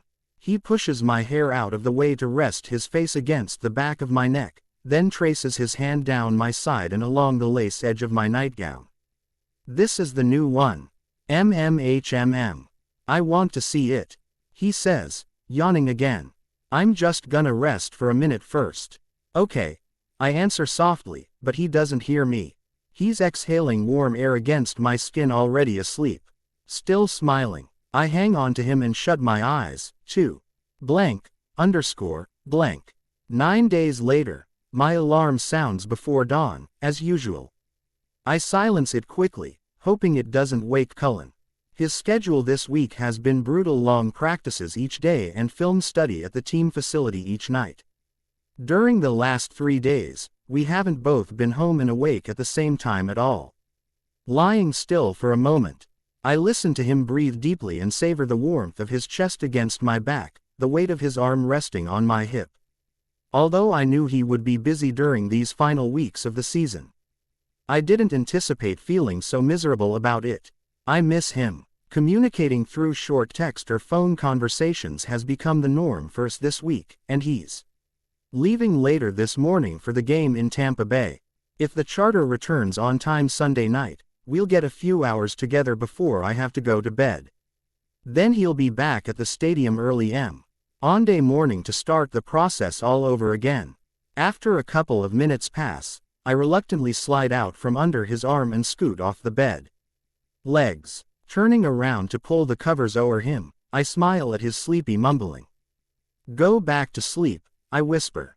He says something unintelligible as I bend down to kiss his cheek, and then he goes silent. While I get ready for work, I shift gears, inking about the jam-packed show scheduled for today. It's Friday, so Emmett and I will spend most of the morning breaking down this weekend's NFL games and analyzing the evolving playoff seeds. After a lopsided win over the Vikings last Sunday, the Seahawks are hovering near the top of the standings and hoping to earn a bye for the first round of the postseason. Even though Cullen won't admit it, their chances are good. We also have a prominent baseball columnist calling in to talk about the Major League offseason. Since Emmett is more knowledgeable about the inner workings of the league and its collective bargaining rules, he would have been the logical choice to lead the interview. But instead, Newton smiled smugly during our post-show meeting yesterday and assigned the duties to me. Remembering the glee in his eyes, my irritation spikes. He's done his best to rankle me since last week when I did my best to provoke him so he'd get off Emmett's ass. Both of us have succeeded. Freaking Newton and his freaking smirk. I grumble, imitating his distorted sneer at myself in the mirror. Muttering under my breath, I toss my hairbrush into the drawer and push it closed roughly. Then I rummage through my makeup bag, looking for my mascara. I shove the plastic cases around as I search, letting them clack noisily against each other until I find what I want. Yanking the wand out of the tube forcefully, I lean close to the mirror to apply it, still talking to myself. When the bathroom door slides open several seconds later, I clamp my mouth shut guiltily and stand up straight. Watch Cullen in the mirror as he approaches, holding one hand up to shield his eyes from the light. Crap, Cullen, was I too loud? I'll feel terrible if I woke him, but when he lowers his arm, I'm so happy to look into his bright bloodshot green eyes that I can't stop the quiet sigh that escapes. Then why aren't you sleeping? Wanted to see you, he yawns. I drop my mascara on the counter and spin around, taking 2 quick steps to get to him. He catches me easily when I jump into his arms, chuckling against the side of my head as he lifts me up. Been missing me this week? Like crazy, I admit. Closing my eyes, I press my nose and then my lips against his neck, clutching his t-shirt in my fists. I missed you, too, he murmurs. Rearing back, I kiss him twice. When he sets me on my feet, I turn around again and he trails a hand down my back, moving past me to sit on the end of the vanity. While I finish getting ready, he sips my coffee, bumps his foot against my bare leg, slides his hand along the silky sleeve of my short robe. These few stolen moments spent talking and laughing with him are the best moments of my week. As I put my makeup bag away and wash my hands, I chatter about my weekend plans, rattling off the Christmas gifts I'm going to buy for the guys I work with. I think I'll get a tree, too, before all the good ones are gone. What do you think? Sure. Good idea. The flat tone of his voice, so different from just a couple of minutes ago, gets my attention, and I turn toward him. He's looking down, staring at his wedding ring as he moves it back and forth across his knuckle. Stepping closer to him, I cover his hands with one of mine. What's the matter? I'm afraid I'll lose this if I carry it around in my pocket for 3 days. But leaving it on the dresser all weekend just feels wrong. Even if your ring is here, we're still married, Cullen. So don't get any ideas while you're on the road, I tease, squeezing his hand. Although he huffs like he's amused, he keeps his head bowed. My mind races, searching for something to say to make him feel better and wondering if I should tell him that seeing his ring laying on the dresser bothers me a little, too. From the corner of my eye, I see the glint of silver along the collar of my robe and get an idea. Do you want me to keep it on my necklace for you while you're gone? He raises his head to look at me, cheeks reddening as he nods. The smile that pulls at one side of his lips also pulls at something in my chest, and I lean forward to kiss him as I unclasp the long chain. When I hold one end toward him, he slides the ring on next to the kaleidoscope pendant. How's it look? Glancing in the mirror as I refasten the necklace, I see Cullen reach for the ring and pendant, clinking them together. Perfect. His voice is thicker, deeper than before, sending a quick jolt of awareness, anticipation zinging up my spine. The necklace slips from his fingers as he lowers his hand, trailing his knuckles down slightly to rest between my breasts. Heart pounding, chest rising and falling rapidly, I wait, still studying my reflection in the mirror. He brushes the backs of his fingers across one breast, ghosting smoothly along the silky material. While I watch, he traces slow, arousing circles around my nipple, but he barely grazes the sensitive peak before shifting his attention to the other side. Desire flows through my blood when he repeats the motions, teasing with the lightest caress until I'm aching for more. At last, he slides his hand inside my robe, his long fingers curving around my breast as he captures my nipple and tugs gently. Arching into his touch, I moan softly and grip the edge of the counter for support. I continue to watch in the mirror as his hand moves under the fabric. Mesmerized by the way each squeeze, every sweep of his fingers causes a prickly surge of pleasure to flood my body. Cullen, I whisper breathlessly, I can't be late for work. He hesitates for a beat, but then skims his fingertips over my skin as he starts to pull his hand from my robe. Realizing that he misunderstood me, I grab his forearm, gripping forcefully enough to stop his retreat. I turn my head to look at him, meeting his darkened eyes with my own. We'll have to be quick. In a flash, he slides off the counter, reaching for my breast again. His other arm winds around my waist to hold me close as he turns us and lifts me onto the spot where he was just sitting. How long do we have? He asks, stepping between my legs. I glance toward the coffee maker to check the time. 16 minutes. Plenty of time, he assures me. When he moves his hand from inside my robe, I look down, watching as he carefully unties the belt and spreads the front open. You're so beautiful, Bella. His heartfelt words pull my eyes up to meet his again, and he keeps his gaze locked with mine as he raises his hands to my breasts, brushes his thumbs across my nipples. Breathing hard, whimpering softly, I reach for his neck to pull him forward. He rests his face against mine, lips close but not quite touching, and I let my eyes slide shut. I love this moment, just before he kisses me when we both know what's going to happen next. I love you, I murmur. I love you, too. Shifting one hand up to grip his hair, I open my mouth on his, stroke my tongue against his. Since we're both already aroused, it doesn't take long for the kiss to heat up, turn frantic.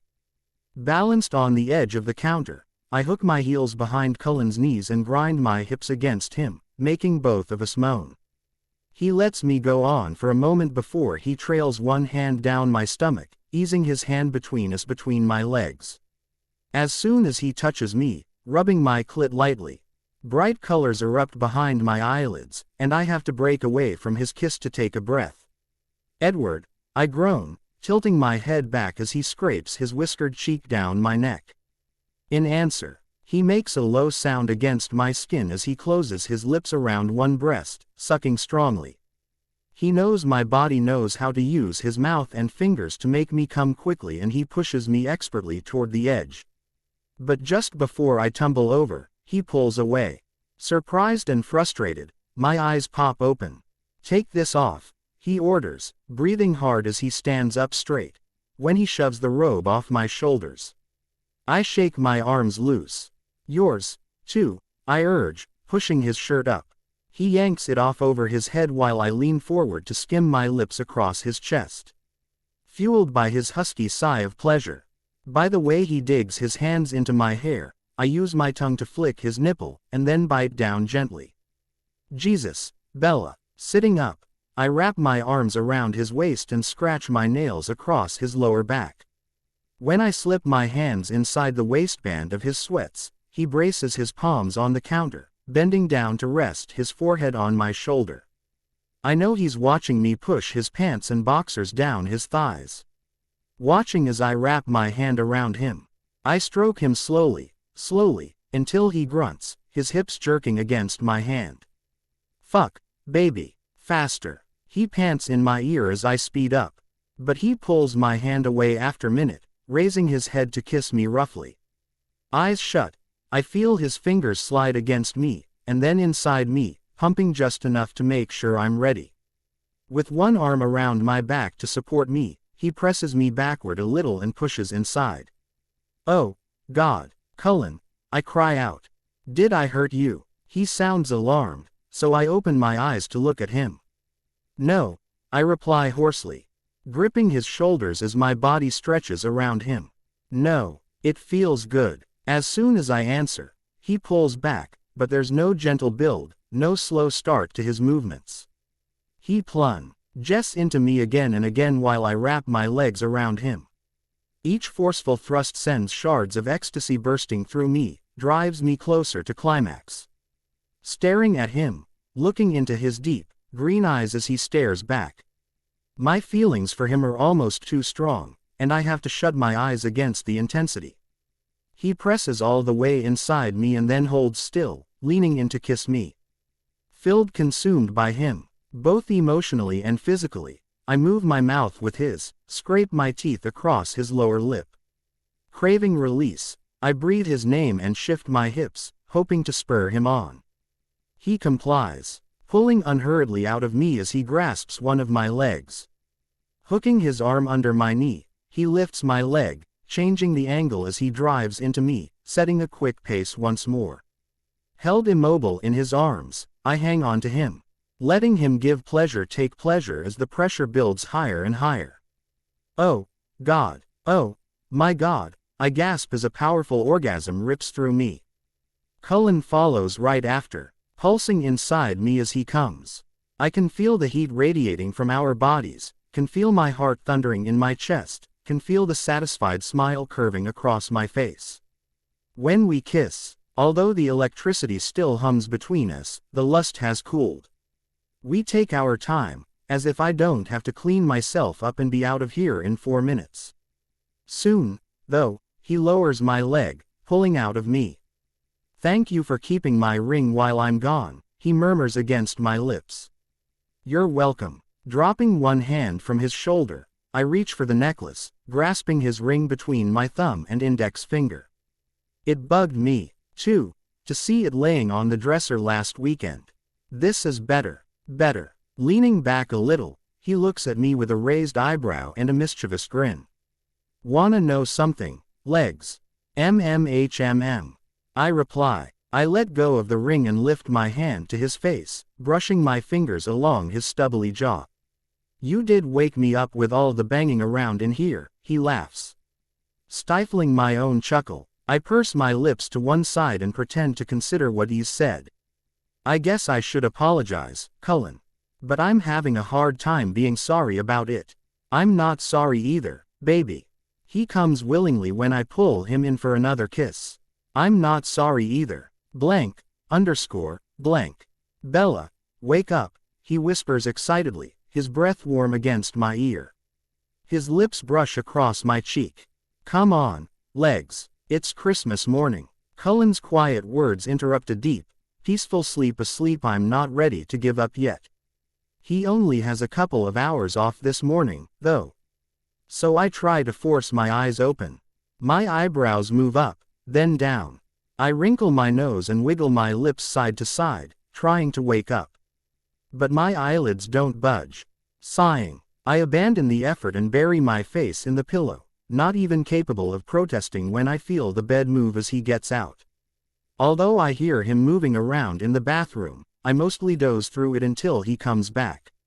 Well, until I smell what he's got with him when he comes back. As he sits down on the edge of the mattress, I instinctively roll toward him, struggling again to crack at least one eye open. This time, it's a success. Coffee. I'll try not to be insulted that the coffee got a bigger reaction than I did, he teases with a chuckle. That's your fault for keeping me up so late, I retort. Laughing with him, I sit up, holding the covers against my bare chest and reaching for his jaw when he leans in to kiss me. Merry Christmas, Edward. Merry Christmas, he echoes. I have more to say, but I'm quickly preoccupied by the way his lips match mine movement for movement, our tongues sliding leisurely together. Desire, fuzzy and warm, swirls through my chest, then wafts outward in waves. Tingling along my skin, my heart beats faster, and I kiss him more eagerly, letting go of the covers to wrap my arms around his neck. After another moment, I feel him reach toward the nightstand. Hear him set the stainless steel coffee mug on the wood. He moans into my mouth as he presses me backward, stretching out on top of me. Don't stop, I whisper, twisting my head away to take a breath. He kisses down my neck, pushing the covers between us away with one hand. Presents. Later, Cullen, I pant as he settles between my legs, rocking his hips into mine. Later. Blank, underscore, blank. Sitting cross-legged on the floor in front of our tree, we're surrounded by boxes and torn wrapping paper. Cullen is wearing the goofy plaid winter hat that I bought for him as a joke. I'm wearing the Cubs sweatshirt he got for me and eating kettle corn from the biggest, yummiest bag I've ever seen. Go ahead, I say, nudging Cullen's last two gifts toward him with my foot. You first, legs. Grinning, I brush my hands off and rip open the box he hands me. I love them, I exclaim when I see the black-framed sunglasses under the tissue paper. I slide them on, and then notice there are several brochures in the bottom of the box. What are these? Homework, he quips. Picking them up, I thumb through the brightly colored pamphlets. The locatio. NS vary from fancy resorts to private cruises to secluded villas. But they have one thing in common. Son. Pick a vacation spot, honeymoon spot, I murmur. Although I plan to read them all, I'm immediately drawn to the picture of the thatch-roofed hut perched on stilts above clear, turquoise water. I put it on the top of the pile, and then set them aside. I grab one of his packages and hold it toward him. Your turn. He rips the paper away, and opens the box. Are these opening day? We're going to Wrigley for opening day. He tears his eyes away from the Cubs tickets he's holding to glance at me. I nod. 3 tickets. I thought we could take your granddad with us. He lunges toward me, hugging me tightly. This is incredible. I can't wait to take you to Chicago. When he sits back, I open my last gift, a First Christmas Together ornament engraved with the year. The silver ornament holds a photo, so I insist that we take a selfie to put in it. He keeps the hat on. I keep the sunglasses on. And we both laugh at the resulting image. Then, with butterflies in my stomach, I watch his face while he opens the final box. Bella, shit, he mumbles, lifting the scrapbook from the box into his lap. I'm teary-eyed as he reads over the first 2 pages, which document his trade to the Seahawks in August. Although I couldn't find any detailed retelling of my on-air criticism of Cullen's ass. One local sports columnist made a vague reference to it and to Cullen's subsequent appearance on the radio show with Emmett and me. I see his fingers land briefly over the copy of the column I included in the book. But he doesn't chuckle like I expect.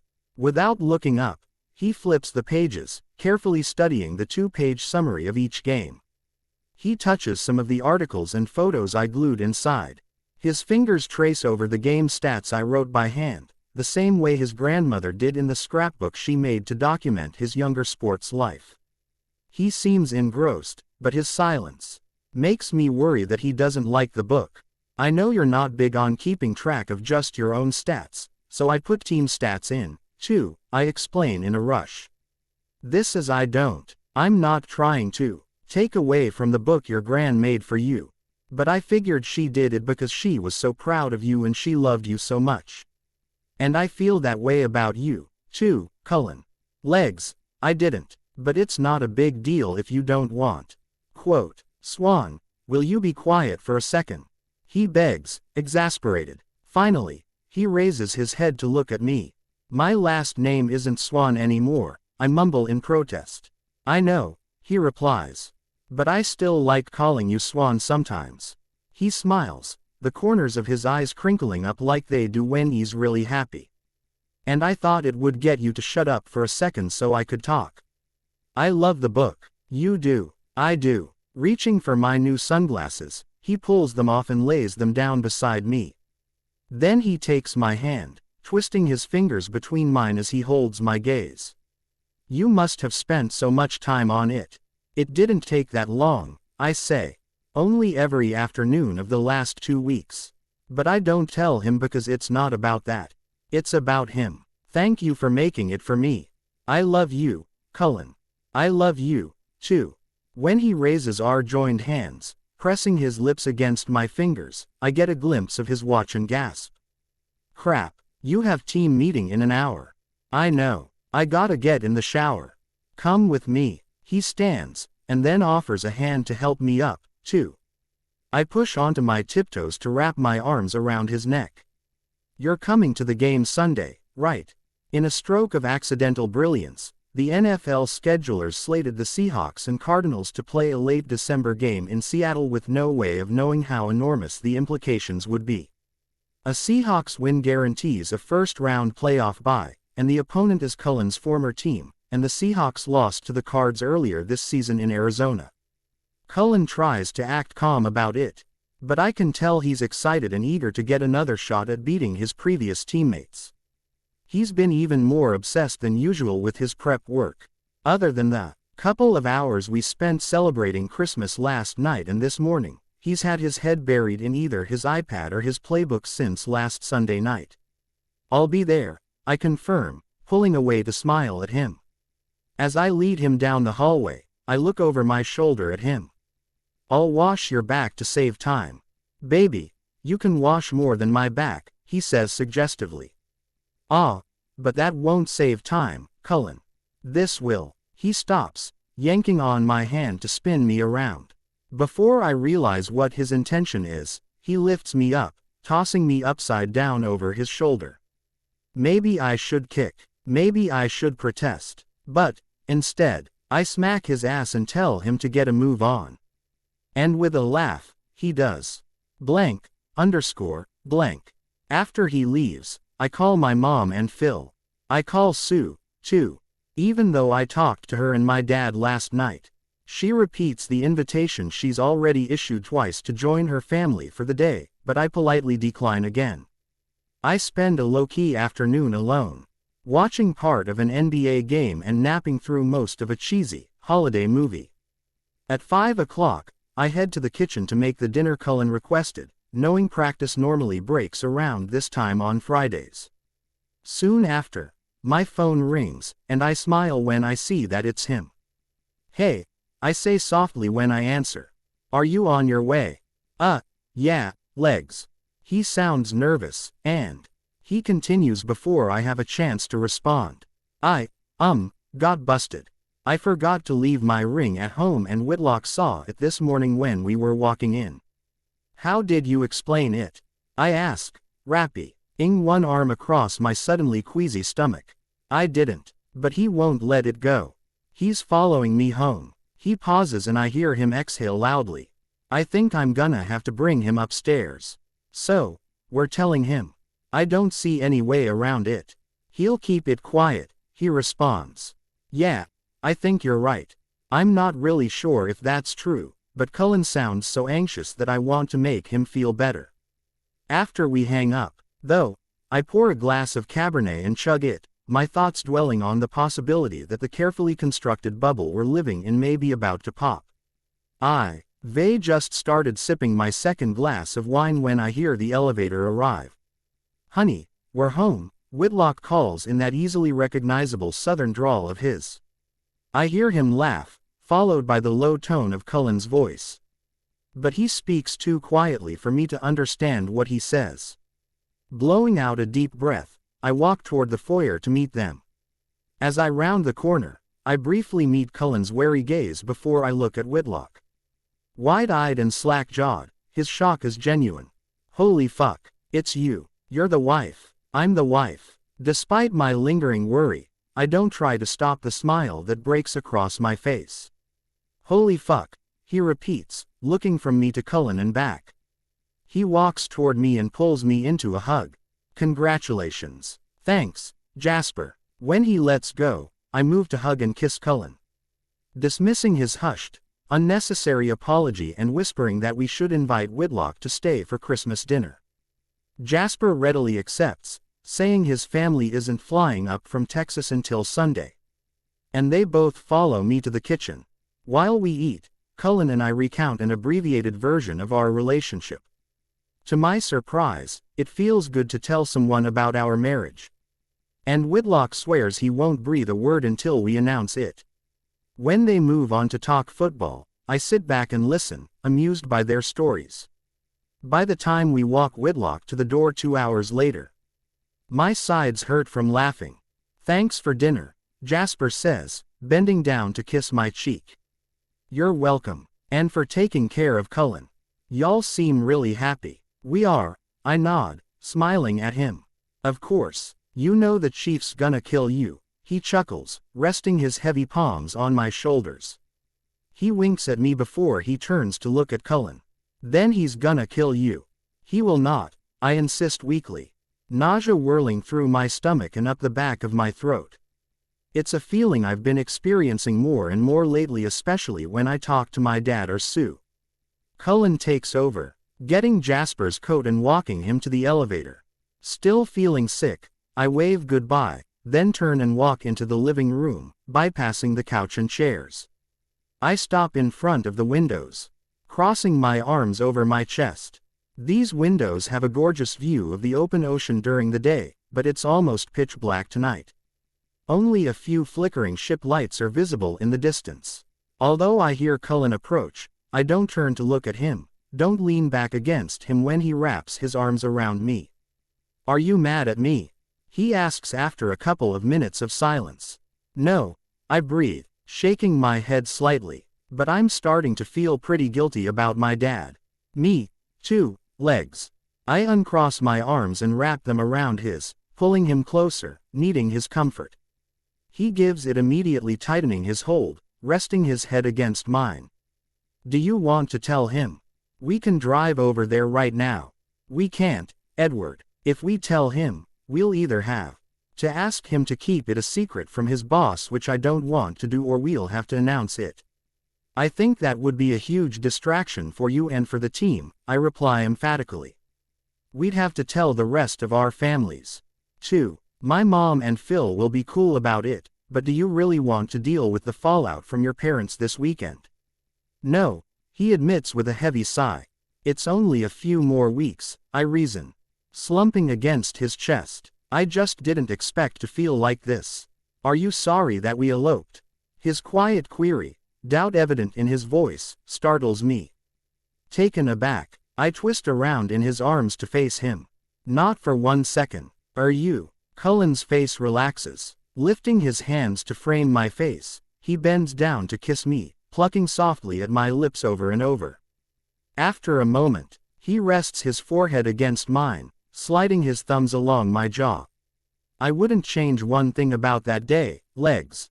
Not one single thing. Relief courses through me, ning with the residual queasiness in my stomach. The push and pull of mixed emotions is dizzying, and I cling to him. As if he knows what I'm feeling, he whispers reassurance. We'll get through it, baby. Team sport. I know, Cullen. Shifting in his arms, I rest my cheek over his heart, hear its strong, steady beat. Team sport. Blank, _ blank. The rows of the press box are already crowded when I arrive for Sunday's game. Standing at the back of the room, I scan the array of bald spots and ball caps, looking for Emmett and Riley. Finally, I spot them, seated in the middle of the 4th row. As I walk down the steps toward them, I notice that Newton is sitting there, too.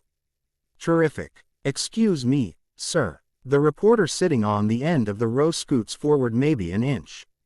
Jackwagon. Rolling my eyes, I squeeze behind the back of his chair, carefully holding my laptop bag so it doesn't whack him.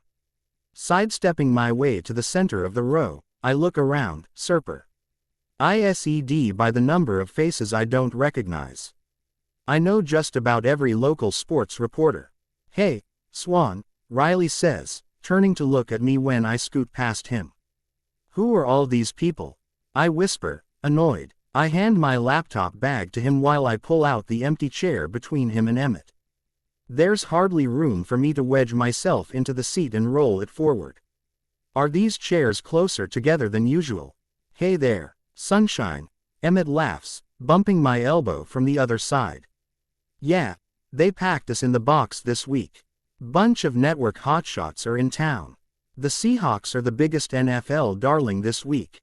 Riley nods, setting my bag on the built-in desk in front of us and sliding it my way. Pretty cool. I knew that, and I knew that more press passes were issued by T. He Seahawks for this game than for any other home game in the last 4 years. But I'm still irritated by all the strangers honing in on what I perhaps somewhat irrationally consider my territory.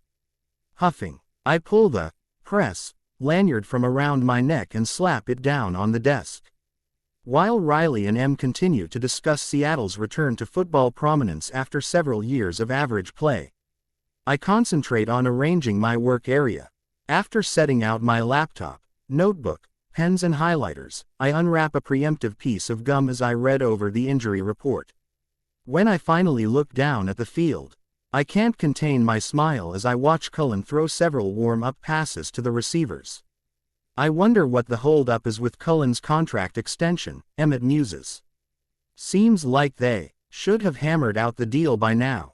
It's got to be the money, Newton pipes up.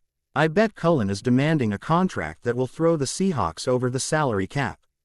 What good would that do him? Riley asks. If they're right up against the cap, they won't be able to afford a good O-line, good receivers. He wouldn't want that. He wants to get paid.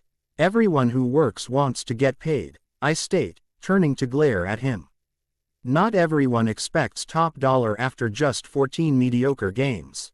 Incensed, I start to retort, but Emmett beats me to it. Are you joking? Have you been watching the kid play at all, Newton? He challenges. His completion percentage keeps climbing and his pre-snap reads are accurate time and again. Cullen is smart and he knows what he's doing out there. If the Hawks don't get him signed before the end of the season, he'll have about 26 other teams after him. I've been watching, Newton defends, his face reddening. I just thought. That was your first mistake. I interject dryly. I just thought, he continues through gritted teeth, that maybe he doesn't want to stay. Maybe he'd rather test the open market and see what he can get somewhere else. Since I have inside information, I know that Cullen's new contract is all but completed. The agents and lawyers have agreed on almost all the terms. It's taken longer than either Cullen or I anticipated. But there was never a time when negotiations stalled or broke down. Both sides wanted the deal. That doesn't seem like his style, Emmett observes with a shrug. He's been pretty penned during interviews and pressers about how much he likes being in Seattle. Could be playing to his audience. Not everyone resorts to using underhanded mendacity to advance his own career, Newton, I declare. What's that supposed to mean? He spits. I can define the big words for you if that will help. Witty Bella, he sneers. Always amusing. You make me laugh, too, I nod, smiling sweetly. Although I'm not sure if you really mean to sometimes. Riley clears his throat, and Emmett leans forward, blocking my view of Newton. I can take a hint, so I turn my attention to the game that's about to begin. After kickoff, the Seahawks defense takes the field and I use Riley's binoculars to study the sidelines. Well, I'm studying Cullen, but moving the binoculars around to avoid being obvious. He's attentive watching the game, getting last-minute instructions from the QB coach and his body language is loose, relaxed. I, on the other hand, am inexplicably jittery.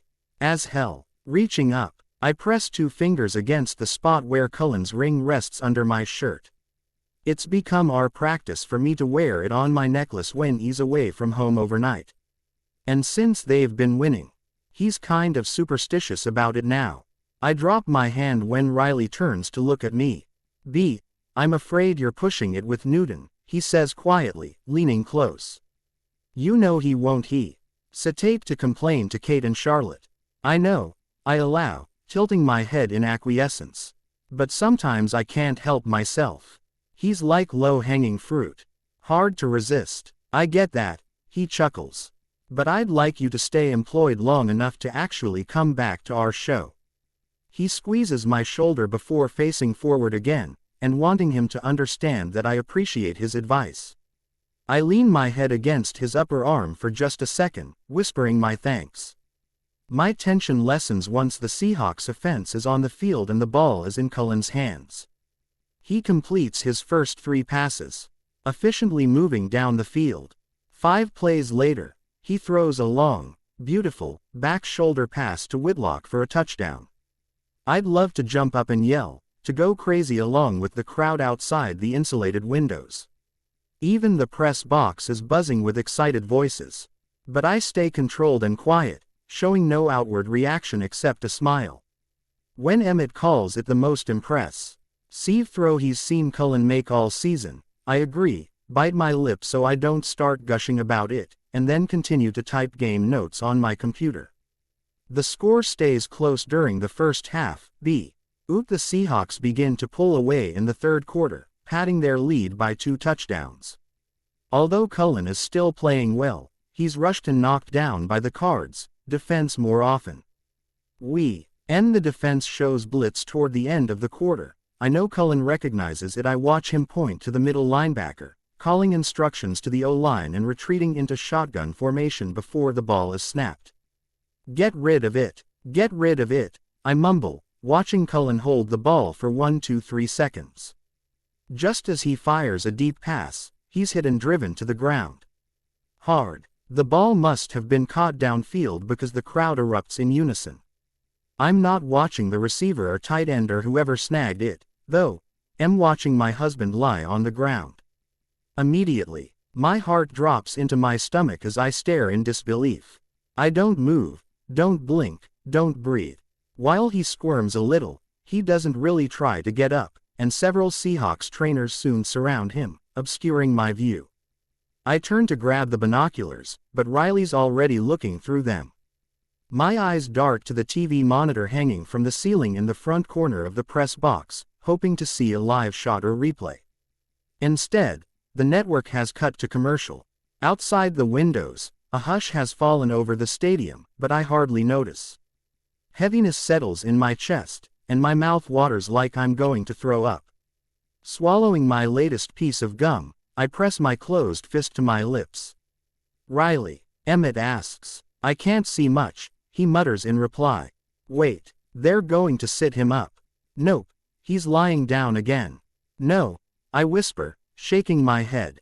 The network coverage resumes, opening with a shot of Coach Eriksson jogging toward the spot where Cullen is still down. Noan. Gee, that head coaches don't do that for run-of-the-mill injuries. I struggle to hold it together. No, without thinking of anything except getting to Cullen, I stand up and scoot out of the row.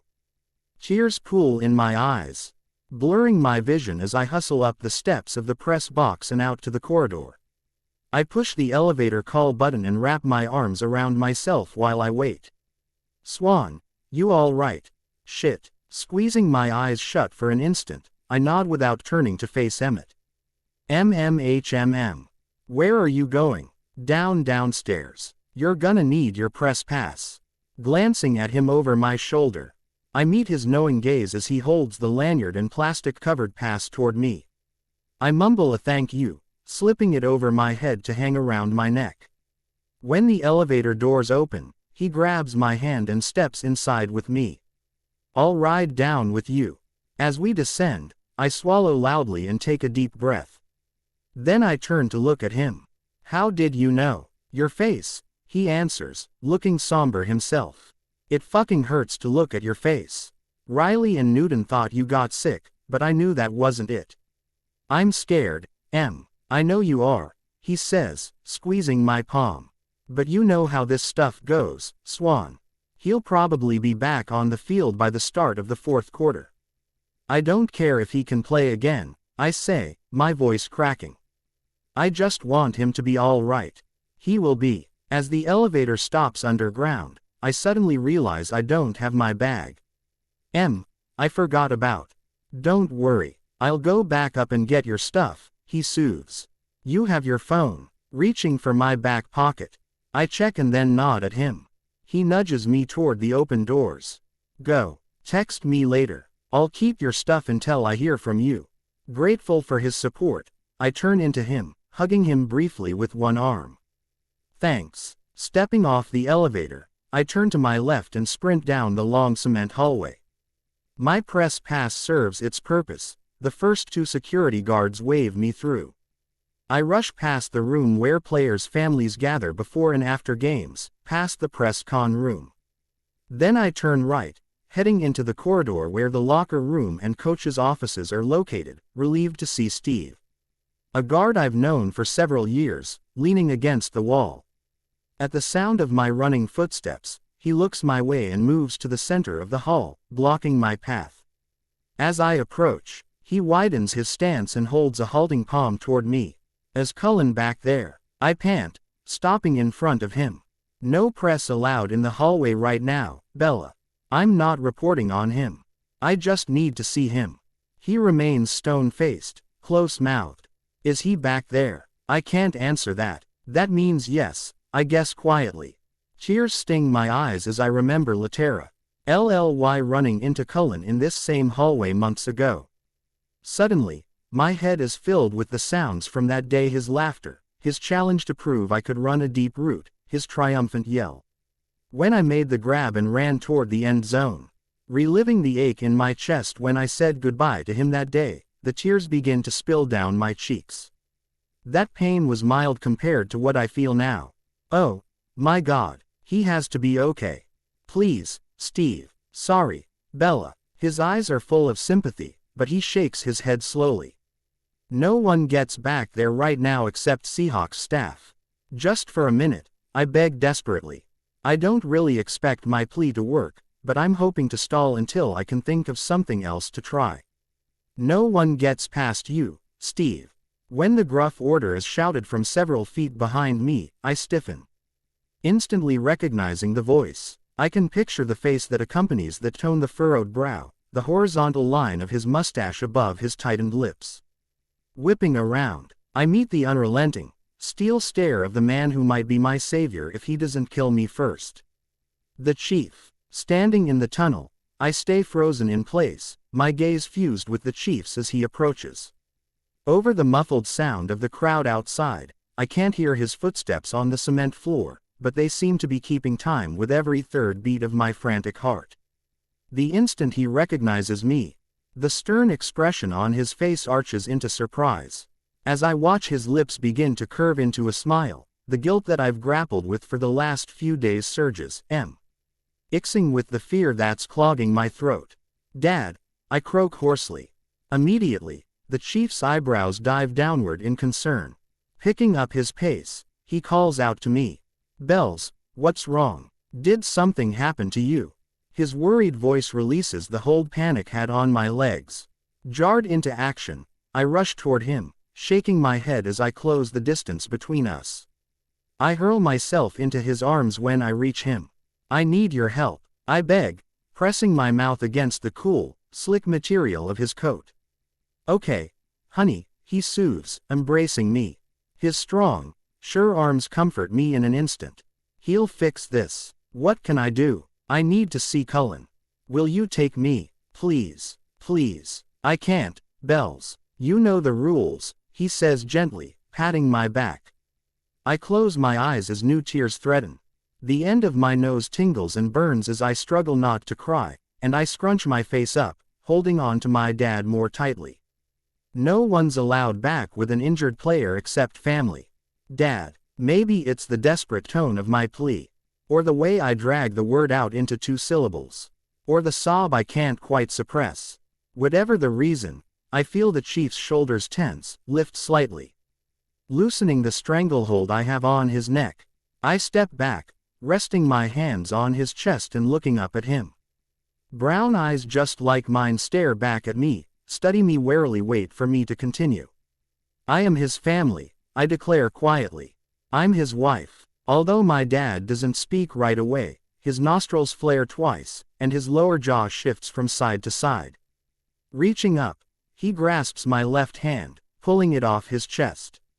After glancing down long enough to confirm the presence of my wedding ring, his cloudy-eyed gaze meets mine again. You got married. Faced with the evidence of his pain, my heart clenches, aches a little more. I blink away tears as I nod solemnly. Yes. Without us. Without even telling us. We didn't tell anyone, I defend. While he's still staring disbelievingly at me, processing what I've said. I hear advertisements begin playing over the stadium's sound system. It must be the end of the 3rd quarter. Then, to my horror, the dreaded twang of a southern drawl reaches my ears as someone calls my name. Turning my head, I look at the player jogging toward us, helmet in hand. Son of a buck. I forgot about Whitlock. Bella. He yells again. Have you seen him yet? I shake my head. Whitlock knows. The chief growls, drawing my attention back to him. He found out by accident, I stammer, sniffling as I try to keep it together. Clutching his hand, I take a step back, trying to pull him with me, but he doesn't budge. Dad, please, we're wasting time. I promise I'll explain everything later. Sighing loudly, he closes his eyes and lets his head fall back. He mumbles a surly string of words at the ceiling, and although I can't hear all of them, I catch, damn bull hockey, and, last to know. The tears I've been fighting finally win, filling my eyes and spilling over just as the chief lowers his head to look at me again. At once, his glare softens just a little and he rolls his eyes. Let's go, he orders brusquely, gripping my hand as he marches up the tunnel. You, too, Whitlock. Steve, not a word to anyone about what you just heard. Got it, Chief, Steve replies, smiling at me as he steps aside to let us pass. Thanks, Dad. You may not be thanking me for long, young lady. He barks as we continue walking at a brisk pace. This conversation is not over. If you still lived at home, you'd be grounded for the rest of your life, Isabella Marie Swan. Cullen, I correct quietly, wiping the wetness from under my eyes. I might just tan both of your hides, Isabella Marie Cullen. Okay, Dad, strangely comforted by his threat of discipline. I squeeze his hand and he squeezes back. Veering to the left, we stop at the double doors that lead into one of the treatment rooms. My dad knocks sharply twice before he opens the door a crack and peeks in. I brought a visitor for Cullen. He pushes the door open wider and steps inside, dragging me along behind him. How's he doing? Doc. The room is crowded with people, team doctors and trainers.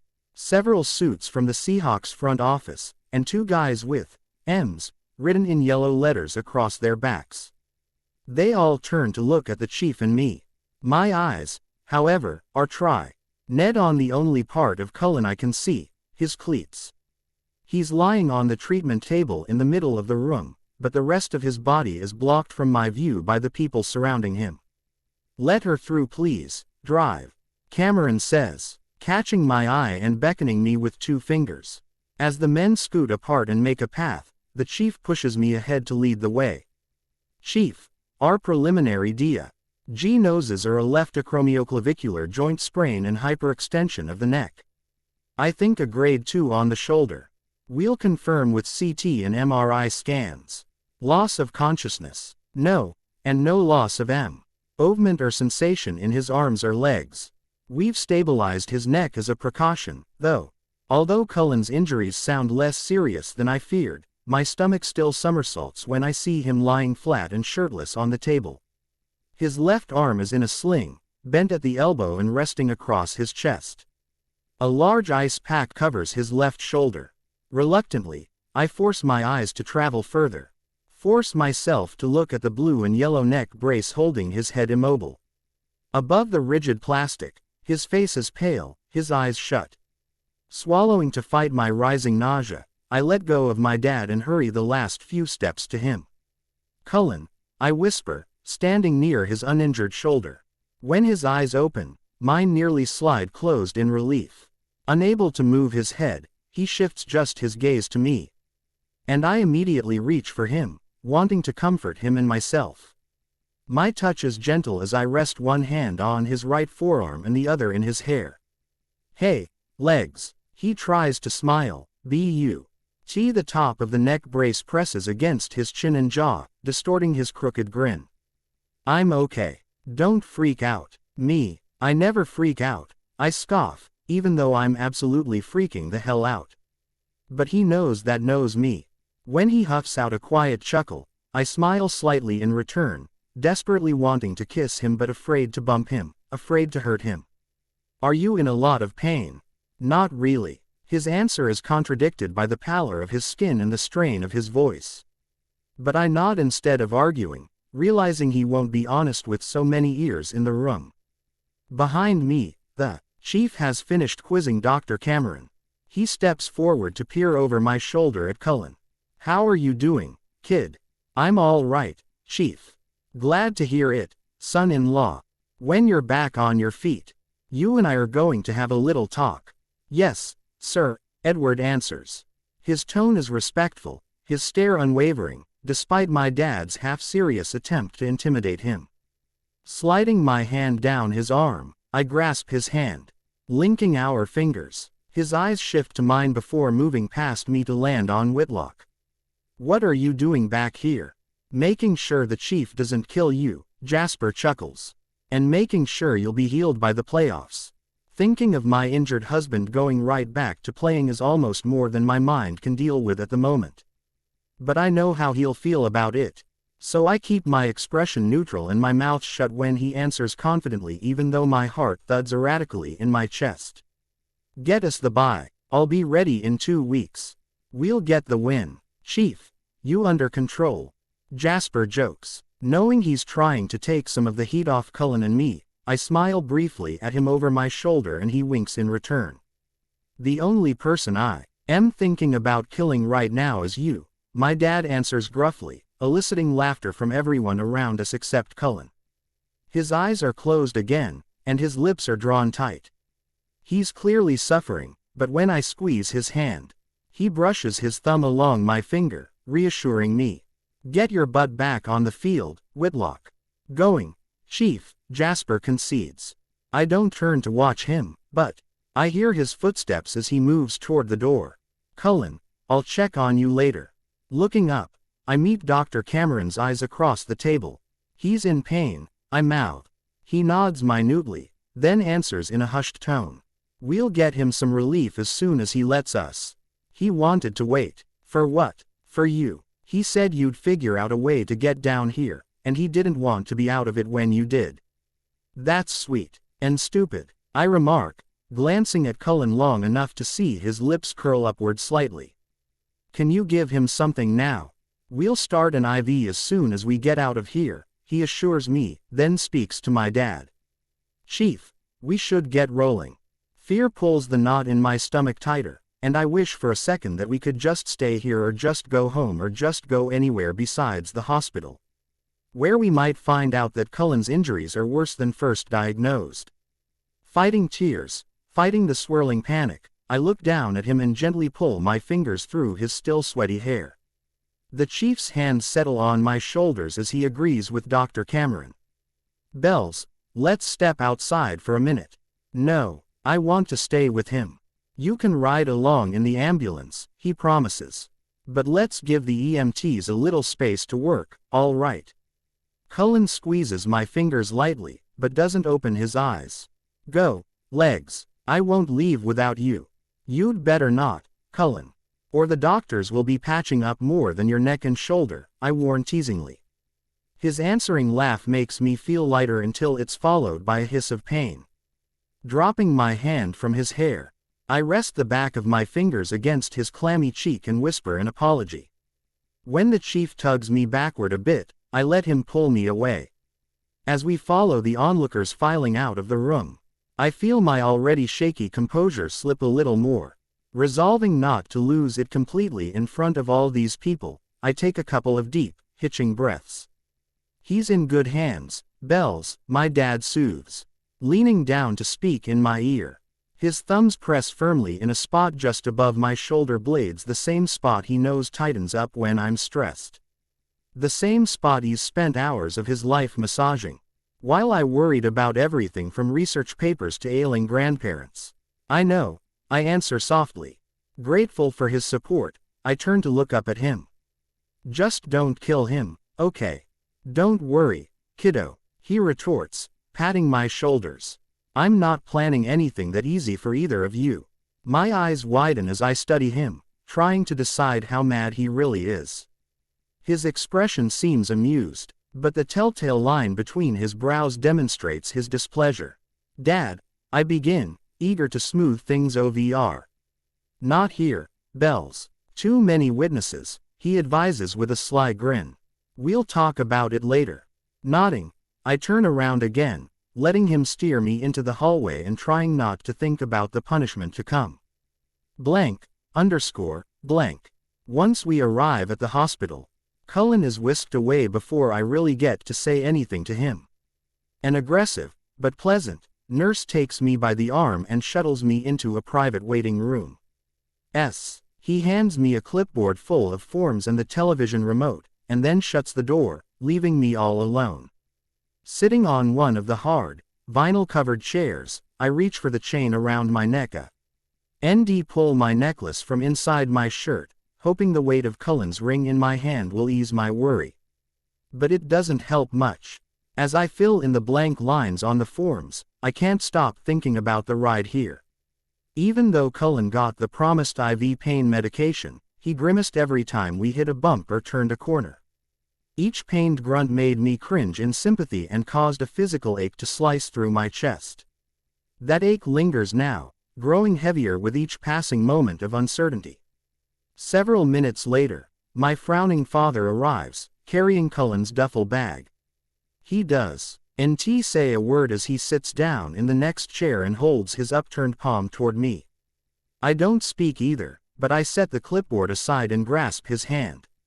Without letting go, I give him the remote, smiling when he turns the TV on to watch the end of the Seahawks game as I expected.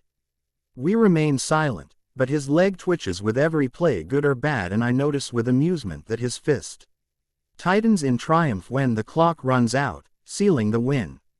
Soon the coverage switches to the network studio. While the analysts discuss Cullen's injury, the footage of him being driven to the ground plays again and again. Feeling sick, I close my eyes and try not to listen as they speculate about how his injury will impact his new contract and the Seahawks' playoff chances. Know-it-all talking heads, the chief mutters, muting the sound and dropping the remote onto the table on his other side. Before I can sigh in relief, He clears his throat melodramatically. Oh, I've been through of these interrogations to recognize the signal the main event is about to commence. Willing myself into a bravery I don't really feel, I turn my head toward him, but he continues staring at the television. Seconds that seem like hours pass while I anxiously study his profile, watching his jaw clench and unclench. Prepared to hear his booming voice, the single, soft-spoken word he speaks is almost startling to me. When? December 1st. Where? In Vegas. No Elvises present. He huffs like maybe he's amused, but he still doesn't look at me. I'm not going to be able to congratulate you until I cool down some. I understand. I lean sideways, resting my head against his shoulder, remembering. Hoping to speed up the cooling down process, I offer more details. I wore Grand's EARR. Ings and the ring Mom gave me when I was a freshman in college. And you know the handkerchiefs Sue gave you with the little swan embroidered in the corner. I carried one of those.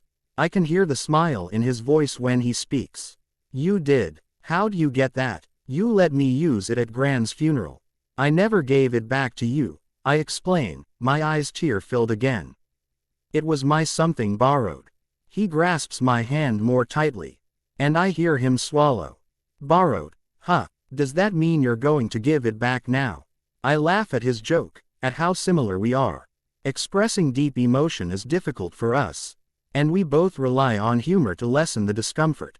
But I want him to know how I feel, so I shift closer and wrap my other arm around his, squeezing. I did think of you, Dad, all of you. I'm so sorry that you're hurt. I know, Bells, but I'm not sorry that I married him.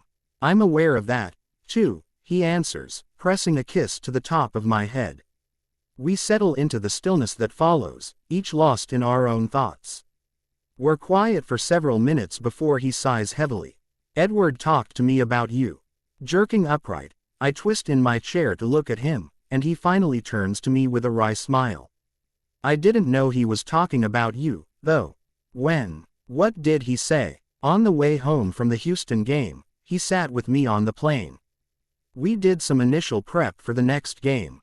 But I could tell something else was on his mind. Just before we landed, he asked if he could talk to me about his girlfriend. Kid was practically shaking. He was so nervous. Guess now I know why, he remarks. Shaking his head, he rattled off a long list of things he loved about this girl and told me he wanted to marry her even though he hadn't known her very long. And then he asked me what I thought. What did you tell him? I whisper, sniffling. I told him he should go ahead if he was sure. Lifting our joined hands, he brushes his knuckles under my chin before letting our hands drop. And I told him the things he'd just said are what every father wants to hear from the man who's going to marry his daughter. Afraid of dissolving into sobs, I break eye contact. Rest my head against his shoulder again. The rumble of his quiet, familiar chuckle moves through his chest. Of course, if I'd known he was talking about marrying my daughter, I might have answered much differently. Hugging my dad's arm again, I smile, somehow not surprised that Edward found a way to kind of ask for my dad's permission to marry me. And also not surprised that he kind of got it. I love him very much, Dad. That's obvious, kiddo. He pats my leg, and then groans. Oh, crap. Phil's a Cardinals fan, right? Right. So he's probably watching this post-game show, right? Right, I answer, drawing the word out. Perplexed by his sudden curiosity about my stepdad, I glance first at the chief and then at the television screen his eyes are glued to. Stunned to see myself being into the ambulance right behind Cullen's stretcher, my mouth drops open. Oh, crap, how'd they get that video? Looks like it was taken with a cell phone. That area is supposed to be secure, though. Some jackwagon must have gotten through, he fumes, turning the TV volume up. The reporter hasn't learned any new information about Cullen's condition and doesn't mention me, but the video is playing on a loop. Phil will definitely recognize me if he's watching. If you haven't told your mom about this, you'd better call her. Now, I keep staring at the screen while my dad calls the head of player security at the stadium. Although I realized Cullen and I were busted, I foolishly thought we'd still be able to reveal the truth about our relationship on our own terms. Renee has always been pretty laid back as a parent, encouraging me and accepting my choices, so I'm not worried about her reaction. But I wanted to tell her myself. Guilt-ridden once again, I pull my phone from my back POC. And scroll down my contact list to her name. When she answers, I hear her laughter before her voice. I thought maybe you'd call. Hi, Mom. You have something to tell us. Even though they seem to have guessed most of what I'm going to say, Mom and Phil listen as the whole story spills out. While I'm talking, Sue comes into the waiting room, pauses to kiss my dad, and then sits down on my other side. The fact that I have the support of all four of my parents while Cullen is lying somewhere all alone isn't lost on me, and I get choked up when I tell my mom that I don't really know how badly he's hurt. I'll go see what I can find out, my dad whispers, standing up. After assuring my mom and Phil that they don't need to come to Seattle, we say our goodbyes and hang up. From the corner of my eye, I see Sue turn to face me. So, about this secret husband you have, she begins lightheartedly. Since we talk or text almost every day, I was afraid she'd be angry when she found out the truth. But I should have known that the woman who's been a nurturer, confidant, and counselor to me for so many years would behave no differently in this situation. As I twist sideways in my chair, I don't know if I've ever been more thankful that my dad was smart enough to marry her. This was the boy, the birthday date, the trip out of town, the Thanksgiving cooking, all him. Yeah, I admit, nodding sheepishly. I'm sorry I didn't tell you. Honey, you didn't have to say the words. It was in your voice when I talked to you and all over your face every time I saw you. I knew you were in love. I just didn't know his name. His name is Edward, I quip. Thank you for clearing that up, smartass. We both laugh, and then she reaches for my left hand, lifting it to look at my ring. You know, I noticed this a couple of weeks ago and thought maybe things were getting serious. It never occurred to me that you had eloped, though. Dad's really mad. Her honest gaze meets mine. He's upset that he missed such an important day in your life. But he likes Edward and he loves you more than anything else in the world. We didn't mean to hurt anyone. Her arms envelop me at once, and I let myself sink into her motherly embrace. I know. And Charlie knows that, too. Just give him a little time. He'll come around. As we pull apart, I glance toward the clock on the wall and wonder why she's taking so long to get news about Cullen. Are his tests finished? Have the doctors already told him what they found? And where the heck is my dad? The fact that he hasn't returned makes me even more nervous. Sue must realize what I'm thinking because she tries to distract me by asking questions about Cullen, about the wedding. I play along, doing my best to answer while my heart pounds and my stomach churns. At last, the same nurse who brought me in here appears and announces that she'll take me to Cullen. Fear instantly grips my chest and flows coldly through my body. My throat feels too tight to speak, so I nod at the nurse as I stand on shaky legs to go with her. It only takes one pleading look at Sue for her to get up and link her arm with mine, steadying me. Side by side, we follow the nurse through the maze of hallways. Cullen's duffel bag weighing heavily on my shoulder. Although Sue whispers words of encouragement, my anxiety grows with each step we take. I can hardly breathe. As the nurse pushes the door to an exam room open and motions for me to go in. I see the chief first, standing just inside the doorway, arms crossed over his chest. He smiles at me, calming my nerves a little, and then my eyes dart to the bed on the other side of the room and the blue-gowned man in it. Cullen is lying back at an angle, talking to a nurse who's removing his IV. His left arm is still in a sling, but the neck brace is gone. When he turns his head slightly to look at me, his features relax. He looks as relieved to see me as I am him. His quick, crooked grin makes me smile, too. Maggie, my wife is here. His eyes never leave mine even though he's addressing the nurse. I told you I'd send someone to find her. She twists around to look at me over the top of her glasses. He's a bit pushy when he wants something. Quote. With a laugh, I have to agree with her observation. He likes to win. She nods at me before turning back to focus on her task. You can come closer. I'll be out of the way in a second. I'll take the bag, Bells, the chief offers, reaching for the strap of the duffel. Without a glance, I hand it off and walk toward Cullen, reaching him just as Nurse Maggie finishes up. The doctor should be in soon. She pulls her latex gloves off with a quiet snap and steps back, letting me scoot into her spot. Hey, hi, I reply softly, grasping his right hand. You look better. How do you feel? I'm okay. I got good painkillers, he answers. But my neck is pretty stiff. Then hold still. I lean in carefully, gently pressing my face against his as our lips meet again and again until the chief clears his throat. Grinning, I pull away and look over my shoulder at Sue. Come and meet him. Sue greets him warmly, shaking his hand, bending down to kiss his cheek. Immediately, I see that he didn't expect the outpouring of affection, but he recovers quickly enough to return the gesture. Although I keep smiling, rage at Cullen's parents boils in my blood. He's so unused to parental nurturing that he's surprised when it happens. Tamping down my anger, I move back to his side when he reaches for me, perching next to him on the bed. We're in big trouble, I whisper as my dad heads our way. The chief doesn't try to hide his irritation, eyeing each of us in turn. Cullen's arm tightens around my waist, bracing us for attack. You're not quite back on your feet, son, but close enough.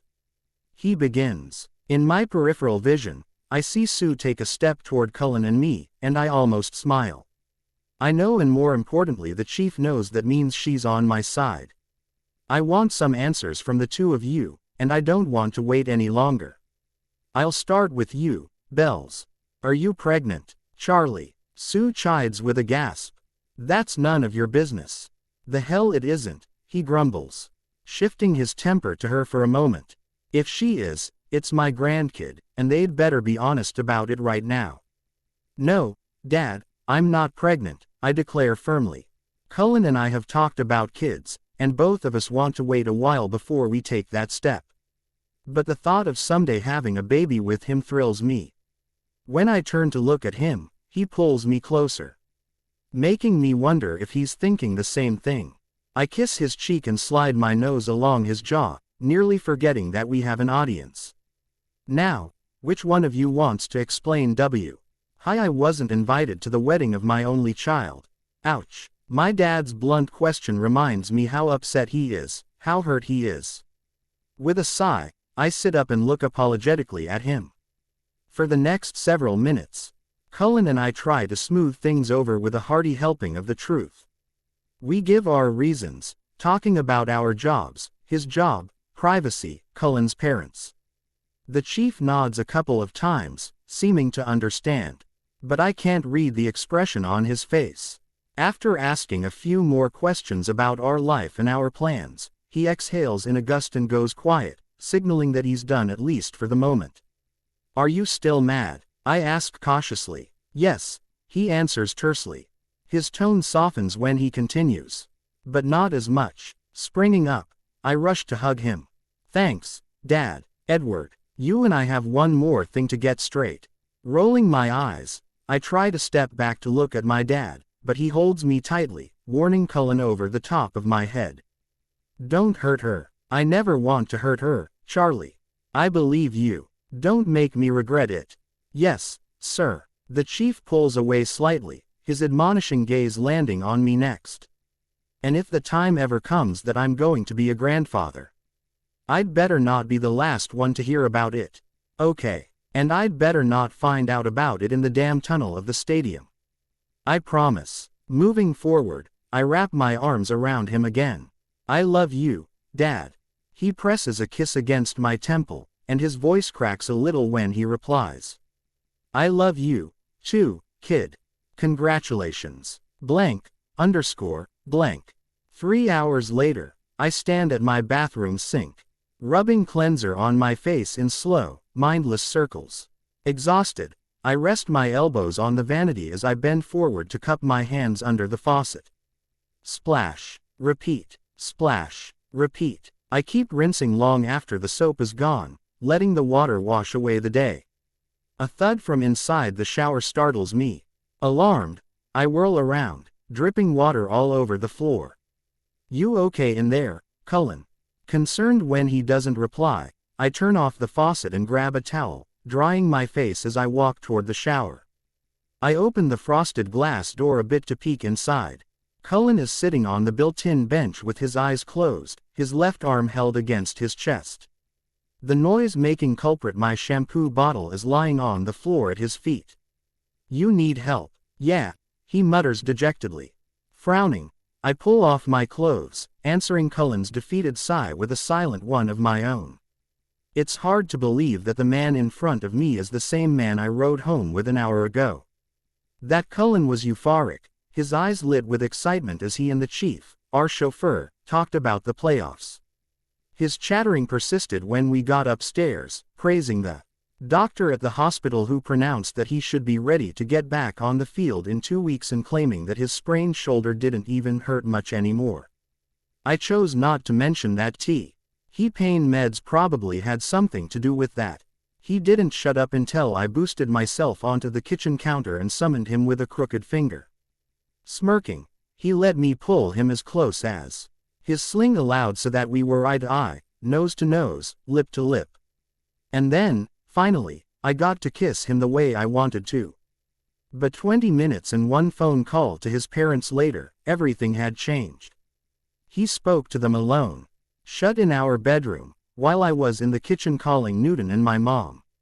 By the time I got to the bedroom, Cullen was standing at the windows, staring blankly at the city lights across the water.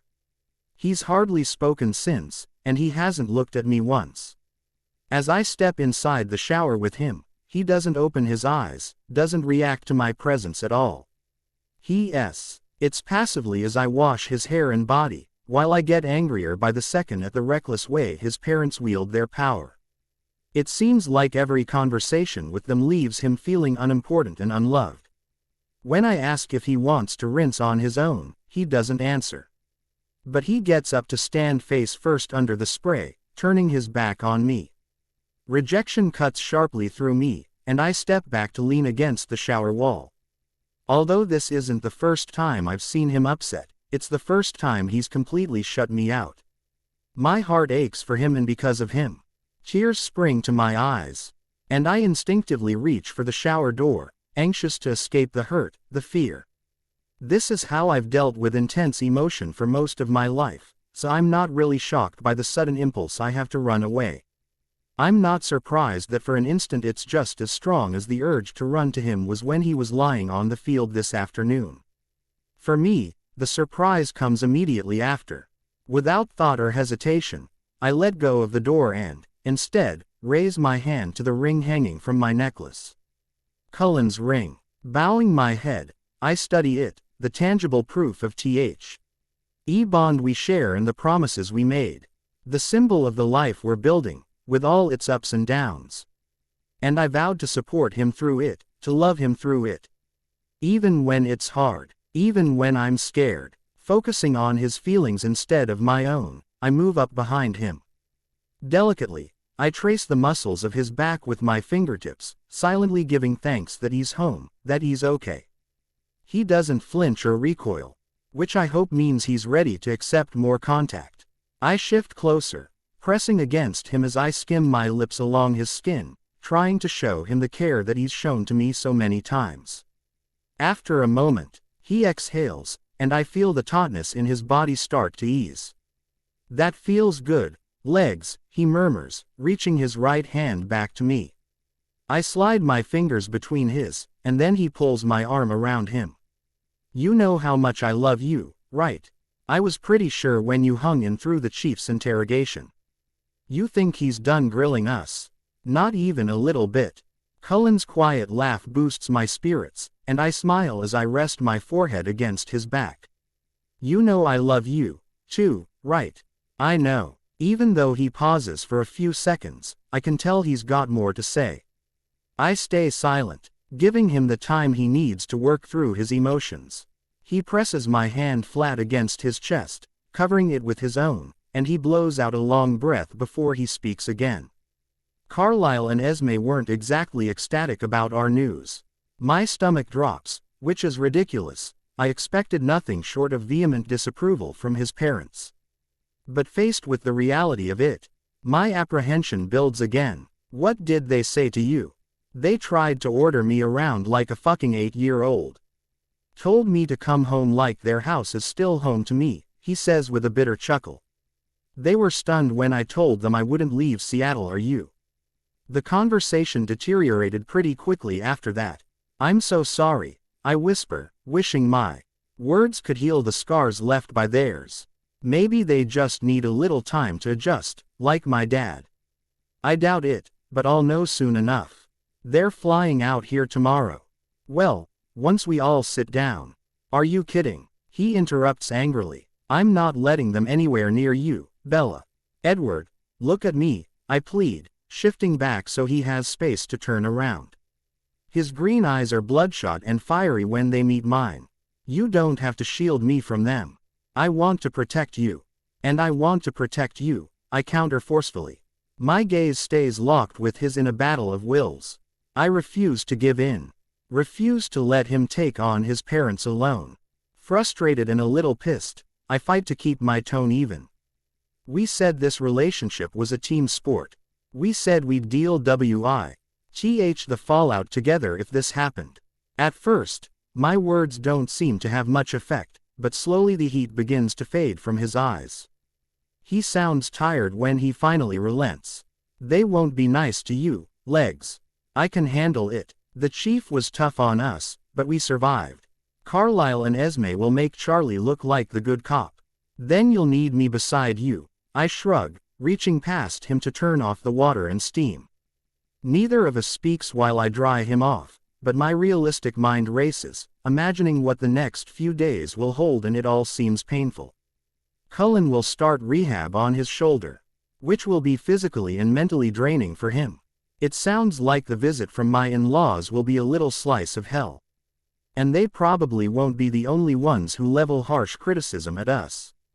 No matter how much we try to prepare for the emotional roller coaster, it will still be rough.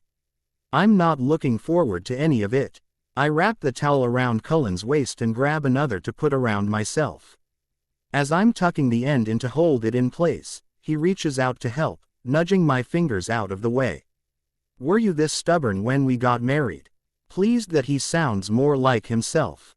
I tilt my head, looking up at him with a sly grin. You're not the only one around here who likes to win, Cullen. I guess it's a good thing we're on the same side, then, Cullen. His statement is simple, his smirk is adorable, and just like that my practical head is overruled by my dizzy heart. Whatever challenges the days ahead bring, they're ours. We'll tackle them, defeat them together. He can't bend down, so I kiss my fingers and then lift them to rest against his lips. Yeah, it's a really good thing. BPOV. A gray mist hangs in the air the next morning. ISTA. Out the bedroom window at the blurred Seattle skyline, sipping coffee and half listening to Cullen talk on the phone. The calls started coming in at the crack of dawn. His agent, the team doctor, the sister he likes. Right now, he's talking to someone from the Seahawks front office. I don't think we need a strategy. Cullen sounds annoyed, but when I turn around to look at him, he winks at me. I force a smile in reply before facing the window again. A dull headache throbs behind my eyes, and my body feels heavy, emotionally hungover. I didn't sleep much, despite being exhausted by the time Cullen and I finally got to bed.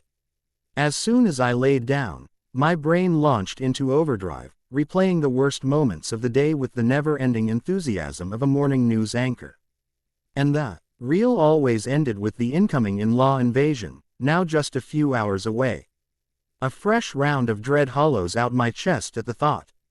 When Cullen hangs up a few minutes later, I turn to face him, leaning back against the window frame. Trouble at work. The PR team strongly encourages making the rounds in the TV interview circuit this week, he grumbles, staring at the screen of his phone. I'm not surprised, and Cullen probably isn't either. The team issued a statement last night about his injuries, but nothing takes the place of the player getting in front of the cameras to prove he's healthy, especially at playoff time. I'm not sure why he's this irritated or why he won't make eye contact with me. Oh, I breathe as realization dawns at last. My stomach lurches, and I clutch my coffee mug more tightly, needing something to hold on to. This isn't just damage control about your shoulder, right? This strategy they're plotting is also about us. He tosses his cell phone on the bed. Yeah, they think the sooner we get the truth out in the media, the quicker the rumors and questions will die down. I haven't checked social media this morning, but Cullen's agent told him the EO clip of me climbing into the ambulance has been all over every platform. As he adjusts the sling holding his left arm against his chest, his cheeks redden, signaling that there's something more he needs to say, something that makes him uneasy. And that makes me uneasy. They asked if we'd do a joint interview, but I told them no. Why? At last, his gaze snaps to meet mine, surprise evident in his green eyes. I thought we didn't want to put our personal life on full display, legs. I thought we agreed to handle this fallout together, Cullen, I argue, crossing the room toward him. On spectrum of requests the PR department could have made, this is minor. Relief floods my veins and pushes all my other anxiety to the background for the moment. If doing a couple of interviews will appease the front office, then I'm in. We don't have to tell them every detail. Edward doesn't look convinced, but he smiles slightly at me as he reaches for my coffee. I let him take the mug, rolling my eyes in fake irritation. When he chuckles, I have to bite my cheek to keep from grinning. This, at least, feels normal. Feels like us. Don't drink it all, I warn, or I'll tell all the reporters that I had to help you put your pants on this morning. He laughs out loud, and then he holds my gaze as he drains every last drop. Blank, blank. Since both of our cars are still at the stadium, the team sends someone to get Cullen. He has a long day of neck and shoulder rehab ahead of him, but he's anxious to get started, despite how painful it will be. Once he's gone, I go through the apartment room by room, straightening up, fluffing every throw pillow, lining up the spines of the books on the coffee table, making sure not a speck of dust is left on any surface. I'm not expecting any of this to make a difference with my in-laws, I just don't want to give them any added ammunition. Thankfully, I get a welcome distraction from Emmett just before noon. When he texts me and offers to bring my purse and laptop bag over, I immediately accept. 30 minutes later, he follows me from the elevator into the penthouse, whistling low and long. Nice digs, Swan. He glances my way. Can I still call you that? Are you changing your name? Yeah, to both, I answer with a laugh, leading the way into the kitchen. It's still Swan professionally, though. For the moment. You okay? Cullen okay. He reaches over to squeeze my shoulder. Off the record on Cullen, of course. Oh, shit. Is he here? I shake my head. No, he started treatment today, and he's not back yet. We're both good. Want something to drink? After Emmett answers, he sets my purse and laptop bag on the counter and walks to the windows that look out over the Pacific. Even on this gloomy day, the view of the water stretching endlessly toward the western horizon is impressive. Newton thinks you're knocked up. He also thinks Tupac is alive and living in Cuba, I retort with a huff. Newton was nice on the phone last night when I told him I needed a few days off, but I knew it wouldn't last. Since I like to be right, I'm not even that annoyed by his implied suggestion that the only way Cullen would have married me is if I were pregnant. Is that what you think, too? Nah, nothing but respect, but I'm pretty sure Tupac is actually dead, he answers, turning to look at me. Handing him the soda he asked for. I narrow my gaze. You know that's not what I meant. I'm not, though, on the record. Didn't think so. I figure you're just a thirsty Jersey chaser. Smirking, he scoots away when I try to punch his arm. I see the glee in his eyes and know he got the reaction he was hoping for. Take it easy, Swan. It's just a joke. You've never been like that. And, shit, yesterday was scary. It had to be awful for you. It was, Thank you for getting my stuff. And for riding the elevator down to the tunnel with me. We're friends. That's what friends do. He shrugs one shoulder, like it's no big deal as he takes a sip of his drink. Of course, friends also tell each other when they freaking get married, so there's that. I felt so guilty not telling you and Riley. But I didn't. She want to put you guys in a position where you had to lie for me, I explain. We sit down at the table, and I let him tease and quiz me about Cullen, making sure to overreact a few more times to appease him. When I'm walking him out a little later, I unintentionally sigh loudly as my mind is consumed once again by the in-law countdown clock. Chin up, Swan, Emmett says, misunderstanding, pulling me to his side. I'll forgive you eventually. Laughing, I return the one-armed hug and look up at him. Is there anything I can do to make it up to you? A few more apologies and a bottle of Crown, I ask, opting not to wound his ego by telling him I was preoccupied with thoughts of Cullen's family. Until he brings them up. I don't know. I've been a little lonely since I couldn't go home for the holidays. Does Cullen have a sister? Tilting my head, I study him. He's joking, right? His deep dimples and shining blue eyes are on full blast. And he's only about a month out from the disastrous blind date with Newton's sister. So I doubt he actually wants a set-up with someone I'm now related to.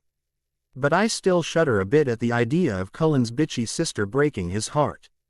The ding of he arriving elevator saves me before I have to answer. I shove him inside with an exasperated groan, waving goodbye as the doors slide closed. Blank. By the time Cullen gets home, his parents are already on the ground in Seattle. They're due to arrive here for dinner in an hour. My stomach is in knots either from the apprehension about their visit or the amount of gum I've swallowed in the last half hour. Or maybe both. Perched on the edge of the bathtub, I swallow another piece and watch him get dressed in front of his sink. He seems nervous, too, even though he's trying to cover. You're sure you want to do the joint interview tomorrow? Damn, why are buttons so hard to do with one hand? Assuming the second question is rhetorical, I answer the first as I get up and walk toward him. Yes, I'm sure. I picked out a couple of wedding photos to release, too. You want to see which ones? He turns to face me, wincing as he moves his neck to nod. This afternoon, we agreed to do one joint television interview and release a statement with 2 wedding photos on our social media accounts. The PR office fought back a little, but we stood our ground, insisting that Edward's injury rehab and playoff preparation couldn't be interrupted by constant media obligations. We're quiet for a moment while I button his shirt and help get his sling back in place. He reaches out with his right hand, pushing some hair behind my ear, tracing down my back, and finally resting his palm on my ass.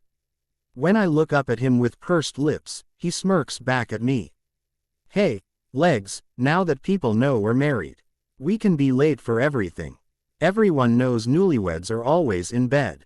Not these newlyweds. Not this week. Despite my words, I shift closer, gingerly wrapping my arms around his waist.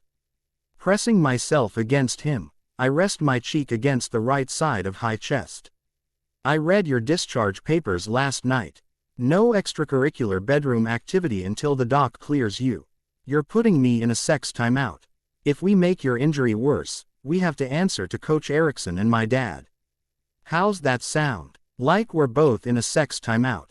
We laugh lightly then go silent. His body is rigid, his muscles tense under my hands, and even though we stand in place for a minute, he never relaxes his stance. Finally, he clears his throat softly and speaks. Tonight will be rough. The less popular, for worse, part of the wedding vows, huh? I tease, pressing a kiss to his chest. I'm serious. There's no telling where Esme and Carlisle will be on the indifferent to hostile scale. We'll get through it together, Edward, I promise, rubbing his back, trying to soothe him while my own trepidation skyrockets. Here's hoping for indifference, I guess. Team sport. He doesn't repeat or reinforce my sentiment, so I know he's still stressed about it. My worry shifts from how we're going to fare tonight to how he will, and I desperately want to get his mind off of it. At least for a few minutes. Gently pulling away from him, I take his hand and lead him out of the bathroom. It's time to ice your shoulder. Doctor's orders. The quicker you heal, the quicker you'll be able to play. In more ways than one, right, legs. He grins playfully when I turn to look at him. I let him pass me in the hallway and give his ass a quick slap. Definitely, Cullen. Game on. Blank, underscore, blank. As luck or sneaky planning would have it, my dad and Sue are at the penthouse when Edward's family arrives. They dropped off Cullen's car for us, and then they just sort of lingered. My suspicion that Charlie purposefully timed his visit is proven when he moves to stand behind me as my in-laws come into the entryway. Dad, stop, I whisper, trying to break free of the hold he has on my shoulders, but rather than loosening his grip, he steps protectively closer. Cullen hugs the only smiling relative, his sister Rosalie, first. Their affection looks genuine, but his half-hearted embraces with the rest of his family appear perfunctory. Cullen moves stiffly between them, and it occurs to me that I've rarely seen him this uncomfortable. Even in other awkward situations. He's usually confident about his actions, his feelings. My heart pounds painfully, hating that they've made him so ill at ease in his own home. Where's Granddad? Cullen asks as he backs away from his mom. He's too fragile to travel this far at his age, Edward. You would know that if you kept in contact with us, she says. Although her expression is passive, her words are meant to wound. First shots fired and they're not even inside yet.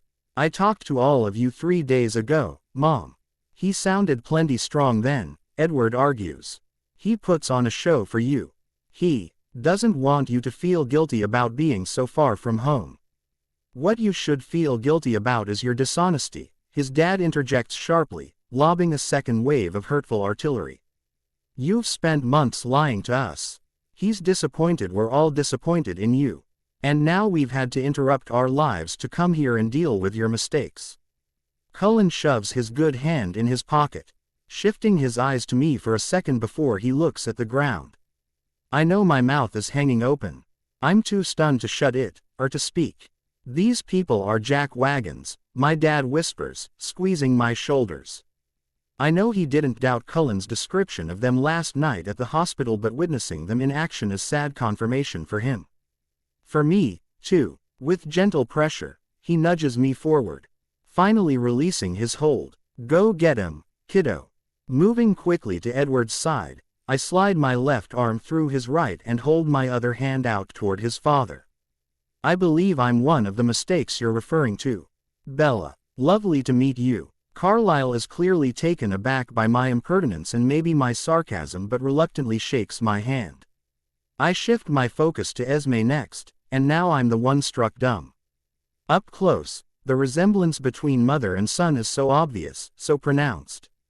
He favors her facial features, and their eyes are practically identical. The shape, the color. But where Cullen's eyes are generally full of warmth, Esme's green gaze is cold and disapproving. Although she shakes my hand, she doesn't try to conceal the judgment on her face. Slightly raised eyebrow, check. Downturned mouth, check, check. I guess I didn't win her over with my winning smile and powerful grip. Edward is still quiet, but he moves his hand out of his pocket and slides his fingers between mine. I hold on tightly, trying to show my support for him, as I greet his sisters and introduce my dad and Sue. With little more than a snooty glance and nod at them, Esme turns to me again. Her lips twist into a smile that looks more like a sneer, and I brace myself for more animosity. I hope you don't intend to keep us in the foyer all evening. It's been a long day for us, and we're quite anxious to see Edward's home. Can we go inside now? My eyebrows shoot up as I roll my lips together. Don't say, I don't know, can we? Don't say, I don't know, can we? Willing my mouth to stay shut, I repeat the internal order several times. I'm sure Charlie is having a hard time not uttering my standard auto reply as well, since I learned it from him. Beside me, Cullen coughs twice. And I'm pretty sure he's covering a chuckle. He squeezes my hand, and I squeeze back, remembering the two of us having this same exchange on the night we first had dinner together. Choosing to ignore Esme's dig about this only being Edward's home, I answer her politely and then turn to him. You want to take their coats while I walk my parents out? Once he agrees, he pauses to speak soft Why to my dad and Sue before leading his family inside. Oh, Bella, you have your work cut out for you tonight. You're sure you don't want us to stay? Sue whispers as we hug goodbye at the elevator. No, thanks. We'll be okay, I answer, hoping it's not a lie. The food was catered, so at least they can't complain about my cooking. Where was this caterer all those years I suffered through your cooking? My dad jokes, showing his affection in the way he knows best. We hug for a long moment, and he pats my back before letting go. We're only a phone call away if you need reinforcements, Bells. We know, and you have no idea how much that means to us. Squeezing Sue's hand one last time, I promise to call her tomorrow. Then I turn to walk inside, so grateful that my parents have always had my back. And now they have Cullen's back, too. Blank. In the kitchen, Rosalie is standing at the island pouring wine. Alone. At my quizzical look, she offers an explanation. They're taking the grand tour. I decided to wait here for you. Wine. Nodding, I take a glass and a sip, unsure what to say, unsure where this conversation is headed. After checking on dinner in the oven, I stand across the counter from her and meet her gaze. So, I guess Edward has told you our parents are unconventional. And not in a cool, eclectic way. Cautious, wary, I answer. He's mentioned it. Yeah, well, they'll probably be real dicks tonight. They're basically assholes who are overly concerned about optics, their own optics. She pauses to roll her bright blue eyes. They, ask you about all kinds of things that I don't give a shit about, you know. No, I don't know, but I nod anyway. Okay. She settles on one of the bar stools, and I'm a little surprised by her openness, her easiness. Considering we just met under pretty unusual circumstances. It reminds me of someone else I know and love. It doesn't come naturally to me the way it does to them, but I know how important she is to Cullen. And that makes her important to me. Trying to look much more relaxed than I feel, I take another drink and lean forward, resting my elbows on the counter. I'm only curious about one thing. She pauses longer than just a beat, forcing me to wait for the question with only my rapid heartbeats to fill the silence. Do you love my little brother enough to be married to him? Sudden emotion collects in my throat, and I feel like I might cry. Even though her intimate question pushes the comfort limit of my candor, I keep my gaze matched with hers as I answer. Without a doubt. Good. He's the best one of us, she says, smiling softly. Her eyes are misty as she taps her glass against mine. Don't tell him I said that. And don't hurt him. I listen to a lot of true crime podcasts. I know where to hide a body. Same, girl, same, I reply, retreating to my well-tread, and much less vulnerable, wheelhouse. Our shared laughter breaks the serious moment, and I grab the antipasto platter. Setting it between us. Hungry. Cullen has had a lot of media training, and I am the media, so we know how to steer conversations. As we sit down to dinner, we team up, successfully diverting the topic to his parents by asking open-ended questions and feigning interest in the answers. Like Cullen has said before, their favorite subject to discuss is themselves. And we keep them talking well into the second course. Exchanging a sly smile with Cullen, I lean over to kiss him. He rests his hand on my thigh, leaving it there even when I pull away. Foolishly, I let myself think we're winning or maybe even winning them over. I fantasize that Cullen and I will laugh about all this later, relishing the way we outmaneuvered Esme and Carlyle. Soon after, though, their willingness to indulge in long-winded answers seems to wane. Fearing that they're onto our strategy, I serve dessert and fill the lull in conversation with small talk. I realize I'm playing against the clock now. I want to get them out of here tonight while Cullen and I are still ahead. But when Carlyle turns to Edward, his stare is so frosty that I feel it in my bones. Instantly, the fantasy of ending tonight with a win deflates faster than the tires on Carrie Underwood's cheating boyfriend's truck. I push my plate of half-eaten chocolate cake away and reach for Cullen's hand. Looking down, I watch as he envelops my whole hand in his, resting them on his leg. He slides his thumb along my knuckles, calming me. I think it's time we discuss the real reason we're here, Carlyle begins. The friendly way he spoke about himself just minutes ago is gone, replaced by a tone chilly enough to match his glare. As I raise my head, I notice the shift in Cullen's body language. He sits up straighter, and the set of his jaw is rigid, like he's clenching his teeth. I simply can't understand why you continue to play this game rather than pursuing one of the other career options at your disposal. I have the job I want, Edward answers. But this injury has proven the point we've been making for years. You're lucky not to be more seriously hurt. She sorta. Inley can't want you to keep playing football after this, Esme interjects, gesturing toward me, and it suddenly occurs to me that she hasn't said my name once since they've been here. It's you, or s, he, or her, every time she addresses or refers to me. Actually, I think only Edward can make that decision. It's his career, his passion, I say, determined to be supportive even though it will take some time for the vision of him lying on the field yesterday to fade from my memory. I'm with him, whatever he decides. This comment seems to displease my monster-in-law, but it's her own fault. She basically solicited my opinion. Did she really think I'd side with them against my husband? Carlyle clears his throat, recapturing control of the conversation. Leaving your professional life aside for the moment, let's focus on your personal life choices. Nothing you've said so far tonight explains why you felt compelled to get married after only a couple of months. You're still in the infatuation stage of this relationship. You don't even really know her. Esme cries, tossing her napkin on the table. I don't know what kind of pressure she put on you. You've got it backwards. Bella wasn't the one doing the pressuring. Cullen interrupts. When Esme tries to speak, he pulls his hand away from mine and fists it on the table. I don't regret anything I've done since I came to Seattle.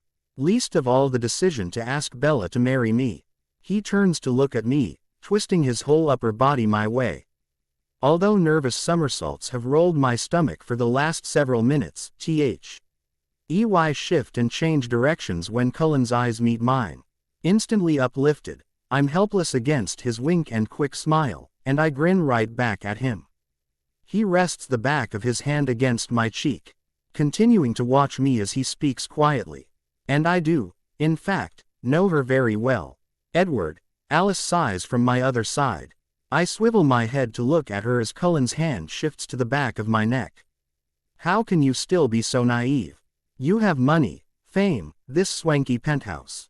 When you finally figure out that she's more interested in those things than in you, don't ask us to pick up the pieces. I'm shocked that the comment comes from Alice. Until now, she's seemed disinterested in the dinner talk and has mostly been silent.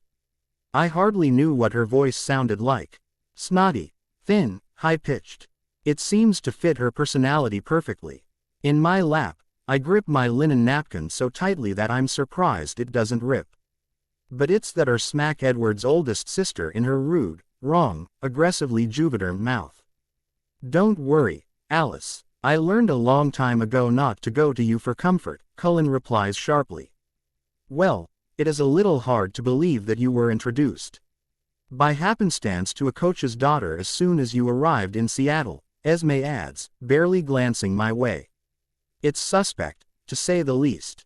They didn't waste any time tying you to the team. And their so-called fam, mom. Cullen's harsh exclamation isn't loud, but Esme looks surprised by the interruption. Although I fully anticipated these accusations, I suddenly find myself furious. Come after me, monster-in-law.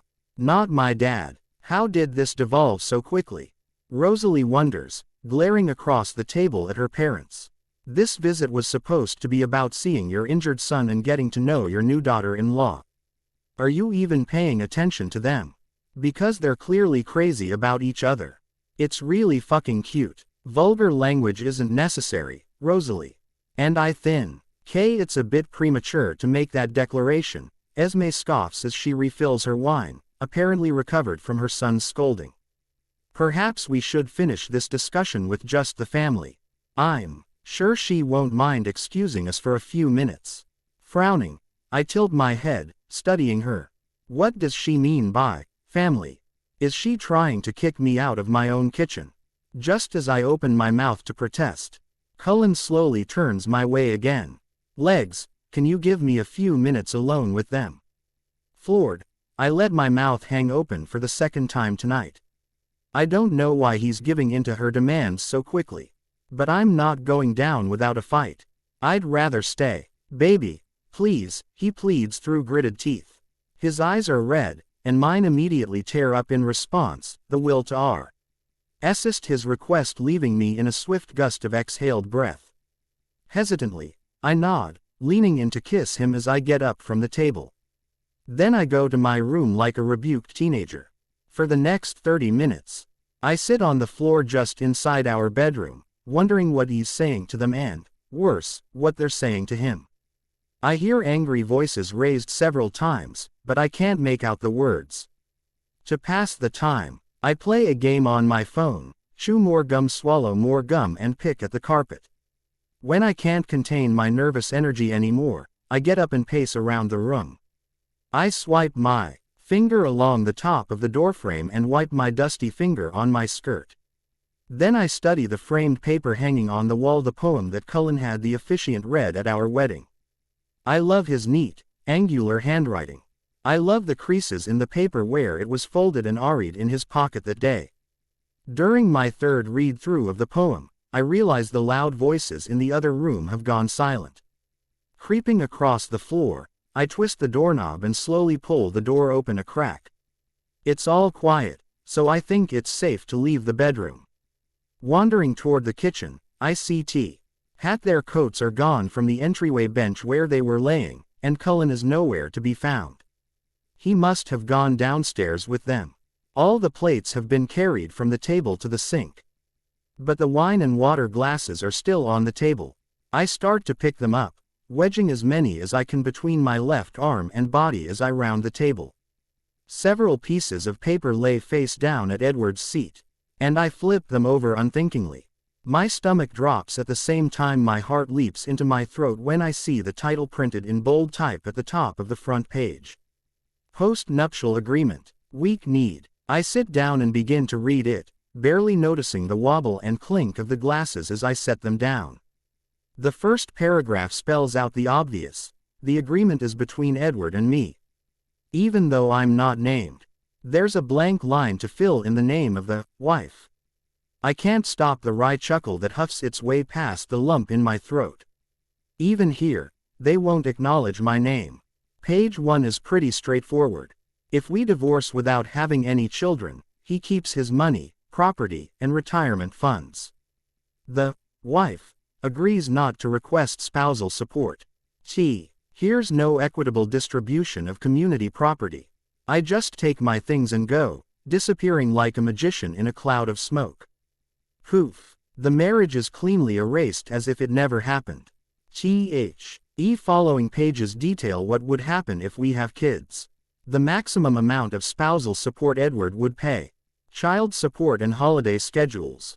Health insurance. Life insurance. Schools. Deco. NST Ruction described in maliciously specific detail. By the time I finish reading, new tears have gathered in my eyes, but I blink them away. Sniffling, I stand up and carefully load the glasses back in my arms. After setting them beside the sink, I pour another glass of Pinot and get a pen. I take several gulps of wine while I go through the papers again. I'm numb, detached, as if I'm reading whittling down of someone else's marriage, someone else's life. My hand is steady as I write my name on the blank line for wife, and initial every page. Just when I finish signing the last page, the elevator chime dings. And I turn the agreement over, leaving it on the table where I found it. I hear Cullen's footsteps as he comes back inside, and I sigh in relief when they move away from the kitchen. Grateful I don't have to face him yet. While I clean up, the emotions I've suppressed for the last half hour come roaring back from somewhere deep inside. At first, rage fuels my thoughts, and I'm hardly able to load the dishwasher without throwing every plate and glass against the wall. Grabbing the last dirty wine glass, I notice the dark red lipstick prints along the rim. This one was Esme's. A white-hot flash of anger surges through me, and I vigorously scrub the color from the glass. As I wipe the counters, though, the anger recedes into hurt, slicing cut after deep cut through my chest. Silent tears fall. Not so much for me. I'm not all that surprised they didn't give me a chance. But Edward is their son, and they've dismissed the life he's built with a contempt that most people reserve for sworn enemies. They don't seem to know who he is, what makes him tick. And they apparently don't care to find out. My heart breaks for him. I can't imagine any of my parents acting that way toward me. Once I'm feeling more in control, I go searching for Cullen and find him sitting on the couch in the dark living room. His unblinking eyes are focused on the television where yesterday's game is replaying. But I know he's not really watching. The sound is muted. He's not taking notes or holding the remote so he can rewind plays he wants to see again. As I approach, my boots thud noisily on the hardwood floor. But Cullen doesn't acknowledge my presence. Unexpectedly unsure of myself, I sit down on the edge of one of the chairs instead of sitting beside him, disappointed when he remains silent, stoic. Normally, if we're in the same room, we gravitate toward each other until we're touching. Now he won't even look at me. "Hey," I whisper after a moment. "Hey." Another heavy silence stretches between us. And I glance at the Christmas tree in the corner. God, was Christmas only 3 days ago? It feels like a lifetime since we were that carefree, that happy. Briefly, I close my eyes, gathering my courage for the conversation we need to have, one Cullen isn't going to like. I look at him again in profile, watching the muscle at his jaw twitch. I wasn't trying to snoop, but I found the papers that were on the table when I was cleaning up. He sighs loudly, rubbing his hand across his face. "Legs, I'm sorry. I signed them." I barely get the words out before he turns to look at me. "You what?" His voice is low and hoarse. He sounds pissed. He looks pissed. He doesn't wait for me to repeat myself before he continues. "What the hell, Bella? I've been sitting in here trying to figure out how to apologize to you for my parents' behavior, and you've been in the kitchen helping them undermine our marriage." I undermined our marriage by signing a piece of paper. Jesus. Can you ever leave the sarcasm out? I think he's pretty mad, so I bite back my instinctive retort. He exhales and presses his lips together for a moment. When he speaks again, he sounds calmer, but I hear the cold undertone. "They came here to drive a wedge between us, and now they have. You just handed them exactly what they wanted, our admission that maybe this whole thing will fall apart." "That's not how I feel. That's not what I meant to do." "Really? What did you mean to do, then?" He seethes, getting to his feet. He stands in place for a moment as if he doesn't know what to do next. My stomach is rolling, threatening to toss up my dinner, and I cross my arms over it to ease the nausea. I knew there would be a competition of some kind tonight, but I mistakenly assumed you'd be on my side. So much for team sport in this relationship, huh? He turns away and starts to walk from the room, from me. "Cullen, wait," I plead. My voice cracks as I say his name again, but he doesn't stop. "I don't want to talk to you. I don't even want to be around you right now." Pressing my hands against my mouth, I watch in devastated disbelief as he heads down the hallway toward our bedroom. We've had arguments before, but he's never flat out walked away from me. When he shuts the bedroom door not with a slam but with a soft, firm click, I know his anger runs deep, not just hot. And I can't hold the sobs in anymore. Emotions and thoughts tumble through my mind in an incoherent mess as I cry into my hands. But one thought pushes its way to the front. Run. Blank, underscore, blank. Outside. I stuff my hands in my coat pockets as I rush across the street to the sidewalk that overlooks the ocean. The night sky is clear, brightly lit by the full moon. I stop and stare at it for a second. Bright white against an indigo velvet background. Beautiful and serene, but with the power to affect tides and human behavior from a couple 100,000 miles away. Maybe that's what's wrong with Cullen's parents. It's the full moon. In answer, the universe sends a gust of cold wind, stinging my face and stealing my breath. I'm not sure if that's supposed to be a confirmation or a reprimand, but I gasp, filling my aching lungs as tears fill my eyes again. I turn north on the pathway, taking several quick steps before Cullen's words come rushing back into my mind. Am I giving his parents exactly what they want? Fighting with Cullen, running away. Is that what they hoped would happen when they came here? The wind blows hard again, but I don't need help from Universe to come up with the answer this time. I veer toward the railing and lean over it, watching the water below. Angry whitecaps break loudly, almost violently against the rocks. With a shaky laugh, I roll my eyes, using my sleeve to brush away the tears cooling on my cheeks. I mean, how much symbolism do I need? I don't want to run away anymore, but I'm not ready to face Cullen yet either. So I stay where I am, watching my puffs of exhaled breath evaporate in the dark, letting the tide of emotions churn itself out. Eventually, though, I'm cold, and I think I'm as composed as I'm going to get tonight. Turning around, I glance up at the inviting lights of the condo and head home. Crossing the road to our building, I notice a man at the curb gathering his luggage from the back of a taxi. I beat him to the lobby door and impatiently hold it open for him as he approaches. When I look at his face, the recognition is immediate. Even if I hadn't seen so many photos of him, I might have known. His stature is similar to Edward's, but it's the green eyes that give it away. Eyes he passed on to his daughter and grandson. Eyes that are friendly and sparkle like Cullen's do when he's really happy. Mr. Masson, I ask tentatively. Yes, he replies, looking surprised to be called by name until he realizes who I must be.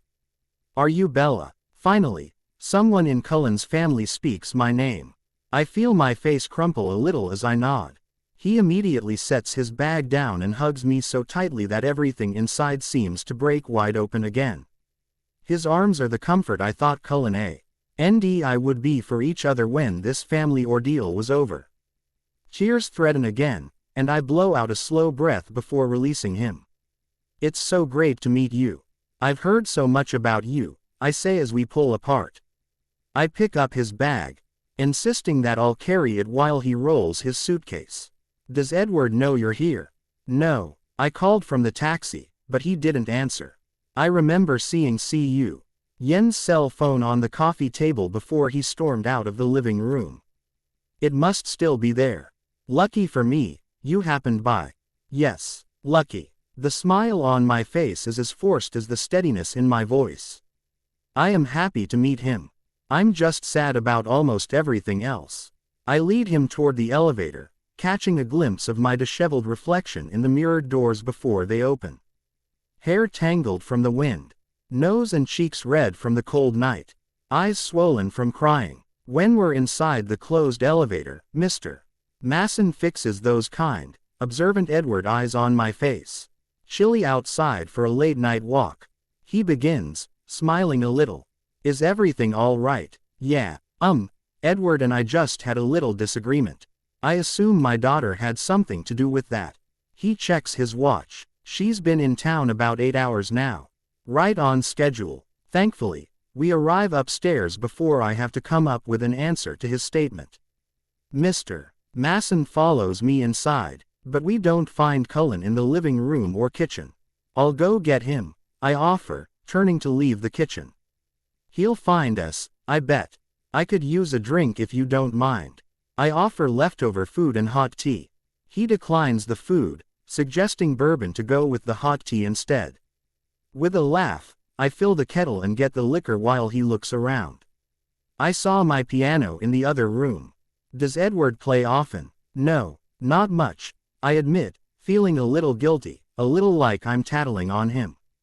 I've heard Cullen pick out a tune here and there, but not for any longer than a few minutes. His schedule is just so busy. I understand. Did he tell you I taught him to play? He pauses to make sure I nod before continuing. I guess we all want our kids' grandkids to love what we love. He was a good sport about it. Put up with my prodding. But his passion was always elsewhere. While I put mugs of hot tea and glasses of Maker's Mark on a tray, he wanders toward the living room. I follow right behind and find him standing at the baby grand.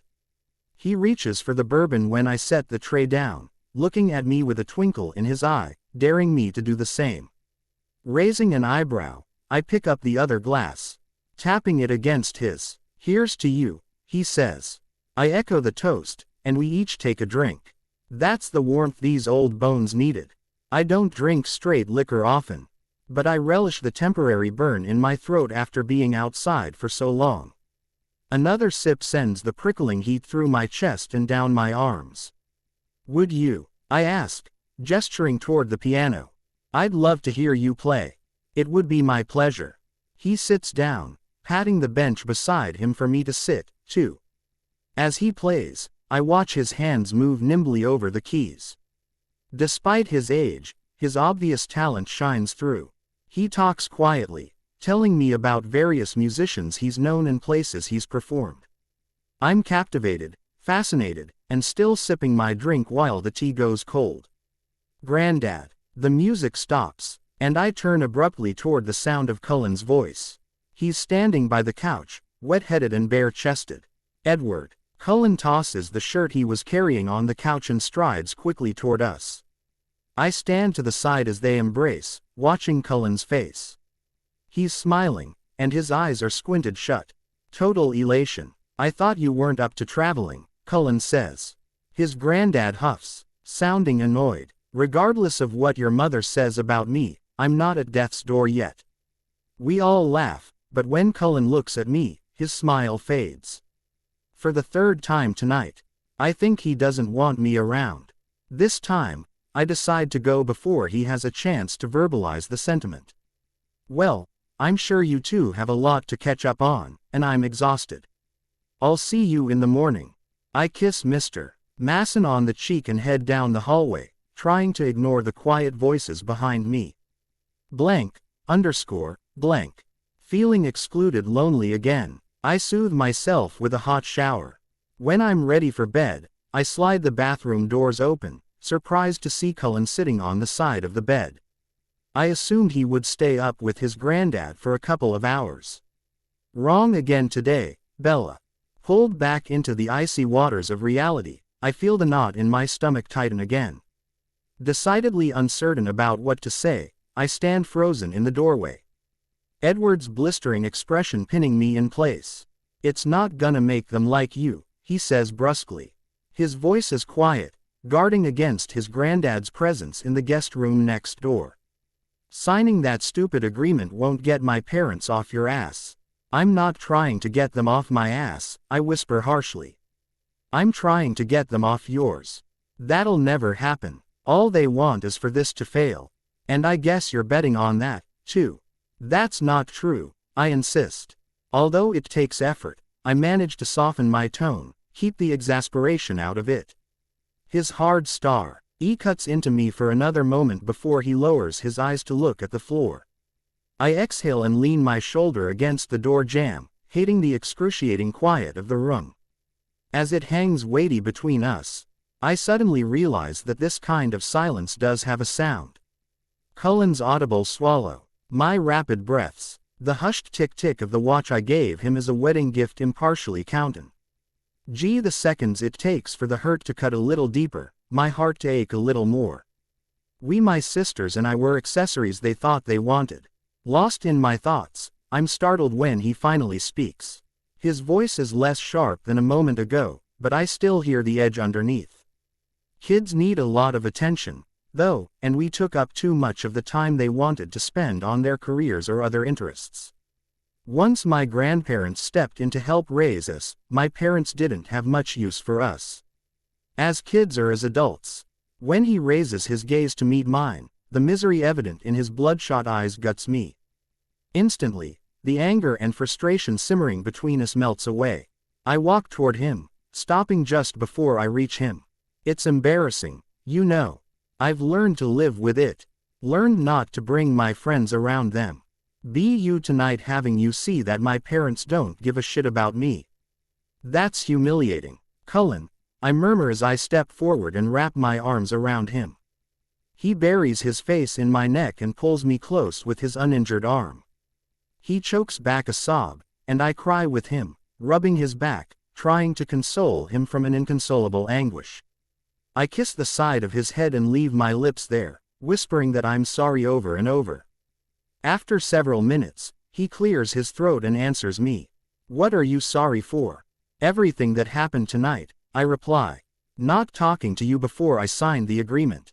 But especially for making you think for 1 second that I'm not on your side. Those goddamned papers were insulting. They think since money and material possessions are what's most important to them, it must be the same for everyone else, too. Cullen, look at me, I plead, pulling slightly away from him. He looks like he feels as raw as I do. And it's physically painful to look at him. But I make myself keep my gaze matched with his, determined to try and give back some of what his parents have taken from him. I use the sleeve of my pajama shirt to wipe the wetness from his face, and he uses his thumb to do the same from mine. Grabbing his hand, I kiss his palm and then link our hands between us. What they said is partly true. I do love living here in this apartment. It's nice to not worry about having enough money for necessities, although, honestly, I had that on my own before I met you. I know, but the reason I love living here is because you're here. And money doesn't buy happiness. They're proof enough of that. So, there's one thing they're dead wrong about, I continue, trying to finish before I get choked up again. If we ever split up, it wouldn't be the apartment or the money that I'd miss. Cullen nods, smiling slightly. I know that, too, legs. He lets go of my hand and reaches for his wedding ring. Still hanging from my necklace since his left hand is swollen. He studies it, slides it along the chain for a long moment before shifting his gaze to mine again. You were wrong about one thing you said earlier tonight, though. Football, my career, those aren't the only things I'm passionate about.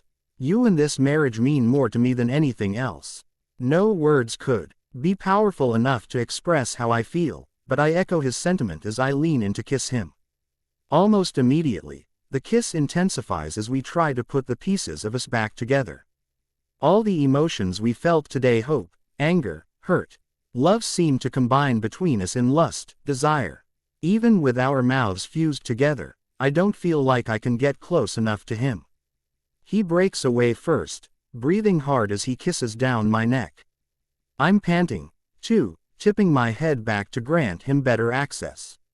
With a quiet moan, I pull my shirt over my head when he pushes it up. I allow myself to stay lost in the pleasure as he cups my breast, grazing my nipple with his thumb. I've definitely lost the ability to think by the time he wraps his arm around my waist, taking me with him as he lays back on the bed. Oof, shit, he hisses when I land on top of him, inadvertently putting my weight on his injured shoulder. Oh, crap, Cullen. Are you okay? I scramble off him, barely breathing while I wait for his answer. Yeah, it's just a twinge, he answers, opening his eyes and looking at me. Come back, legs. I've still got one good hand. Oh, no, we weren't supposed to be doing this anyway. I exclaim. I scoot off the bed and grab my shirt. I'm getting your nighttime pain meds, and then we're going to sleep. Surprisingly, he cooperates without complaint. He still seems a little distant, not making eye contact as I help him get settled. But when I get on my side of the bed and turn out the light, he reaches for me, gently tugging until I scoot over beside him. After lying still for a few minutes, I whisper into the silence. I need to tell you something. Okay. Cullen sounds leery, so I take his hand, sliding my fingers between his. I think I'm falling in love with your granddad.